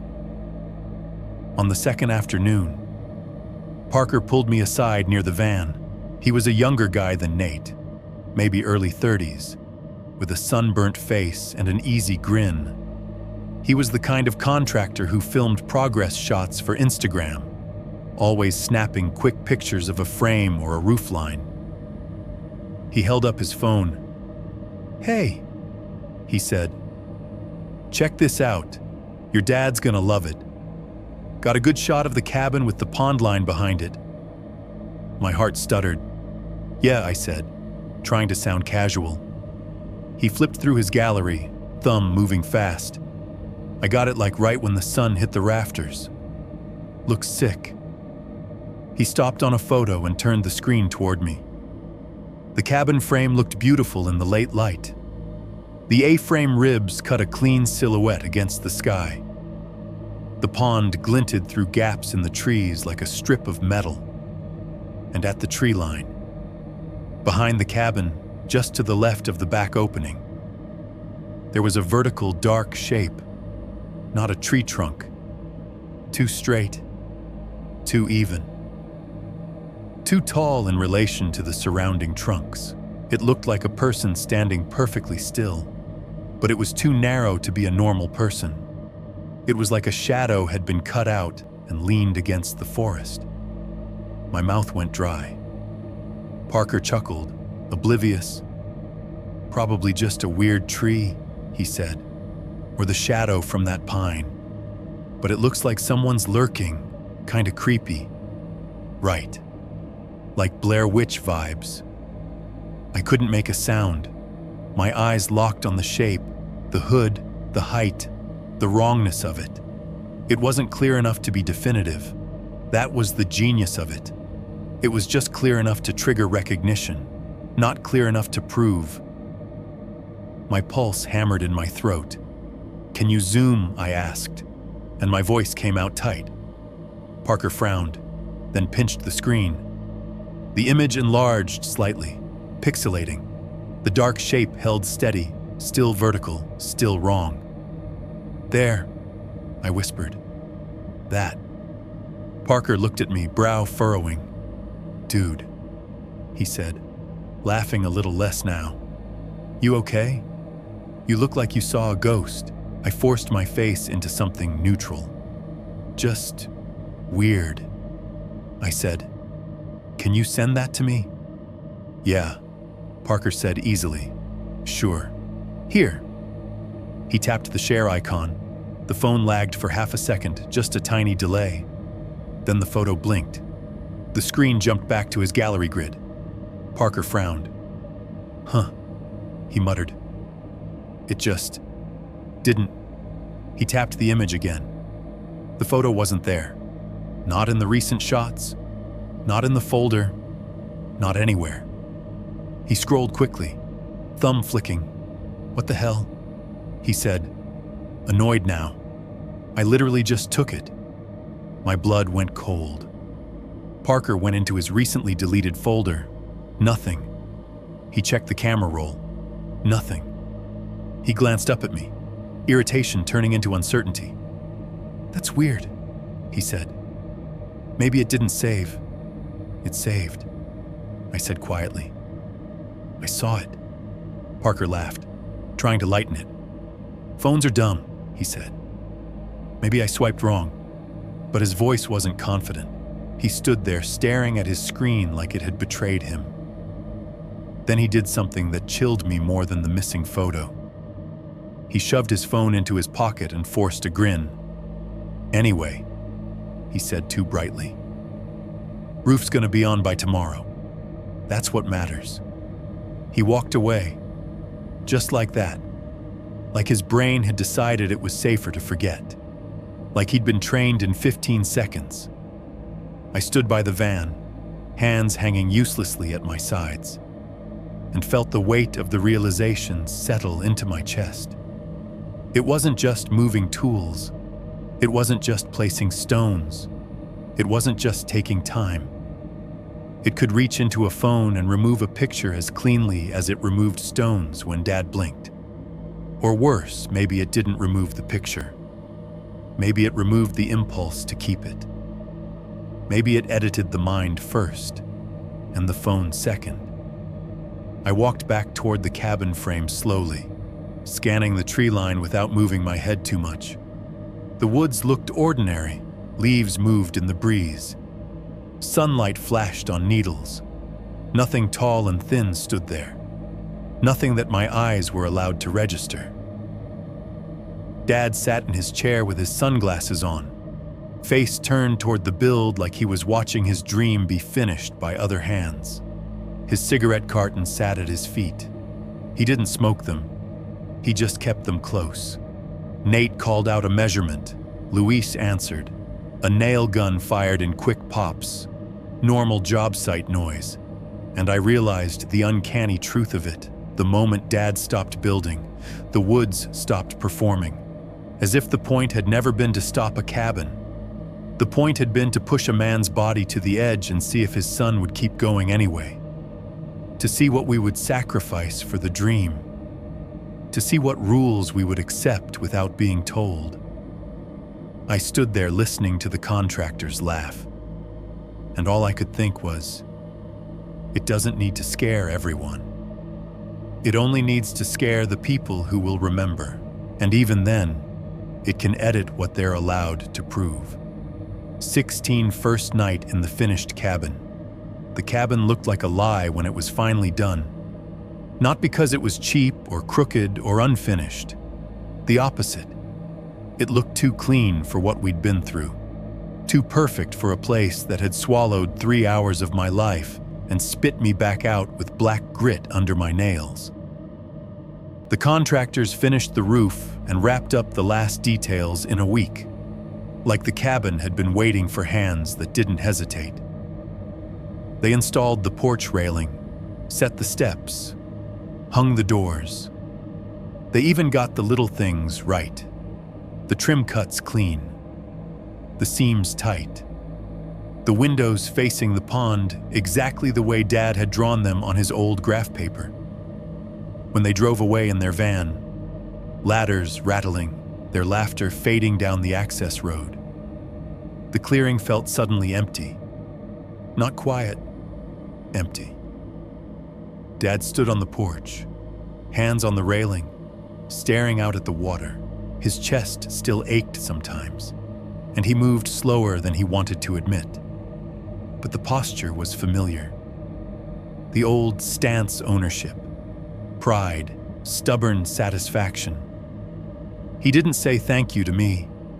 He didn't say sorry either. He didn't do feelings out loud. Instead, he pointed at the loft window and said, "That's going to be your spot."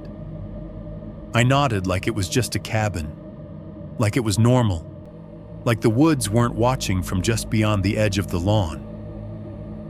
We waited 2 weeks before we stayed the night, partly because Dad had follow-up appointments, partly because he still got winded, partly because the electricity was new and unreliable, and we didn't want to be out there if the power cut and the house went dark, and partly because we were scared. We didn't say that part. We didn't have to. It lived in the way Dad always found a reason to postpone, and the way I never pushed back. when we finally went back for the first overnight. It was a Friday in late August. Summer still clung to the air. But the evenings had that first hint of fall, the nights cooling faster. The pond smelling less like algae and more like wet leaves. We packed like we were going to a normal cabin cooler of food. A bag of groceries, extra batteries, a cheap toolbox for any last fixes. Dad brought his folder of warranties and receipts, like he'd brought the cabin's paperwork into existence through sheer will. I brought a flashlight that was brighter than necessary, and a phone charger even though there was barely signal. Dad teased me for it. "You think we're camping on the moon," he said.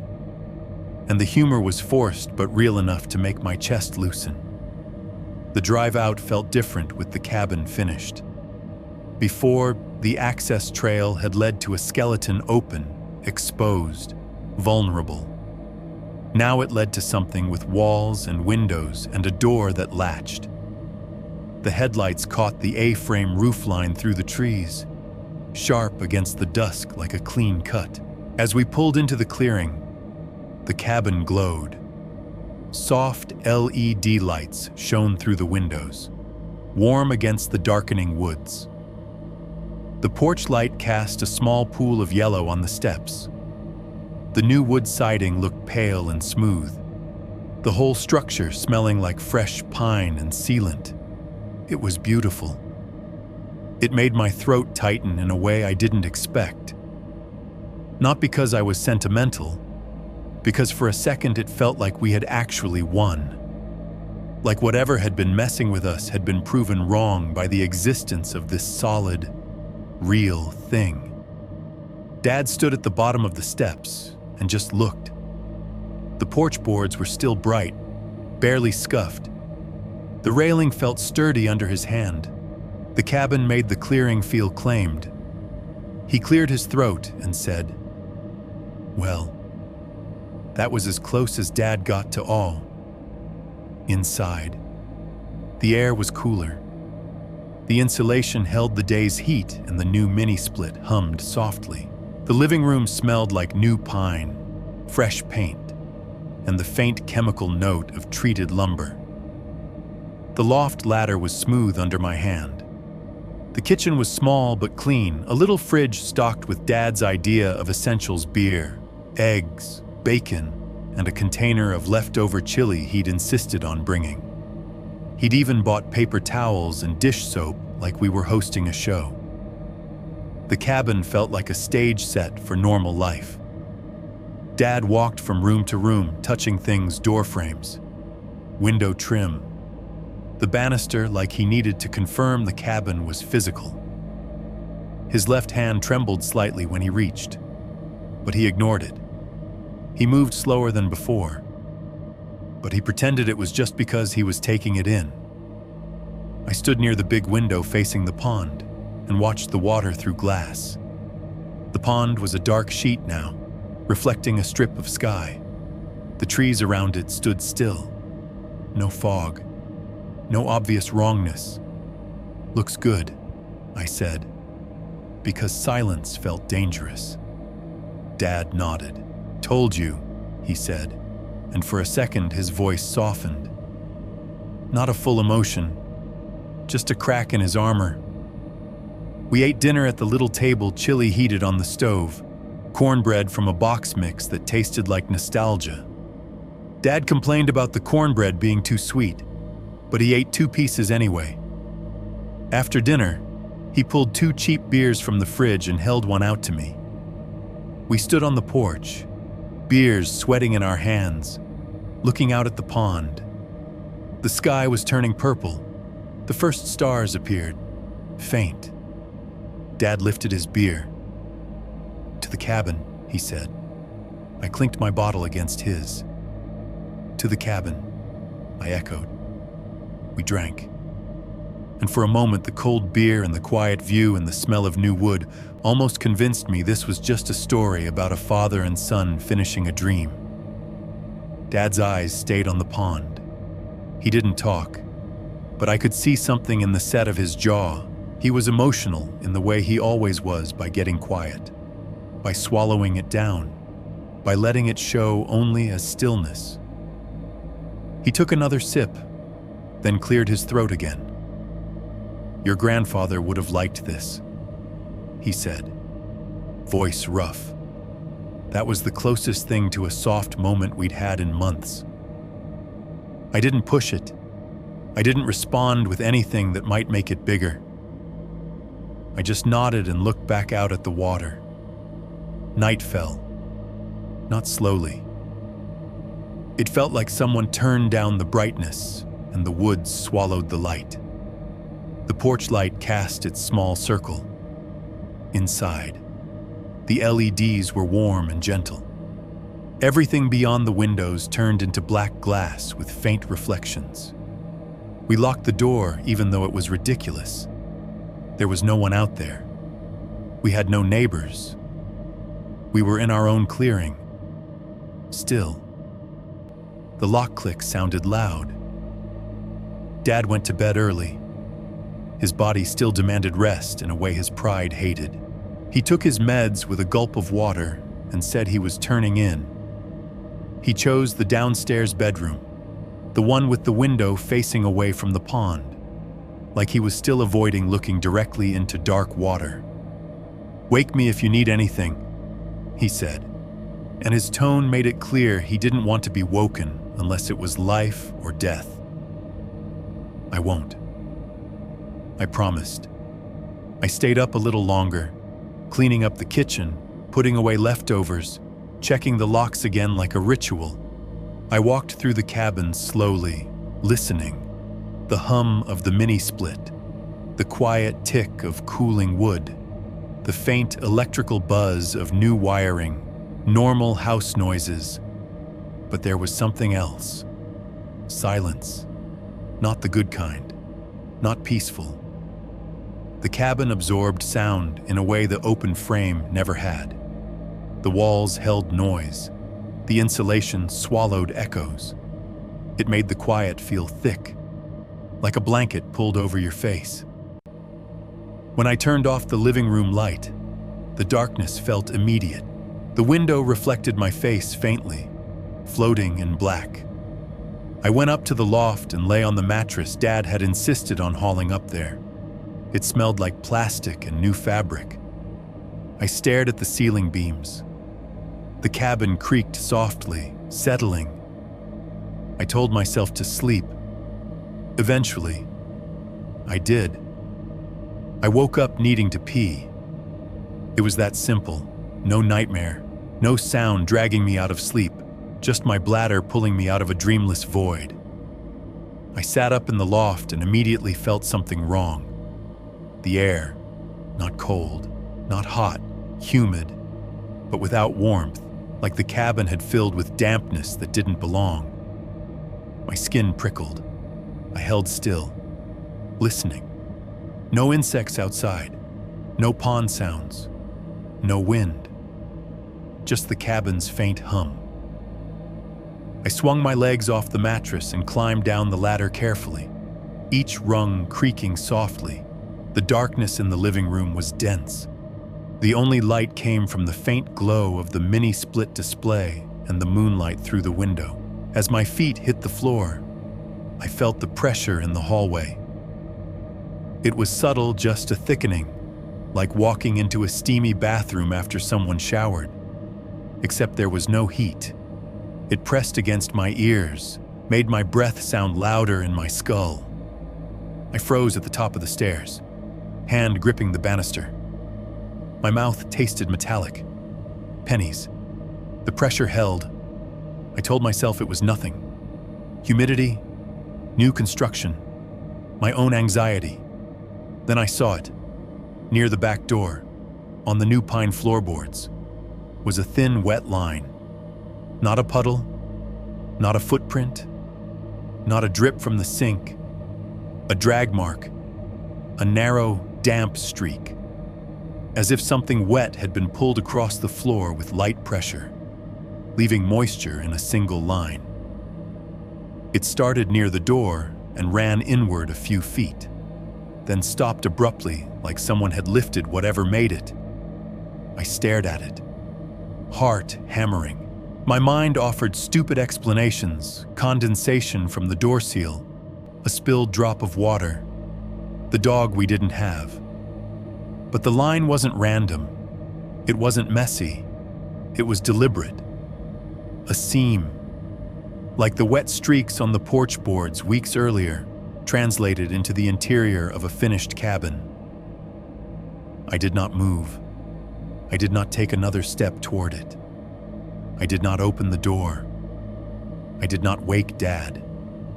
Because in that moment, the rule clicked into place with absolute clarity. If I reacted, I was answering. If I answered, I was inviting. I stood there in the dark loft stairwell, holding my breath, staring at that thin line of wetness like it was a sentence written in a language my body understood. The pressure in the hallway made my ears ring softly. The cabin didn't creak.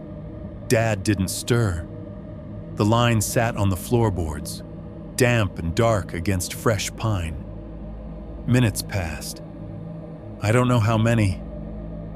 Time stretched the way it always did when I refused to move. Then something happened that made my stomach drop. The line began to fade.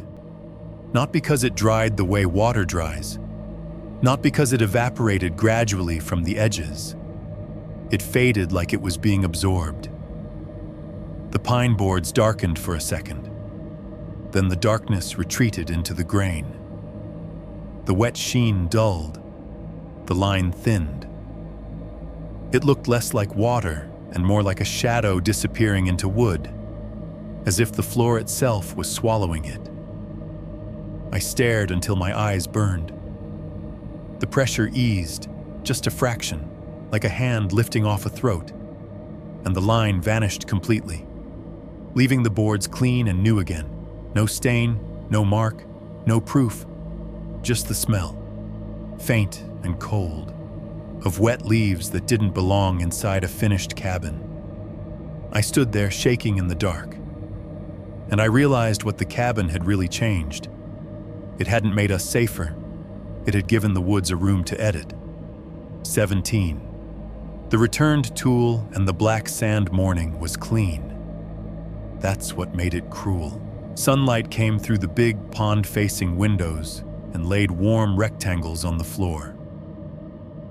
The cabin smelled like coffee and new pine, and the faint sweetness of the cornbread we'd left wrapped on the counter. The mini split hummed at a steady, comfortable temperature. The air was dry enough that my skin didn't feel sticky. No dampness, no metallic taste, no pressure. The thin, wet drag mark I'd watched fade into the wood was gone so completely that I could have convinced myself it never existed if I hadn't spent half the night standing frozen on the loft steps, watching it disappear like it was being erased. Dad woke up in a better mood than he had any right to have. He came out of the bedroom wearing the same flannel he'd worn the day before, hair sticking up slightly. And the first thing he did was look out the window toward the pond with a satisfied grunt. "Sleep okay?" he asked me. The question was normal, casual, like he was asking about a hotel bed. I stared at him, trying to read his face for any sign he'd heard something in the night, any hint he'd woken up to pressure or footsteps or a wet smell. Nothing. He looked tired, but not scared. I could have lied. I could have said yes, and kept the night inside me. That was the pattern now. Keep it quiet. Keep it small. Don't call attention to it. Instead, I said, I woke up. Dad nodded like that was expected. "New place," he said. "Always takes a night." I waited, hoping he'd ask why I woke up. He didn't. He poured coffee like a man determined to behave like this was a normal morning in a normal cabin. We ate breakfast eggs and bacon that popped in the pan and filled the little kitchen with a smell that felt almost comforting. Dad made a show of complaining about how the skillet was too small, then ate 2 servings anyway. He even joked once about the loft ladder being a young man's game, and the sound of humor in his voice made my chest loosen for half a second. Normal. The cabin had given him normal back, at least on the surface. That should have made me happy. Instead, it made me feel alone.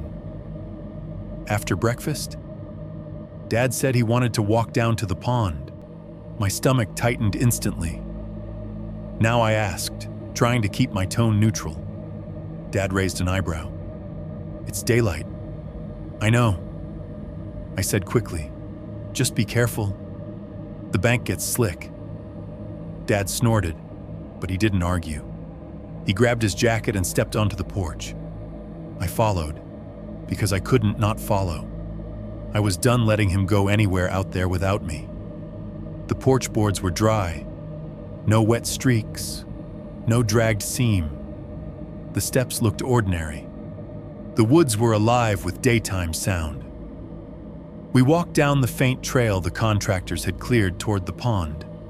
Dad moved slowly, but stubbornly. His left hand trembled slightly when he pushed a branch aside. He didn't comment. At the water's edge, he stood and stared like the pond was the reason he'd built the cabin in the first place. The water looked calm. Sunlight flashed on it. A dragonfly skimmed the surface like a small living needle. Dad exhaled and said quietly, "Worth it." I nodded, but my eyes kept scanning the tree line. Nothing watched us, at least nothing I could see. We went back inside.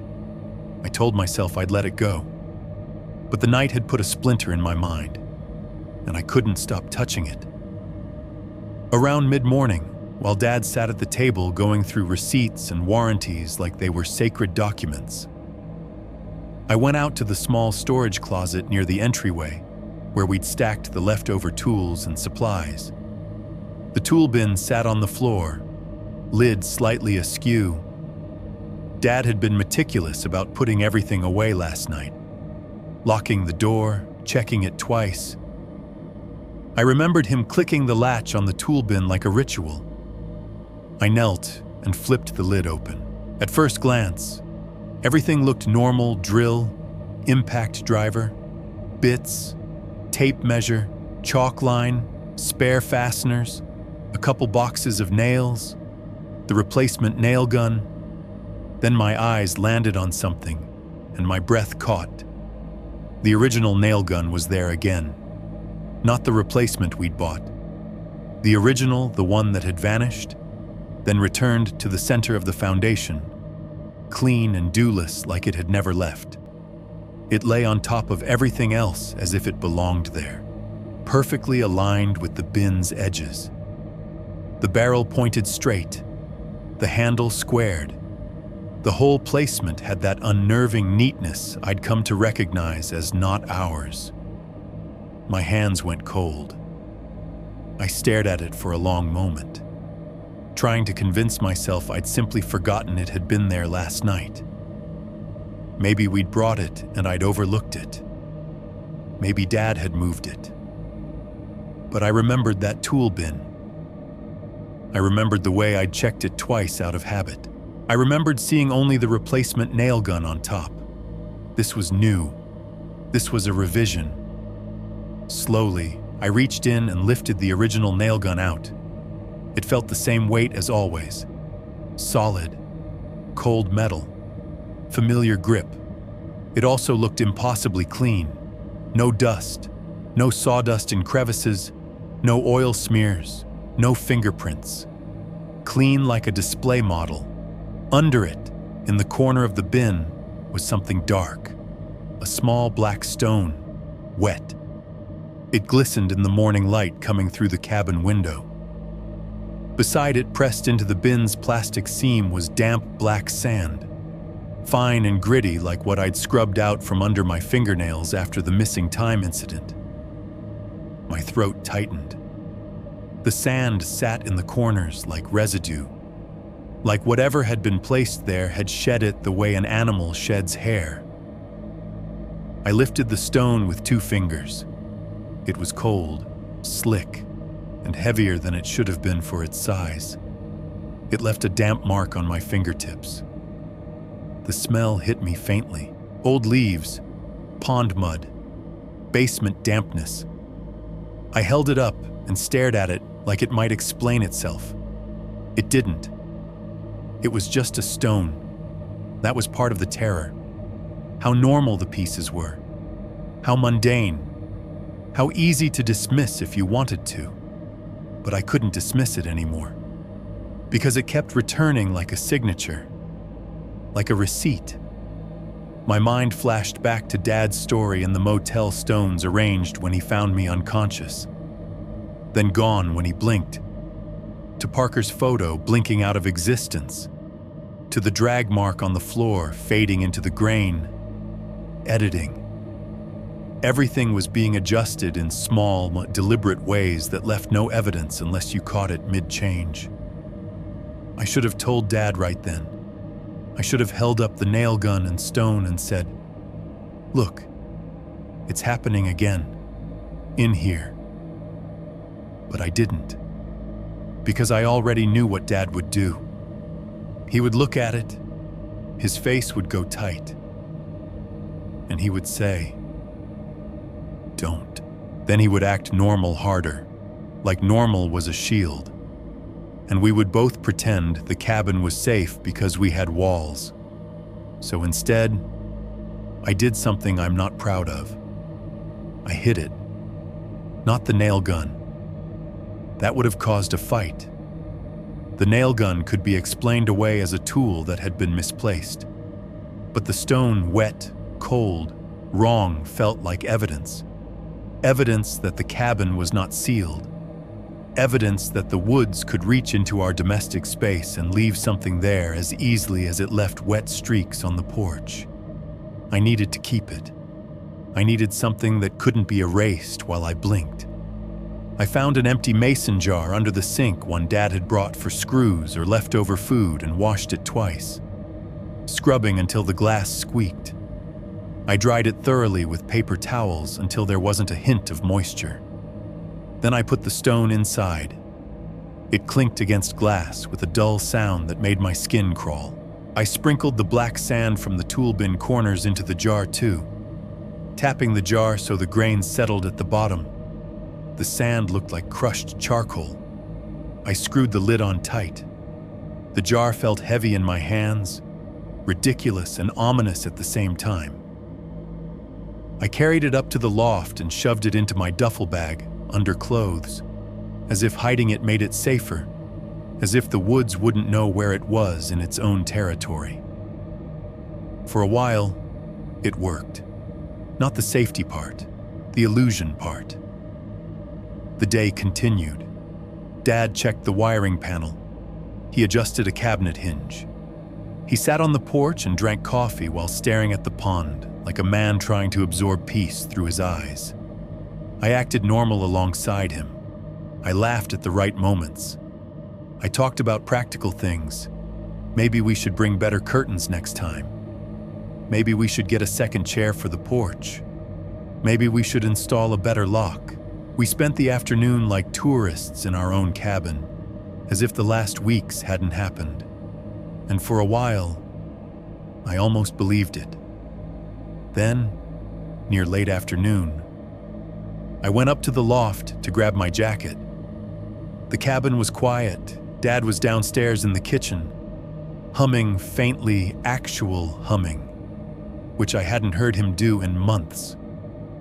The sound made my stomach clench, because humming felt like confidence. It felt like the kind of thing you do when you think you're alone. I opened my duffel bag and took out the mason jar. I don't know why I did it. Morbid curiosity, compulsion, the need to verify the world was still behaving. I held it up to the light. The glass was fogged, condensation. Tiny droplets clung to the inside of the jar like breath on a window. I froze. The cabin air was dry. cool. The mini-split was running. The jar had been clean and dry when I sealed it. I remembered the squeak of glass under the towel. I remembered tightening the lid, and yet, inside, the stone gleamed as if it had just been pulled from water. The sand at the bottom looked darker, damp, clumped in places like wet soil. My mouth went dry. I unscrewed the lid slowly, half expecting a smell to rush out like a basement door opening. The lid loosened with a soft pop. The scent hit me immediately. Wet earth, old leaves, pond mud. It was stronger now, concentrated in the jar like something had been breathing into it. I stared at the stone, my skin prickling. The droplets on the inside of the glass weren't random. They formed faint streaks, as if moisture had gathered and slid downward in thin lines, like the drag mark on the floorboards, like something had touched the inside of the jar. My fingers tingled. Metallic taste flooded my mouth. For a split second, I had the insane, vivid image of that hooded figure standing over the jar, breathing into it, leaving moisture behind like a signature. I snapped the lid back on quickly, hands shaking. The glass clinked against itself. The sound seemed too loud in the quiet loft. I shoved the jar back into the duffel bag and zipped it closed hard, like a zipper could make reality obey. My heart pounded. I sat on the edge of the loft mattress, staring at the ceiling beams, trying to force my breathing to slow.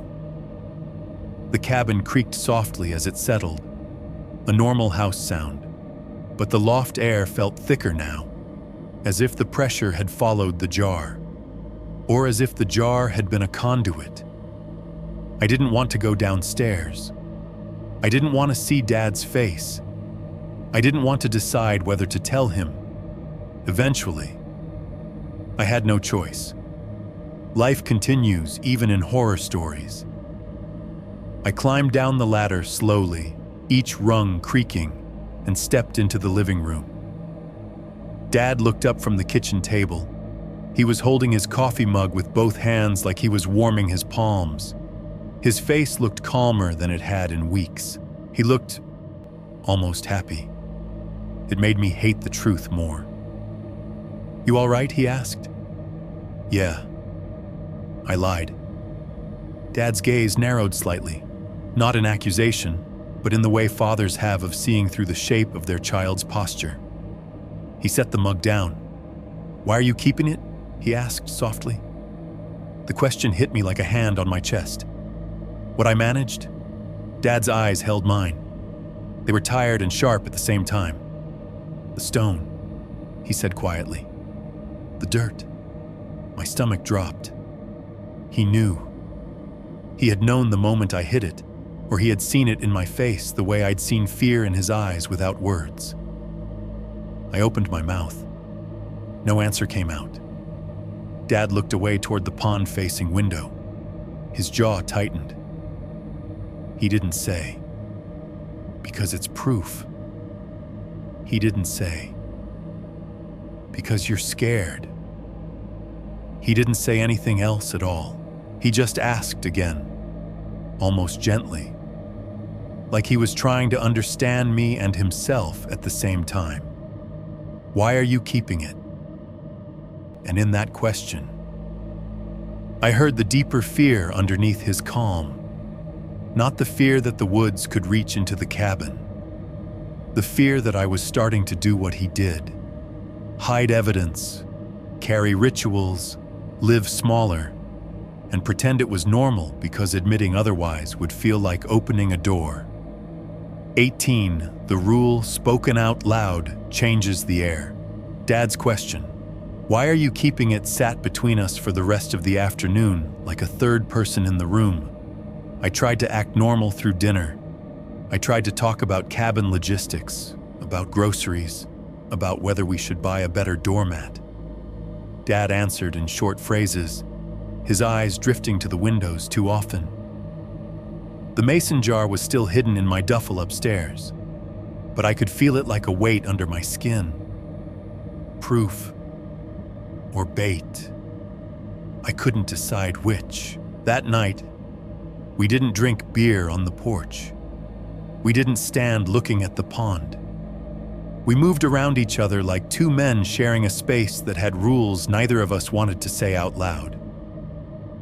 Dad went to bed early again, but he didn't fall asleep right away. I could tell by the way the house stayed too quiet.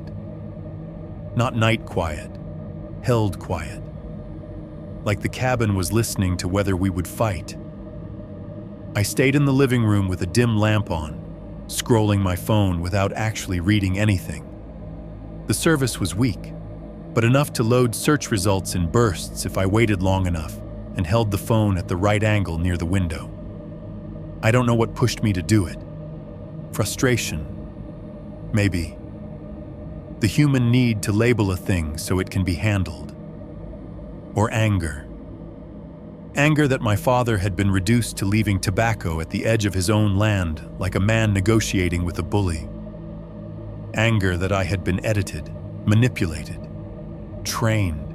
I typed phrases into the search bar like I was trying to make a world where the woods fit into a category.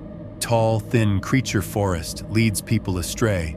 Missing time circle stones, woods hooded figure too tall, folklore pressure air, thick woods. The results were garbage at first. Creepypasta, Reddit threads, a dozen different names for the same fear. But one phrase kept appearing in different places, always paired with the same vague descriptions: tall, thin, lives in the forest, leads people astray, dislikes being spoken of, a label, a name. It was half real folklore and half internet myth, the way those things always blur online. People argued about the term, about where it came from, about whether it was respectful or not. Some insisted it was a specific cultural thing. Others used it like a horror monster archetype. I read too much. I let the label sit on my tongue, tasting it like a dare. Upstairs, Dad shifted in bed. The cabin creaked softly as it settled, a normal sound that felt staged. I whispered the first syllable to myself as a test. So quiet it barely existed. Nothing happened. No pressure pulse, no flicker, no slam from the porch, I told myself. See, it's just a word. You're not summoning anything. Then, because I'm apparently the kind of man who touches a hot stove just to prove it's hot, I said it louder, not shouted, just spoken. Stick. The air changed. It wasn't subtle. It wasn't in my imagination. It was immediate and physical, like someone had slammed a heavy wet blanket over the cabin. Pressure hit my ears. My chest tightened. The humidity jumped without warmth. The hair on my arms lifted straight up. The lamp on the side table flickered once bright, dim, bright like a heartbeat. I froze with my mouth half open, tongue suddenly thick. From downstairs, I heard Dad's bed squeak, fast, then his footsteps, quick and bare on the hallway floor. He appeared in the doorway of the living room like a man woken by a gunshot, eyes wide, face pale. Don't, he snapped. The word was sharp enough to cut. I stared at him, my heart pounding. The pressure held for 2 seconds, 3, then eased slightly, like a hand lifting off my throat but staying nearby. Dad stood there breathing hard, staring at me like I'd just fired a weapon in the house. "What did you do?" he demanded. I swallowed. My mouth tasted metallic. I said a word. I whispered. Dad's jaw clenched. His left hand trembled visibly, fingers twitching as if the tremor had been yanked loose. "Don't call it," he said again, voice low and furious. "Do you want it in here?" "It's already in here," I hissed before I could stop myself. The anger surged out of me like something I'd been holding back for weeks. It left a mark on the floor. It put a stone in our tools. Dad took a step forward, eyes hard, and you think saying its name fixes that. I think not talking about it is what it wants. I shot back. I stopped, because the word I wanted was superstition, and saying it felt like insulting him and myself at the same time. Dad's face twisted. You think I'm crazy? I think you're scared, I said, and my voice cracked slightly on the truth. Dad's expression flashed with pain, then snapped shut like a trap. Yeah, he said, harsh. I'm scared. I'm scared because I watched you vanish for 3 hours. I'm scared because my heart almost stopped on that land. I'm scared because I can feel it when the air gets wrong. He jabbed a finger toward the window, toward the pond, toward the tree line we couldn't see in the dark. And I'm scared because you still think this is something you can solve by being louder. The words hit me harder than I expected. I opened my mouth to argue, but the cabin creaked softly, and the lamp flickered again just once like the house was listening to our voices and responding. Dad saw it too. His eyes darted to the lamp, then back to me. We don't do that, he said, voice shaking now, not with anger but with something deeper. We don't test it. We don't dare it. We don't. He stopped, breathing hard, and I realized he was on the edge of a panic response. His chest rose and fell too fast. I forced myself to lower my voice. Dad, I said, trying to pull us back from the cliff. I'm not trying to dare anything. You just want control, Dad snapped. You want to be the man who names it, labels it, beats it, like it's a carpentry problem. And you want to be the man who bows, I said. And as soon as the word left my mouth, I regretted it. It sounded cruel. Dad flinched like I'd hit him. Then his face hardened. I want to be the man who keeps us alive, he said. Silence fell between us, heavy and charged. The pressure in the air remained, faint but present, like a storm front sitting over the roof. I could hear the mini-split hum. The cabin's wiring ticked softly. Outside, the woods made no sound at all. No insects, no pond movement, nothing. It felt like the world was holding its breath to hear what we would say next. Dad spoke first, quieter now, voice rough. You think I like it? He asked. I blinked. Like what? He gestured vaguely, frustrated. The tobacco, the stupid rituals, the acting small. His left hand trembled and he clenched it into a fist. You think I enjoy leaving things out there like a dog leaving offerings, he whispered. You think that makes me feel like a man I didn't answer because I didn't have a clean answer. Dad swallowed hard. His eyes looked shiny in the lamplight. I didn't start doing it because of stories. He said, not really. I started doing it because I noticed something. My stomach tightened. What? Dad looked away toward the hallway, then back at me. His voice dropped even further, like he didn't want the cabin itself to overhear. When I do it, he said, my headaches ease. I stared at him. When I don't. He continued, and there was bitterness in it. They come back. The pressure in my skull, like someone squeezing. The cramps. The tremor gets worse. He took a shaky breath. At first I told myself it was coincidence. Placebo, anxiety, whatever. Then it kept happening. He held my gaze. I tested it, he admitted. And the confession sounded like shame. One night I didn't leave anything. I didn't even step to the edge of the clearing. I just went to bed like it was normal. Dad's voice trembled. I woke up at 2 in the morning with that pressure in my head so bad I thought I was having another stroke. I couldn't move my left hand for a minute. I couldn't, he swallowed, throat bobbing. It stopped after I got up and went outside. I felt cold spread through me. You went outside? Dad nodded once, tired. I went to the tree line and I left tobacco. I left a little food from dinner. I didn't whistle. I didn't speak. And the pressure eased. He looked at me like he hated himself for saying it. That's when I knew. He whispered, "It's not about belief. It's about behavior." My chest tightened. I thought of the silence cuts, the pressure pulses, the wet streaks that vanished into wood, the neat stacking, the edits, a system, rules. Dad wasn't superstitious. He was adapting to a pattern the way any living creature adapts to avoid pain. "You've been paying," I said, and the sentence came out hoarse. Dad's mouth twisted. "Small price," he said.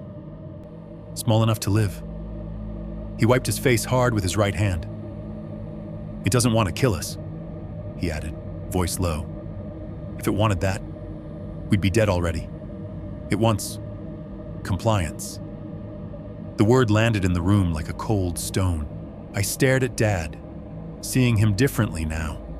Not as a stubborn old man clinging to a dream, as a man who'd been forced into a negotiation without a contract, learning the terms by pain. "You think saying the name breaks the rules?" I whispered. Dad shook his head. "I think saying the name is breaking the rules." The air seemed to thicken again at the sentence, like it approved. I felt anger rise, but it was different now, less hot, more helpless. "So what?" I said, voice tight. "We just live like this forever, leaving food and tobacco like we're tenants." Dad's eyes were exhausted. "We are," he said simply. For a long moment, neither of us spoke. The cabin felt smaller than it had an hour ago. The walls seemed closer, the window reflections darker. I looked toward the loft stairs where my duffel bag sat with the mason jar hidden inside. The stone sweating condensation like breath. Proof in a sealed jar. Edited anyway. "What happens if we stop?" I asked quietly. Dad didn't answer right away. He stared at the floorboards like he could see the wet drag mark that had vanished. Then he said, very softly, "I don't want to find out." I nodded, because I didn't either. The pressure in the air eased gradually, like a hand lifting away.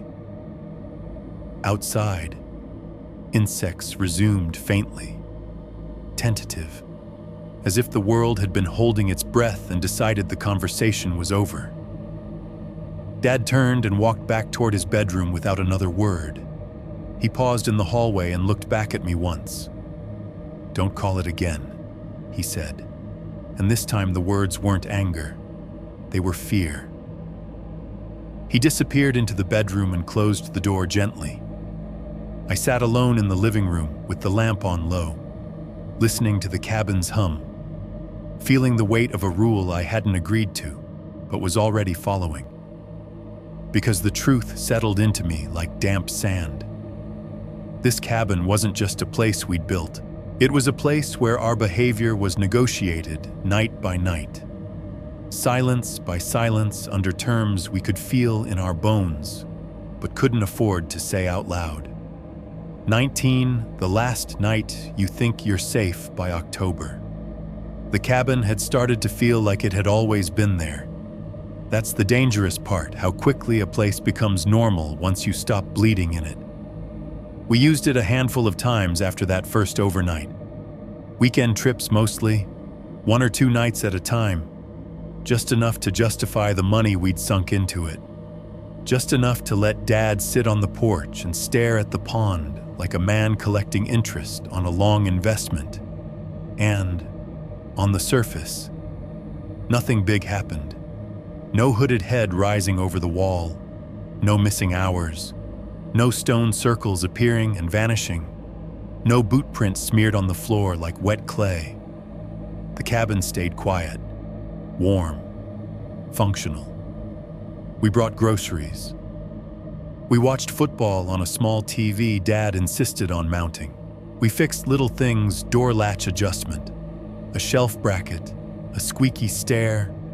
We made chili and coffee. We listened to rain on the roof. If you'd asked me then, in a normal conversation, I could have described it like any other cabin: cozy, remote, beautiful view, terrible cell service. That's how it wins. It doesn't keep screaming. It doesn't keep showing you the monster. It gives you stretches of peace long enough that you start to fold the fear away like an old tarp. You don't throw it out because you can't, but you stop holding it in your hands every second. You relax, then you realize you've changed anyway. I noticed it in the dumbest places. The first time I realized, I was carrying a bag of groceries from my truck to the cabin, and I stopped halfway without knowing why. My feet had taken a route on their own one specific path across the clearing, hugging the same edge, avoiding the same slight dip near the pond, avoiding the same line of trees on the east side like they were electrified. I froze with grocery bags cutting into my fingers and looked down at my boots. That wasn't the path I'd chosen consciously. It was just the path my body accepted now. I stood there for a moment, irritated at myself, and deliberately stepped 2 feet to the left. The moment my boot touched that patch of ground, my fingers tingled, a mild, familiar pins and needles sensation that ran up my hand like an electrical whisper. My mouth filled with that metallic taste, pennies and adrenaline. I stepped back to the usual path. It stopped. No drama, no sound, no pressure pulse, just my body receiving and obeying. I kept walking, feeling disgusted, because the rule had been installed so cleanly it didn't need enforcement anymore. I noticed it at night too. Dad would be in the kitchen, making coffee, and I'd speak to him from the loft or the hallway, and my voice would drop mid-sentence lower, softer without me deciding, like I was afraid of being overheard by the walls. Sometimes I'd catch myself and force my volume up just to prove I could. But every time I did, my skin would prickle, and the cabin air would feel slightly heavier, like a warning. So I stopped doing it, not because I was convinced, because it was easier. That's the kind of change that scares me the most. Not the monster, the convenience. Dad's rituals never stopped. He never explained them, either. If we had guests, which we did once, briefly, a cousin and his girlfriend, who wanted to see the place, Dad acted normal. He showed them the loft. He bragged about the view. He made coffee and told stories about building. He never mentioned missing tools or fog chases or the hospital scare that had ended his part of the labor, but I watched him at dusk. While our guests were inside laughing at something on the TV, Dad slipped out onto the porch and walked to the edge of the clearing. He didn't announce it. He didn't call anyone to watch. He moved like a man taking out the trash. He crouched near the tree line and left something there, tobacco, a small pinch, pressed into the dirt. Sometimes a little piece of food. Once I saw him pour a capful of beer onto the ground like a libation.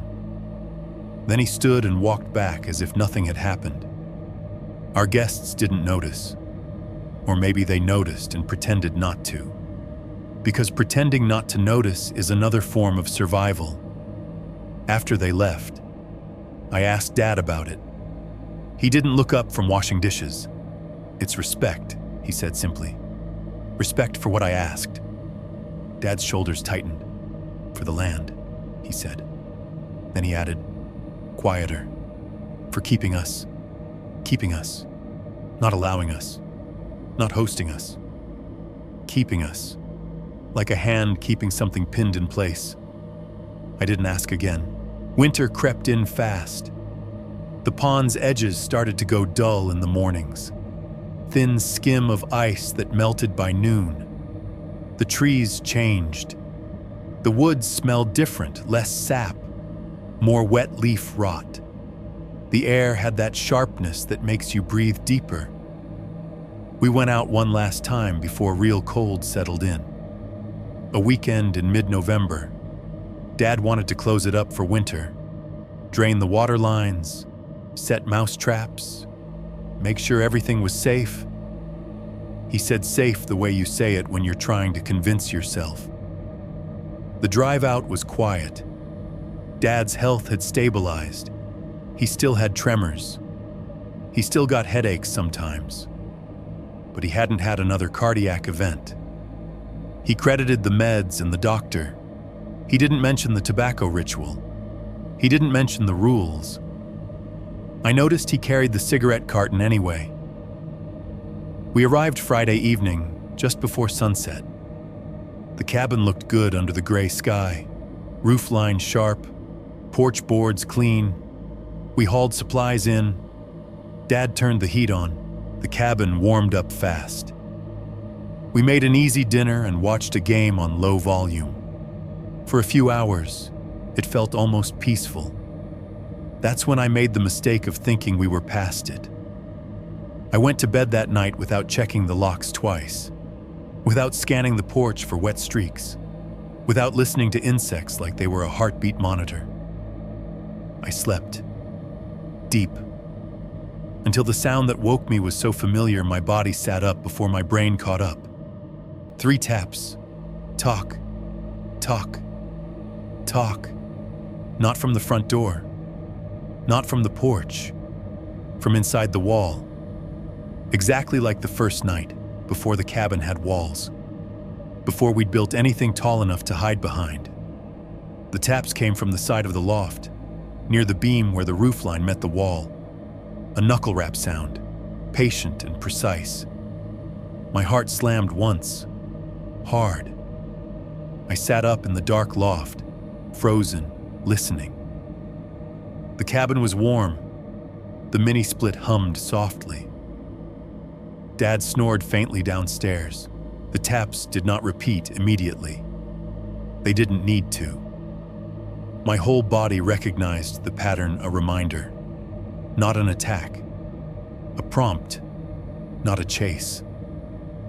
I lay still for a long moment, fighting the urge to wake Dad, fighting the urge to call out, fighting the urge to pretend it didn't happen. Then, because I still hadn't fully learned the lesson of not responding, I reached for my flashlight. It was on the small loft shelf beside the mattress. I clicked it on. The beam cut a narrow tunnel through the loft darkness. Nothing moved. I climbed down the ladder slowly, each rung creaking. I could feel my pulse in my fingertips. The metallic taste flooded my mouth again, faint but present. Downstairs. Dad shifted in his bedroom but didn't wake. I moved quietly through the living room and toward the front door. I stopped with my hand on the deadbolt. For a second, I hesitated, remembering the rule checking as answering. But another part of me, the stubborn part that had chased the hoodie, still wanted proof. Still wanted a clean image I could hold on to. I unlocked the door and stepped onto the porch. Cold night air slapped my face. The pond was a black void beyond the trees. Stars were faint behind thin clouds. I shone the flashlight across the clearing.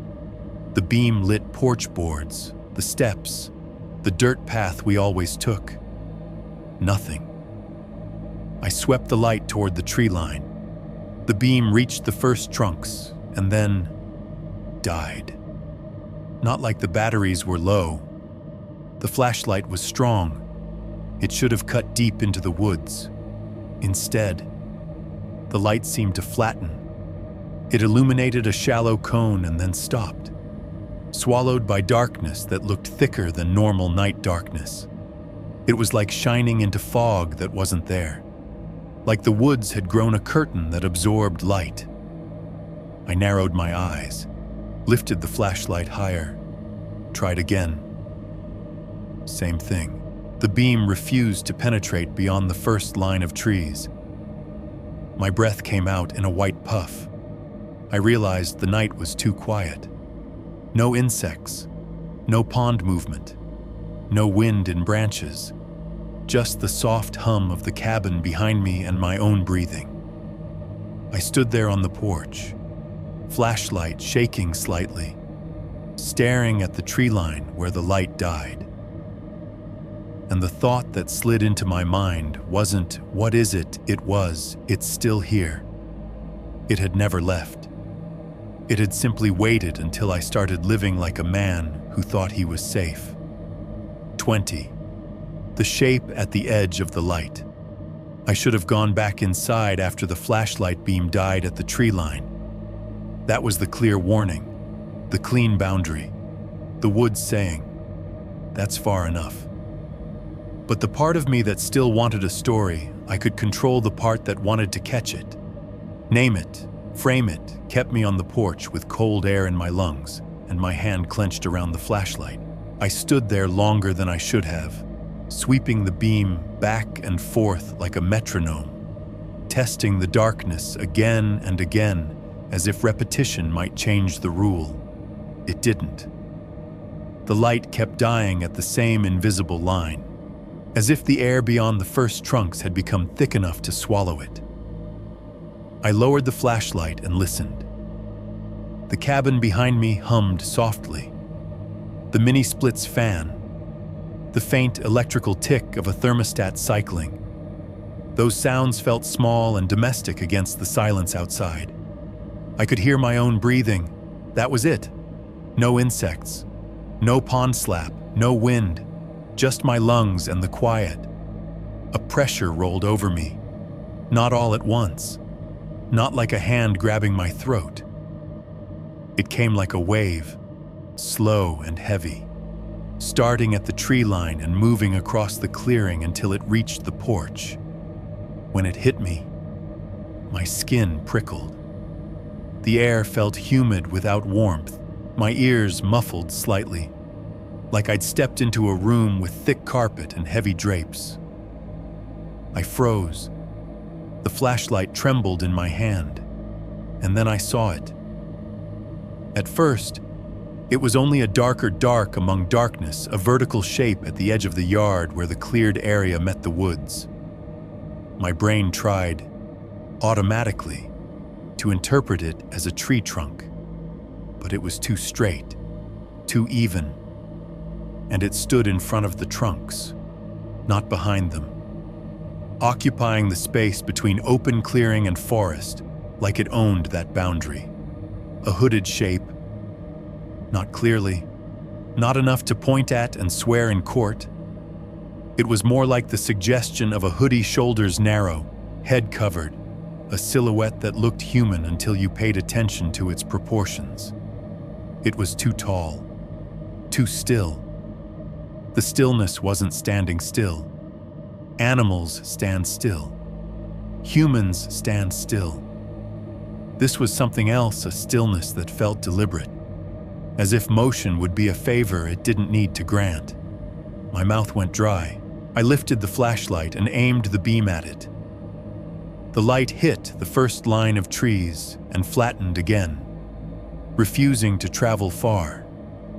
The shape at the boundary remained in dimness, not fully illuminated, like it existed in a pocket the beam couldn't enter. I lowered the flashlight and raised my phone with my other hand. My fingers were numb, tingling faintly.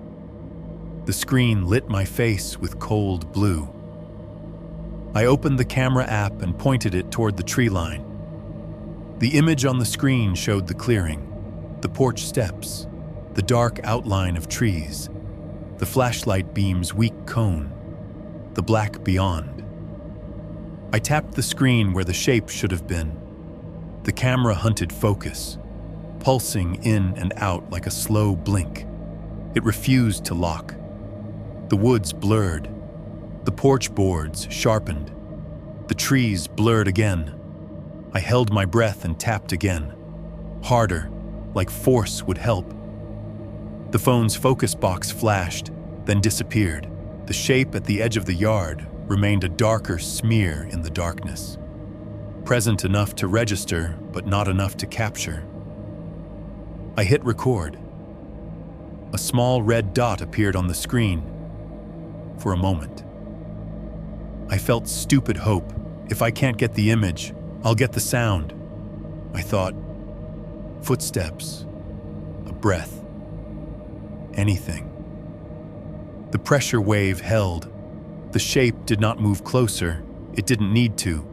It simply occupied space the way a fence occupies space, quiet, unquestionable, defining where you could and could not go. I whispered, barely audible.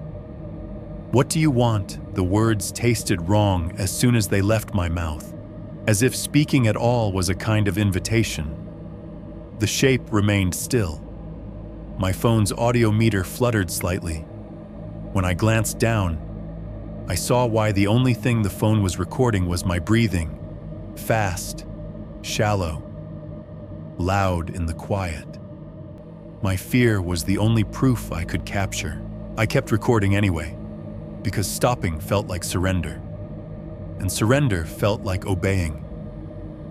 A sound came from behind me, soft, wet, a gentle friction, like a hand sliding across damp wood. My whole body locked. I didn't want to turn. Turning would mean taking my eyes off the boundary. Turning would mean letting it change something while I wasn't looking. But the sound came again. Closer. Shh. Not outside. Not in the woods. On the cabin. On the wall behind me. I realized, with a nauseating drop in my gut, that the sound was coming from the cabin siding directly to my left, fresh pine boards sealed and new. Something was touching them. Something wet. The shape at the tree line still didn't move. It didn't need to. It could occupy that boundary while something else, some extension of it, some behavior of it interacted with the cabin itself. My phone trembled in my hand. The recording dot glowed red. The wet sound repeated. A slow drag. Like fingertips, wet cloth, something sliding down the vertical grain of wood. I spun. The porch light cast a weak yellow circle. The cabin wall was within arm's reach. Pale siding boards, clean and smooth.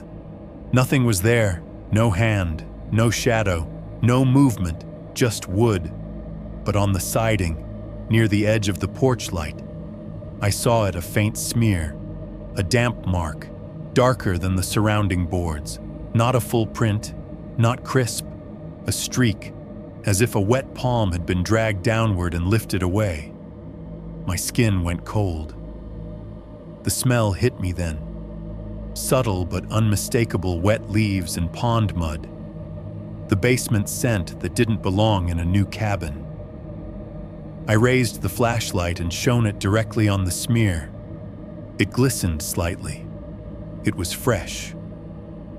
I looked back toward the tree line. The hooded shape was still there. Too tall, too still. Not approaching, just witnessing. As if it wanted me to understand, it didn't need to step onto the porch to touch the cabin. It could reach without moving. My phone buzzed softly in my hand, a weak haptic response. I looked down at the screen.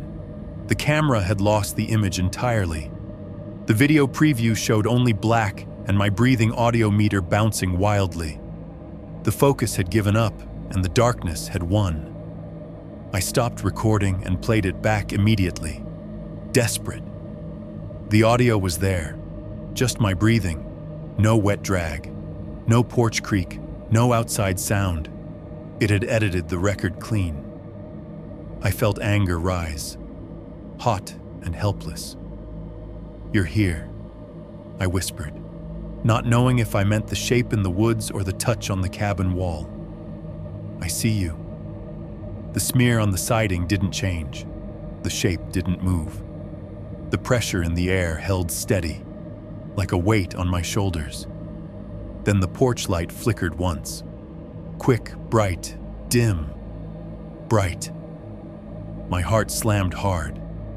I stepped back instinctively, and my heel hit something on the porch board. It scraped lightly. I looked down. Nothing. Just wood, and yet the feeling of something wet, something invisible, something pressed close enough to touch, made my throat tighten. I heard footsteps behind me, real footsteps. Bare feet on pine floorboards inside the cabin, moving toward the front door. The door opened slowly. Warm light spilled onto the porch. Dad stepped out. He was wearing sweatpants and a sweatshirt. Hair mussed, face calm in a way that made my chest ache. Not because he wasn't afraid, because he was past the stage of panic. He looked like a man who had learned the rules so thoroughly he didn't need to react anymore. His eyes went first to the tree line. He didn't squint. He didn't lean forward. He looked like he knew exactly where to look. Then he looked at me. His gaze flicked to the flashlight in my hand, to my phone, to the smear on the siding. He didn't ask questions. He didn't demand proof. He didn't say my name loudly. He spoke softly, like you speak to a skittish animal. "Go inside," he said. I stared at him, shaking. Dad's eyes held mine, steady and tired. "Go inside," he repeated. "Don't make it repeat itself." The sentence landed like a command and a confession at the same time. Repeat itself, as if this wasn't a new event, but a pattern that would escalate if we responded wrong. I glanced toward the tree line one last time. The hooded shape was still there, darker than the darkness, occupying the boundary. It hadn't moved. It didn't need to. It had already made its point. I backed toward the open door slowly, never taking my eyes off the yard until Dad stepped slightly in front of me, blocking my view like a father shielding his kid from something he couldn't fight. Inside. The cabin felt too warm, too bright, too small. Dad closed the door gently, then locked it with a click that sounded loud in the silence. Neither of us spoke. We stood in the entryway listening. The mini-split hummed. The fridge clicked. The cabin creaked softly as it settled. Outside, the woods made no sound at all. I realized my hands were shaking so hard, the flashlight beam jittered on the floor, like a nervous animal. Dad took the flashlight from me and set it on the table. Then he looked at me with a calm that felt earned in blood. And I understood the peak of it, not the sight of a tall shape, not the smear on the wall, not the failed recording. The true horror was Dad's composure. He wasn't surprised. He wasn't outraged. He was trained, and he was teaching me, in the quietest possible way, how to behave so the cabin stayed standing and our bodies stayed ours. For now, 21 cold ending the proof you hide inside. The cabin felt smaller. That sounds ridiculous. Walls don't shrink. Ceilings don't lower, but that's what it felt like after Dad closed the door. The warmth that had been comforting an hour earlier now felt like breath held in a sealed mouth. The light from the kitchen LEDs looked too gentle, too domestic, like a blanket thrown over a body. Dad moved through the living room without urgency. He didn't pace. He didn't check windows. He didn't grab a weapon. He walked to the table, pulled out a chair, and sat down like this was weather that had rolled in and would roll out if you waited long enough. That composure made me furious. Not at him exactly, at what it had done to him. at what it had done to both of us.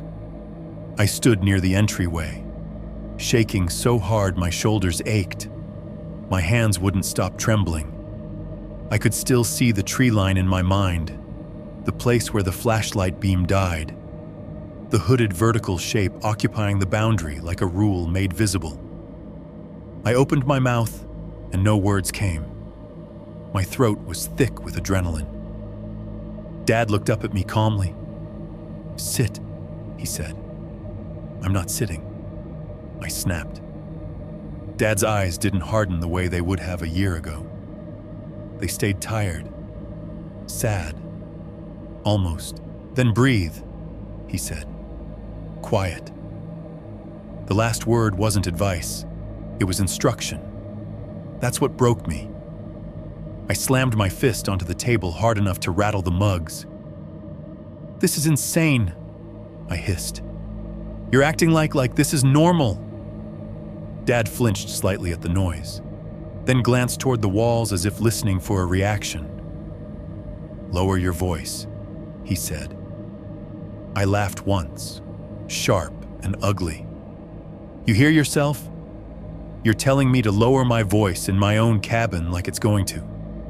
Dad's gaze snapped to mine, and there it was, a flash of anger. Not pride, not stubbornness, fear. "Because it will," he said, very quietly. The sentence sat between us, heavy. I wanted to argue. I wanted to demand proof, demand logic, demand that Dad stop living like a man negotiating with an invisible landlord. But I had proof. I'd seen the smear on the siding. I'd felt the pressure wave. I'd watched my phone fail to record anything but my own breathing. I'd watched the porch light flicker like a blink. I lowered myself into the chair across from Dad because my legs finally decided to stop holding me up. Dad sat with his hands folded on the table, looking at the wood grain like it was something he could read. "You went outside," he said after a moment. I didn't answer. "You didn't have to." He added, "I had to know." I snapped. Dad shook his head slowly. "No," he said. "You had to respond." The words stung because they were true in a way I hated. My brain had framed it as courage, as taking control. But it hadn't been control. It had been compulsion. The same compulsion that had made me chase the hoodie in the fog. The same compulsion that had made me say the name out loud. "I'm not going to live like this," I muttered. Dad looked up. "Then don't," he said simply. I stared at him. "What does that mean?" Dad's mouth tightened. "It means you can leave," he said. "You can sell the land. You can lock the cabin and never come back. You can pretend it was a bad summer." His eyes held mine. "But you and I both know you won't." I wanted to deny it. I couldn't. Because the cabin wasn't just a building anymore. It was a story we'd paid for with fear and blood pressure and missing hours. It was Dad's dream. Yes, but it was also a kind of proof. Proof that we could build something on land that didn't want us and survive. And survival creates attachment. We sat in silence. The mini-split hummed. The fridge clicked softly. The cabin creaked the way new buildings do, settling into temperature. Outside, nothing made a sound. Dad finally spoke again, voice low. It didn't come closer. He said, "No." I whispered, "It didn't need to." Dad said. My stomach tightened. I thought of the smear on the siding, the wet drag sound that hadn't recorded, the way it could touch without stepping onto the porch. Dad's gaze drifted to the window. "That's the point," he murmured. "It doesn't need to chase. It needs to teach." Teach. The word made my throat go dry. I looked down at my hands on the table. They were still trembling. "It's not haunting," I said slowly. the thought forming in my mind like something surfacing from deep water. It's conditioning. Dad didn't answer, but his silence was agreement. A system that rewards compliance with quiet, a system that punishes curiosity, volume, ego, and movement toward the boundary. A system that doesn't need a face, because a face would make it personal, and personal things can be fought. Systems can only be obeyed or avoided. I sat back in the chair, exhausted, and felt a cold clarity settle over me like the cabin air. After a while, Dad stood up and went to bed without another word.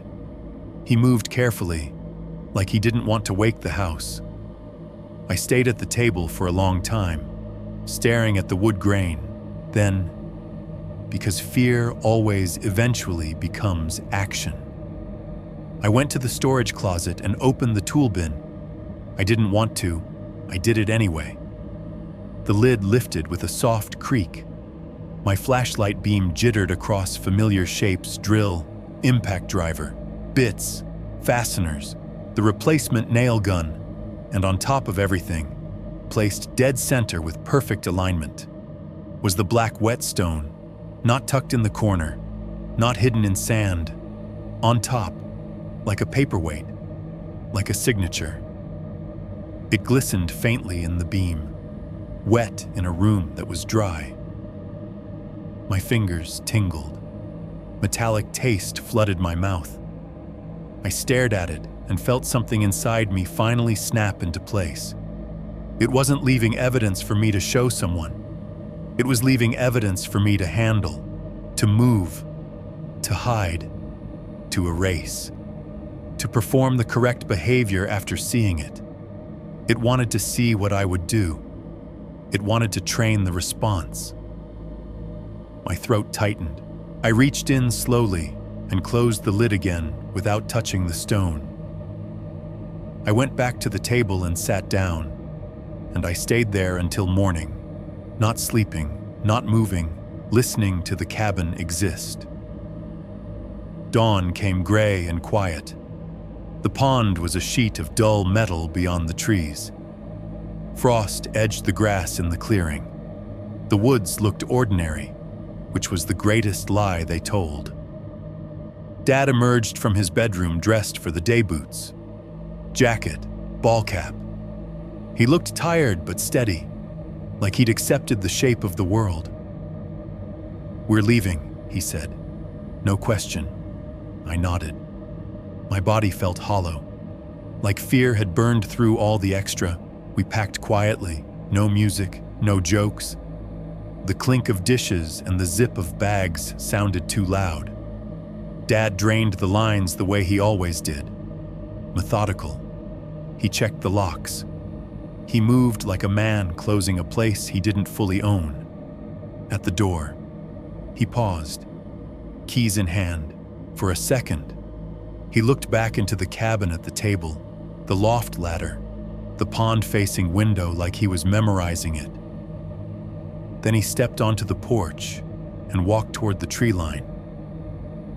He didn't announce it. He didn't look at me. He just went. I stood on the porch watching him, the cold air biting my cheeks. Dad stopped at the edge of the clearing, at the invisible boundary he never crossed. He crouched and left tobacco in the dirt, a small, careful pile. He pressed it lightly into the soil with 2 fingers like he'd done 100 times. Then he stood. He didn't say thank you. He didn't say a prayer. He just turned and walked back. As he passed me on the porch, he said softly, "Let's go." I followed him down the steps, toward the truck, halfway across the clearing, without thinking. I stopped near the spot where the ground dipped slightly, where my body had learned not to step. My hand went into my pocket on its own. I didn't even know what I was reaching for until my fingers closed around something small and hard. A screw. One of the leftover fasteners I'd been carrying for days. the kind you find in your pocket after a job and keep forgetting to throw away. I stood there with the screw in my palm, cold metal against skin. For a second, my mind screamed at me, "What are you doing?" But my body already knew. I walked 2 steps toward the tree line, not crossing, just approaching the boundary the way Dad did. I crouched, and I set the screw down in the dirt. Not tobacco, not food, a small piece of our work, a piece of the cabin, a token. I pressed it lightly into the soil with 2 fingers, mimicking Dad without even meaning to. Then I stood up and walked back to the truck. Dad didn't comment. He didn't praise me. He didn't look surprised. He just started the engine like this was the new normal. We drove away down the access road, tires crunching gravel. The cabin disappeared behind trees, swallowed by the woods. For a while, neither of us spoke. Then, at a bend in the dirt road, I glanced at the rearview mirror. At the edge of the clearing, near the tree line, there was a vertical shape, still as a post, too tall, too straight, too dark to be a trunk in that position. It didn't wave, it didn't follow. It just stood there, occupying space like a rule made physical. I kept driving. I didn't tell Dad I saw it. I didn't want to call attention to it. I didn't want to make it more real by putting it into words. By the time we hit the county road, the mirror showed only trees. Weeks passed. Life tried to resume its old shape. Work deadlines, grocery runs, bills, Dad's follow-up appointments. The cabin became something we mentioned to relatives. "Yeah, it's great. Quiet out there." Dad's cardiac scare became a little incident. The rituals remained unspoken, but I carried the rule back with me. I noticed it in my apartment at night, in the way I lowered my voice when I left a voicemail, in the way I hesitated before saying certain things out loud, in the way I stopped whistling without ever deciding to. One evening, about 3 weeks after that last weekend, I was in my garage looking for a wrench. My toolbox sat on a shelf where it always had. I pulled it down, popped the latches, and lifted the lid. The smell hit first. Faint, damp earth. Basement smell. I froze. The garage was dry. Concrete floor, no water, no leaves, nothing that should smell like the woods. I looked into the toolbox. Black sand lay in the bottom. Not a pile, a thin line, as if it had spread, walked across the metal base like a trail. My mouth went dry. I reached in with trembling fingers and touched it. Grit. Fine, damp. My phone buzzed in my pocket. I pulled it out, heart racing, and saw a notification for a new note draft created automatically. No app open, no typing. The title was a string of numbers, coordinates, the cabin's coordinates. The note itself was blank except for one line in the middle guests. I stared at it until my vision blurred. My thumb moved without conscious thought. Delete. The note vanished. The screen returned to normal like nothing had happened. Only after it was gone did I realize what I'd done. I hadn't deleted it because I was afraid someone would see it. I hadn't deleted it because I wanted to hide proof. I deleted it because the action felt correct, automatic, like closing a door you don't want open, like lowering your voice when you're being watched. I stood alone in my garage with black sand under my fingernails and the faint smell of wet leaves in the air. And the final truth settled into me. Cold and simple, I didn't delete it because I was scared someone would see it. I deleted it because I knew it preferred me quiet.